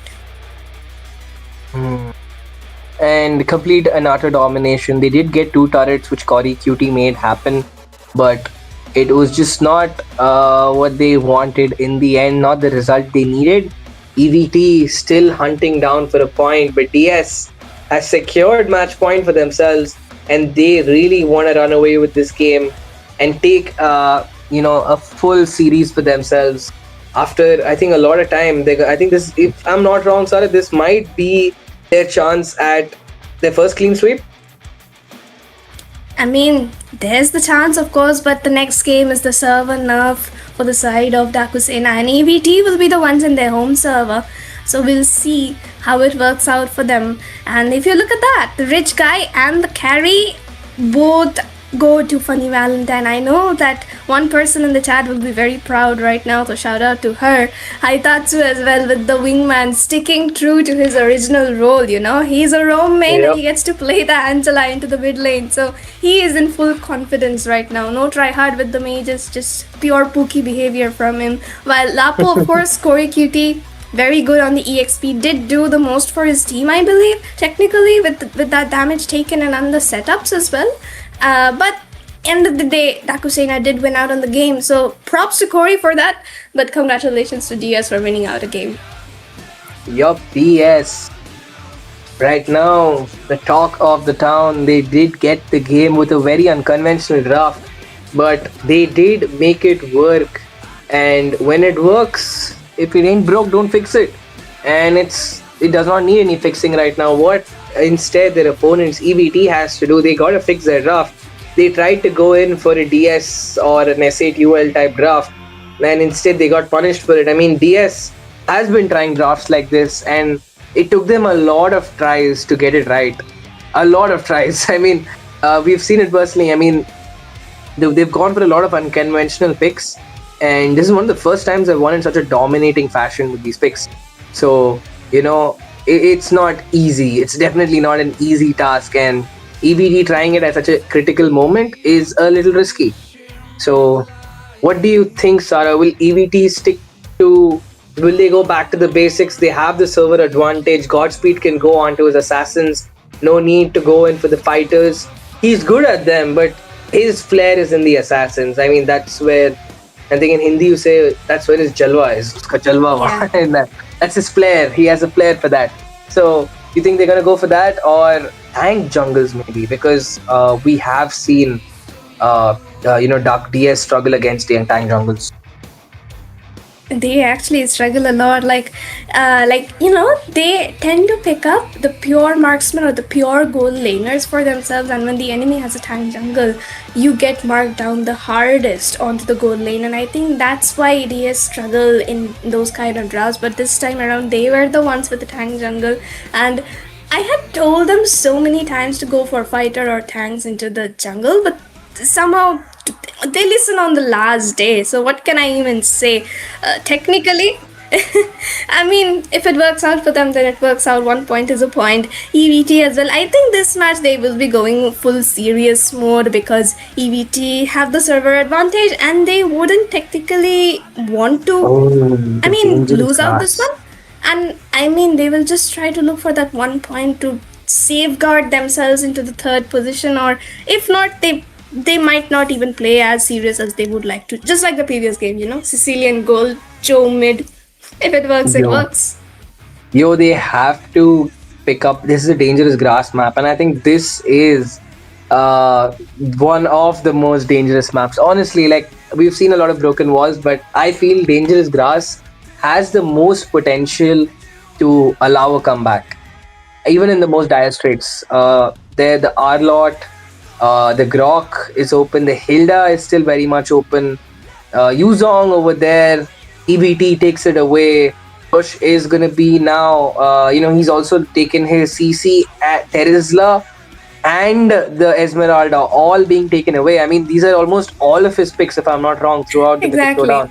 All of them have been taken out. So we're going to be seeing him on something completely different this time. Grok also stolen away by EVT.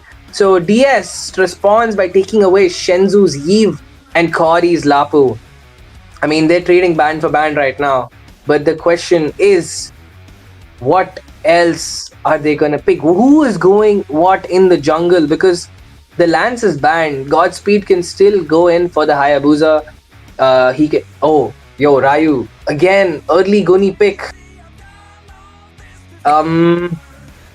What do you think, Sarah? Guni against a Yuzong and a Grok? Risky, that's all I would say, because it's going to depend on the rest of the picks for EVT, and there we go. This time around, EVT is locked in, they are full into that vibe mood, whatever you want to say, to get 1 point back. They don't want to digest the first loss. And Dakusena, meanwhile, they need to think about a possible counter to those heroes. Who knows, Jazz pulls up his Hellcut Roam or Saber Roam once again, we never know. And Funny Valentine will need to look for something to shred those heroes down. That's a very strong frontline coming in from EVT, and also a hero which can just go in, burst down the goal lane, mid lane, whatever, and then go back out with no possible dangers. So Dakusena really needs to think this through. But as we speak, EVT bans out the Hellcut. Hello? Hellcut ban. I really wanted to see Jazz on that cockroach, bro. I mean, I think that has been the most fun I've had in the league stage. That one game was just amazing to watch. I mean, both sides were just popping off, and I think EVT, if I'm not wrong, after seeing that trauma their opponents have faced, they're like, nah, let's not just give Jazz any kind of picks like that. But do you think Jazz could pull up with the Natalia? I mean, if you can pull up the Hellcut, you could go in for the Natalia, and the Dangerous Grass is made for her. It is made for her. This map is made for her. That's what. I want to see the Natalia on either team. Dangerous Grass and Nat. Okay, they also take out the Borg. So, Bush, he has gone in for the Lapo already, but they're trying to deny the gold lane Borg. Because they've seen how Joseph has pulled it off. They've seen Crisis himself use the gold lane Lapo. So, that's going to be denied. I really hope we do not see a gold lane Sissy again. I mean, while the idea of it was good, it just takes too long to scale and it's too vulnerable. Shenzu on the Farsa. I mean, we've seen him perform on the Farsa. We've also seen him not perform on the Farsa. And with a Lapo and a Gwynny trying to jump on him every single time, maybe he'll have a little trouble positioning. But against the Eve, though, which is stationary when the RWM is cast out, Farsa is definitely going to have the advantage. Yeah, I mean, but is he trying to bait them out? I mean, that's the only way I think they're trying to make this work. I mean, why else would you pick up the Farsa seeing 3 picks that, who can deny you? I think Shenzu's confident in the fact that he has Madara and, you have Koi QT to zone out their opponents. I guess that is the game plan. Either they commit too hard onto the Farsa and they kind of lose Yeah. out. And yeah, obviously the Hilda. I was actually surprised they held on to the Hilda for so long and risking it being banned. What? But oh, Crisis? what a big crisis! I mean, what can a funny Valentine do if you go and flick into a fight? Neither Lapu can dash, neither Hilda can jump with her skill 2. This guy can't flicker away. Harith can't dash. I mean, it is really a good pick on paper, but the question is, will DS not punish him in the early game? That's what. You need those early, like before level 4 rotations towards the goal lane just to keep Crisis in check and so that he doesn't get his items quick enough. Because if you deny Minsatar from his items at least up until the 6 to 7 minute mark, you would be able to take care of him into the later game stages as well. Funny Valentine, he also has the Purify, so technically he can walk out of the King's Calling. However, if Crisis decides to jump in with the Flicker for a surprise with that ultimate, then the members of DS are in a major risk right here. Oh my god! But like, Sora, does EVT's draft not look similar to Shuffles from way back? Oh, see. The Minsatar in the side with the Yuzong, a Grok in the roam, Grok Mincy or Raf. Yep. Very Even a familiar. Carmilla. Carmilla. And Yup, very familiar flashbacks going there. But yup, we're gonna go back into the game. DS has the match point. All they need to do is take these dangerous grasses and head to their first sweep, their first proper victory in a long time. So EVT also needs that point. EVT is gonna be happy with just this 1 point. So I'm not sure what is the game plan with that Minsatar. I mean, you could have gone for so many other options. But yeah, the draft has been set. The game has begun. The clock is ticking for both these teams. And Ryu is on the Guni jungle once again. I hope we see him perform this time around and, not go in for those wild adventurous engages into the enemy base against a mage and a tank and a gold laner or whatever. But oh my god, the early pressure. Corey. Yo, Corey going in very deep, but Bush has to flicker out. But that is a beautiful wall used up. But- Corey is very low. Can they get the damage? Oh my god. Oh, He flicks Jazz. in. Jazz with the kill makes it happen. They put DS on the scoreboard in the very first minute itself. But Sara, whatever you might say about the Guni, Ryu has had a few good plays, and it is a better option than the Lance. So Yeah, Godspeed with that though. being said, Godspeed getting chased down. Will they get the last hit? See the basic attack chasing him, takes him down. Haitatsu, hell. the support main in quotations, taking down one of the most dangerous Fanny. In the lines of Joseph, Godspeed will be taken down within the second minute of the game itself. DS starting off very strong. I hope they keep up the lead because what in the world was that, Haitatsu? Like, that secret mage main currently. I mean, I do not want to say this, but technically his performance has been better in the previous game than we have seen DS play into the entire tournament. I do not know, but wow. Yeah, I mean, DS, where was this form all these days back? But yup, it is never too late. Actually, it is a little too late for this Lancelot, but yup, it's never too late for your last game to go out with a bang. And Godspeed once again zoned out. Jazz putting on so much work. Haitatsu hits his level 4 mark. Bush not far behind. And, DS completely in control of the turtle right now. They're just waiting on Ryu, who's still at his blue. What is with the delay? But I think they can pretty much comfortably take up that objective unless Crisis? Godspeed pulls off a miracle. Crisis forced to use up the King's Calling. Oh. There's the RWM. Oh my god. Haitatsu makes it happen. What a catch. Violet Requiem makes it happen once again. Godspeed goes in, overstays his welcome, and gets taken down 301 for Haitatsu. The planet devourer might be Cyclops, but the eater of worlds, it's the Eve eating away at the sanity of EVT right now, as they cannot elude the ministrations of this mage. What in the world? What in the world are these tricks that Dakusena was hiding for the last month? Had they gotten 2 more games into their victory, 2 clean sweeps or 2-2-1s, they had the chance to qualify. They still, I mean, they don't anymore, but if it was just 2 points more than what they have now, they would have qualified. But what in the world is this, Dakusena? You pull out your best on the last day? Unbelievable, unacceptable in a way. Yep. Yep, but looking at that Jazz over there putting down a lot of poke, and Madara nearly sent back to base once again. And it is kind of crazy the amount of damage that Jazz is putting in, but there will come a time where that damage is not going to meet much. But what is happening right now? They forgot. They left Haitatsu all alone to chase over a black dragon all the way on top. And this is the fumble that DS has kept making time and time again. They have done that with Peter, and Haitatsu is getting the same treatment this time. The prioritization of targets, leaving your main carry over to chase down the EXP lane, which is not a guaranteed kill. Dakusena, you're throwing your own game.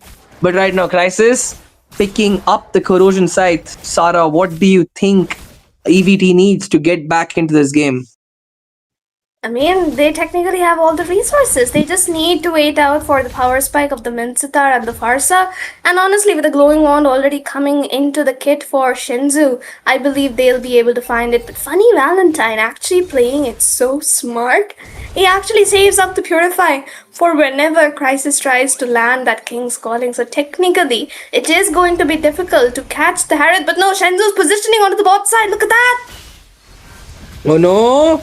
Shenzu, Funny Valentine, taking down. Oh, he's not!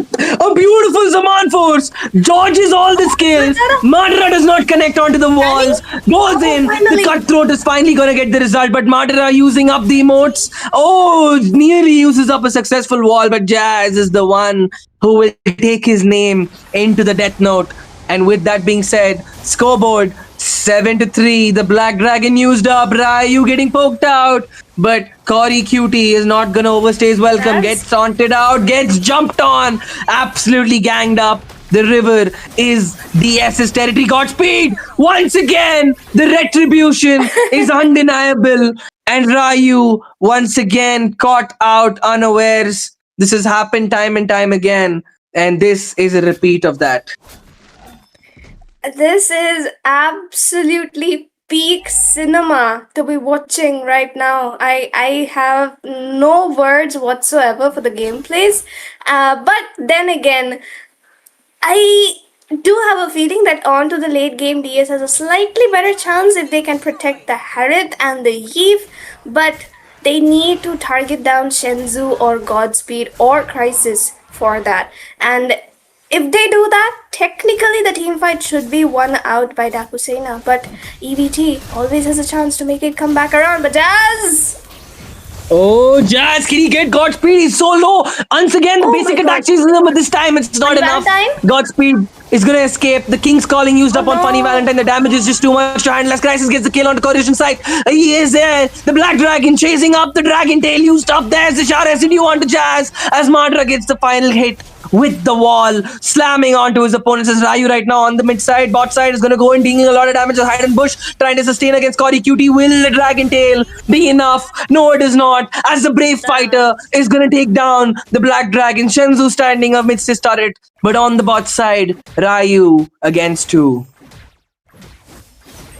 I do not know what they are doing, because at one point it feels like DS is winning and somehow EVT turns it around, and then it feels like EVT is winning and DS is the one to turn it around. They need to protect the Harith though, and that's something they really need to focus on, because hey, the Eve that can be protected, she can generally move away by herself because she can make up the brute force and just be, a tanky little menace irritation towards the mid lane. But currently, middle of 3 people, tectonic charge.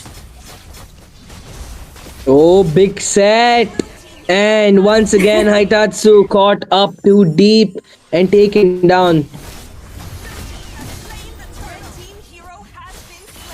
Oh, No. Jazz with the kill on Madra. Shenzu using up the massive feathered airstrike, Wow. but there's the call up coming in Oh, by Haida wow. on Bush. A massive performance by the fighter in the lane for DS, making things happen. But Ryu, was that a solo kill? No way. Wait, was that a solo kill onto Godspeed? Oh Was my it? god. Yeah, Oh my I think God. it might have been. I think it just might have been, but Jazz. Ouch, ouch over there. The King's Calling is gonna take out this Hilda. The Wilderness, no match for royalty over there. But Bush is there with the Mayan, the Mayan heritage over there, trying to put in a lot of damage. Using one heavy great sword to take down his opponents. But Shenzu takes out Haitatsu on the top. The turret traded down on the bot side. Let's see what's gonna happen. The mid turrets of both teams still standing strong. The goal lead merely insignificant. A drop in the bucket, but there's the Violet Requiem. Funny Valentine with the set. Cory QT taken down. The Funny Valentine. The name might be cute, but the damage is definitely not. The Harith being a menace in the mid lane. They collapse the most important objective for them. The mid lane tier 3. Only the Lord can rank up higher in terms of importance. And DS finally gain river control. I don't know what they are doing, but Dakusena, they are doing something and it is working for them. But Jazz, though, in the middle of 5 people all by himself, and he's just gonna be taken. Yeah, that was obvious. But ironically, DS do not decide to re-engage after that loss, and they would just like to target down. And they're marking down Godspeed a little too much. The focus should be on Shenzu or Crisis, bro, because a Fanny, she can just run, but a Minsatar or a Farsa can't. Oh, but look at that! Oh, Cory! Oh my Bit God. off too much to chew. Cory right now. Oh. Bush has to hide in the bush if he thinks Godspeed is gonna not Oh, no. find him. Oh, no. But he does. You might hide in the bush, but he's gonna catch you all the same. But right now, Ryu going in for the set does not get the amount of passive stacks required to ult without a knockup. And 14 to 10, and DS not able to get a goal lead that is large enough to run away for the game. And right now, there we go. There's the pressure onto Funny Valentine, and this man somehow always manages to slip away. But look at Jazz! Jazz! Oh no, they almost got him. Godspeed! Why would you chase a Hilda? And with that, right as the Lord is up, they get taken down. But Shenzu, look at his position on the map. Valentine knows someone is there, spots him out. Shenzu popped out too low. Shenzu? There's the wings by wings, but the damage is lacking by just the smallest bit. Black Dragon used up. Cory QT searching for the opportunity. Ryu right now not sure if he wants to go for the Lord or not. Funny Valentine dashing in left and right. Cory QT is gonna do a lot of damage, but it's not enough. Murder tries to reset the Lord, but it's not enough. It is never enough. Oh no! Ryu! Just gonna Ryu! give up. Baldo, we are just gonna be giving up. No more support for Ryu! Now we changed our sides. We changed sides, bro. We changed sides. Bye-bye. No, you can't be doing that. You're level 14. Madara is on a tank equipment. Nah, that's just a filthy steal coming in. He stole it from under his eyes. And all the hard work put in by the members of DS washed away with one Ryu. slam off the passive. Ryu right now forced to back off as Cory QT with a newfound wave of aggression coming in. The Lord marching up top. Bush trying to put in a little poke onto the Lord, but he does not have the vision of their opponents. But Godspeed. Oh, Madara's own wall denying him as a big catch comes in. Ryu is gonna give some redemption for that massive folio on the top side. But Jazz is the one who gets that kill. But on the other end, top side, Bush right now trying to solo the Lord and Cory QT, and he's actually winning out the trade. The damage from the Lapu too hot to deny. Madara there to give them the follow, but Jazz is there running back pretty quick there. But the power of Wilderness is going to be used up on the Grok instead, just to poke them out. just to slow them down, and they back off for now. They are throwing away the lead. Crisis! Oh my god, the damage by backline! Hide on bush! Hide on bush with the shutdown on Shenzhou. They make things happen once again, keeping him alive in this fight. Daku Sena right now going in for the set. They will catch out Crisis once again. The King's Calling will not be used out this time. Godspeed gets a shutdown on his opposing jungler. And the Golden Staff and the Athena built up by Minsitar and Grok respectively. Also, why has Yves not built anything else? I mean, has he forgotten? I don't know. Honestly, it's very possible that he has. But ironically enough, from the side of EVT, they are slowly gaining back the map control. Like I told you, they need to wait for the Minsitar power spike, and that is exactly what they did. And if Crisis manages to catch even one of them, they should be able to get the kill. But look at that. Oh no, Godspeed going in. His damage is just lacking. Oh no, the cable missed. A moment of heartbreak. But he will survive. The error was costly, but DS failed to capitalize on that opportunity. DS and EVT. Both these teams not looking in sync at all. I mean, they both had such good games. The game one and right now DS in game 2. What is happening? Oh, Shenzhou, the feathered air strike the wall. The barrier is not enough to take down the Harith. And where is Godspeed when you need him? All the way up at top, ensuring they have lane pressure. And Ara, if you take notice, I mean, it's been a while since Bush joined the fight, but that's because all the lane pressure is being handled by him on the top and the mid. Only the bot lane is being taken care of Funny, who is mostly rotating around his team. But right now, what is that positioning from DS? I mean, that's a very risky place for Jazz to be in. You would be belted down, but Ryu jumps onto Shenzhou. There is the CC immune, and Shenzhou did exactly what he needed to do. Uses the Purify to get down the bait, but Godspeed popped down really low. Oh no, Bush can't jump in. He does not have the ult because it's been denied by Crisis with the Brave. The Brave fight has been denied by the King's Calling, but Cory Cutie goes in too deep under the turret. Aitatsu popped out very low, but the Shah residue is not enough. 3 members down by EBT and only 1 by DS. And DS should really start looking to siege down those inhibitors, because there is nobody from the side of EVT to clear the lanes, but instead they're gonna risk another Lord. And this time Ryu has Retribution on cooldown. He didn't get the Lord when he had the Retribution. Can he get it when he doesn't have Madra, it? no, it's not gonna happen every single time, Madra. I mean, Not this time. Oh, yo. Look at Crisis. Look at Crisis. Look at Yeah, Crisis. exactly. Look at him. Oh, Sneaky funny. Crisis in the bush. Funny. We've heard of a sneaky golem in the back. That's Madara with the Lord Steel, but there's a sneaky Crisis in the bush.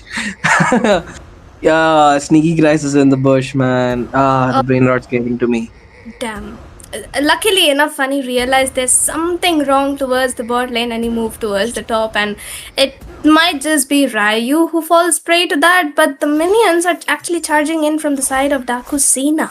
So Crisis technically will not be finding anybody into that position, and it is going to be EVT who need to back off this time around. But Crisis Godspeed. coming in from the back. He's trying to target people down, especially probably the Yves, but he doesn't know that the Harith isn't even on the bot lane and onto the top. Wait, why is he still standing there? I mean, I he's don't still know. holding on.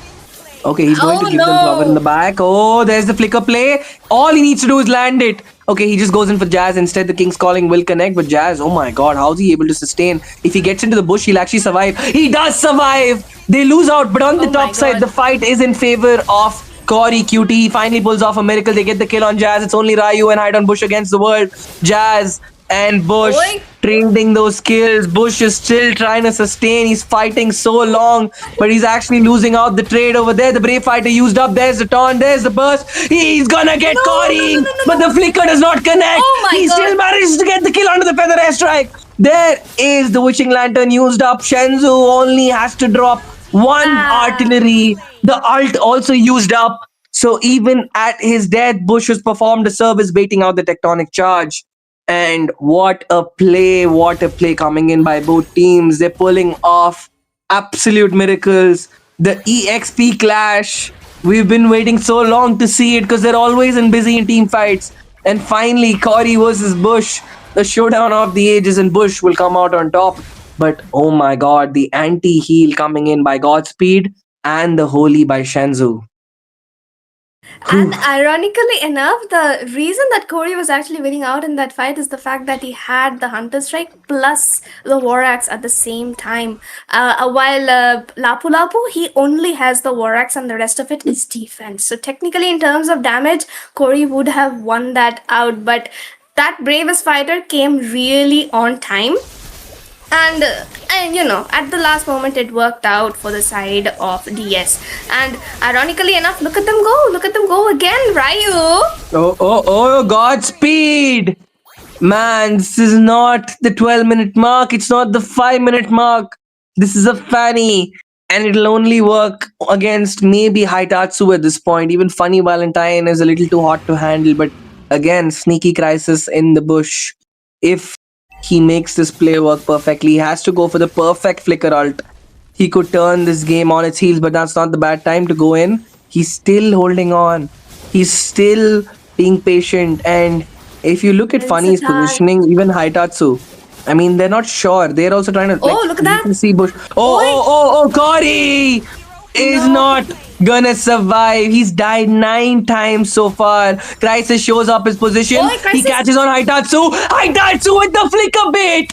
Bites out the King's Calling. But now Funny and Oi, Ryu Turtle. and Bush near the Lord. Godspeed coming in. Ryu searching for the jump. He does not want to go and contest the objective Oh, just no. yet. Can Bush get it? No. It's Godspeed once again with the victory. Putting EVT in this fight. They're still in this fight. Despite losing out their members. Despite losing out Godspeed. The retribution is true. As Funny Valentine responds with a double kill. But the minions marching down on the bot side. The recall has to come in pretty quickly because these minions are a little too tanky. Will they be the MVP? Giving the first inhibitor pushed. It might just be the case. And yes, it is Yep. the minions, the MVP for EVT. Like, I had a feeling that they would actually take down Godspeed first before the Lord was taken down by DS, but the Lord itself was too low, and in the attempt to take down Godspeed, Ryu actually moved further away from the Lord. But hello, mid-side camera! We missed a major fight, but it's okay. Corey is the one to fall. Poor thing is at 10 deaths. What the hell? But the Lord right now, it's on EVT's side, and even the goal lead, it's actually into the hands of EVT. And the crazy part is that, we would be seeing a very different scoreline in terms of objectives if Ryu was paying a little more attention to the objectives. But with that being said, Godspeed going into the cables, backs off, goes back in, trying to kite out. There's the tectonic charge, Purify being baited out. And with the Purify baited, Crisis almost having his flicker off cooldown. They could go in for a set because Funny is vulnerable.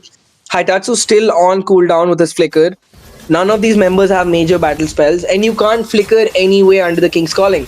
So, my god, how is it gonna go? Godspeed against Jazz. Jazz will sustain, and Madara is just gonna watch the fight go on. And what is that? Why is he going for the Chastise Pauldron? Like, genuine question, Sarah. What do you think? It's for Why the Crisis. Chastise Pauldron? It's for Crisis. Makes sense. Man. This game is just going on and on. Tectonic charge does not connect. Madara with a high stakes play. Oh my god. Godspeed with the throw. They're under the Napo? turret. Winter Crown being popped out the DS. This is the opportunity they have to turn this game around. Immortality Dragon? baited out. Shut down on them. RWM used up. Jazz flickers away. All they need to do is poke them down. But Bush taken out as Madara and Shenzu live to see the tail. Haitatsu pops. What's the word for it? He pokes out, he spots Madara. I was searching for a word. He spots Madara out and they go back to base, and Sara, the biggest nightmare of Dakusena, another Lord has spawned. I kind of have the feeling that they aren't even gonna go for the Lord without killing every single member of EVT at this point. Honestly. Nah, bro. They need to first kill Godspeed, then they have they to like actually take out went for it. Ryu. They they're actually still gonna went go. for it. Okay, the Lord knock up. The minions on the bot side a little heavy. Oi. Corey syncing up. Where's my Jazz? Solo kill on to Shenzu. What a It's play! on charge. But Madara, Godspeed, Ryu Madara, retreat. Godspeed. Will Godspeed do it again? No, it's not even Ryu. Haitatsu It's picks up the Haitatsu. slack, but someone has to recall. Gori QT is gonna take out another inhibitor under the eyes of Daku Sena once again. Last time it was minions, and now it's Cory QT. Oh, Cory. He has died 11 times, but he's still putting up a miracle in terms of the lane pressure. But he's being chased down, fighting against the Five world. The people. damage, the sustain, Wow. too much. But funny Valentine with a monster kill. What a game. 4 members down, Lord marching up. Crisis. He has to kill Haitatsu. Oh my god. Can he do it? Immortality. Can he do it? Can he do it? Oh, No, my he God. will not. The Winter Crown bait. Haitatsu. Haitatsu gets the kill. The members marching down the mid lane.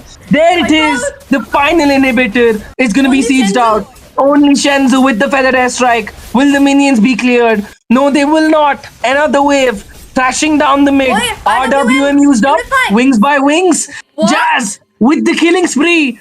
These are the last minions they need. Will DS get the clean sweep they need? Madara, why are they walking? What in the They just- world? They're just walking towards their demise. Please. Godspeed has all but given up. And this Oi. is DS's first win. The first clean sweep. Their first and final game. If I'm not wrong, they have another game tomorrow, but against a LAN contender. They can keep their head up high. That they got the fights and they did get the Lord at the very end. At the very end, Haitatsu has bailed out Dakusena once again. Last Haitatsu and Bush. Haitatsu, Bush, and Funny Man. Oh I mean, my actually, God. everyone except Ryu was having a ball-out game. I mean, Literally. Ryu had good sets. I mean, jokes aside and his retribution aside, I do not want to see that retry ever again. And this is not even me being biased against him. I have seen enough. I have seen enough. Okay, no retry for Ryu, but his Guni's peak. I mean, I love the sets. He was catching out Godspeed, and he's the MVP. The jungler is the MVP. 55 KP, a lot of damage taken out, a lot of turret damage dealt. Retry contest, we're not talking about that, but yes, finally DS getting their flowers. Ryu after a ball out performance, let's get and gets his MVP shout out. So yup, DS. Sarah, what do you have to say? I am currently, I technically have no words, but look at the deaths from the side of Elusivity. 12, 11. I think it was a matter of which team throws harder, and technically Elusivity threw harder, but we're not complaining because DS, they did win out on the very last best of 3 into the entire tournament. That too, it is the round robin is ending. We have our qualified teams, and this was just a match being played for the sake of formality, and I feel that both the teams lived up to it, like at the very best potential possible. Except for the retributions, we are not gonna comment on those. I mean, The that other retribution has factors, traumatized me so much. My entire weekend is gonna go with a sore throat simply because of watching that. So, I mean, I want to thank DS for making it a clean sweep, at least after that kind of, after that game on both ends. My voice is completely dead. So, Sarah, you just pick up the slack for me. I mean, you have a fever, but I think I'm gonna have one after this. My fever ran away looking at those retributions. My fever is scared for the rest of its life. Madara took it away with the Lord. Madara took it away with the Lord. With the Lord. He is also the sandbag. He is also the sandbag, so we'll give him that. And I technically feel that the main win condition was Haitatsu. Absolutely. Yeah. He Haitatsu, performed yeah, so man. well. I have no words like Dude, how he he did. completely outplayed That's what- Crisis. That's what Complete- every single time. And even I was confused, like, why is Crisis going for Madara rather than the actual person you drafted it for? The Harris? Exactly. So Funny just had a free time partying in the fights, hitting whoever he wanted to, and that was all she wrote. And yeah, I mean, PS does have one more game to play, so they could make Yeah. their way all the way to the 5th or 6th spot. 5th place. And I thought yeah. they finally move up all the way from bottom. That's going to be left to Noctura this time. To being 1 point away from qualification. Yeah, 1 point away. If it happens all in favor tomorrow. But That's yeah. what. But basically, after all this being said, viewers, how did you like Mythic Showdown? Was it to your satisfaction? Because as a caster, as a part of this community, all of us are very close, and I think I've had a really great time being part of the league stage. It has been one of the best round robin stages I've honored to be a part of for a long time, and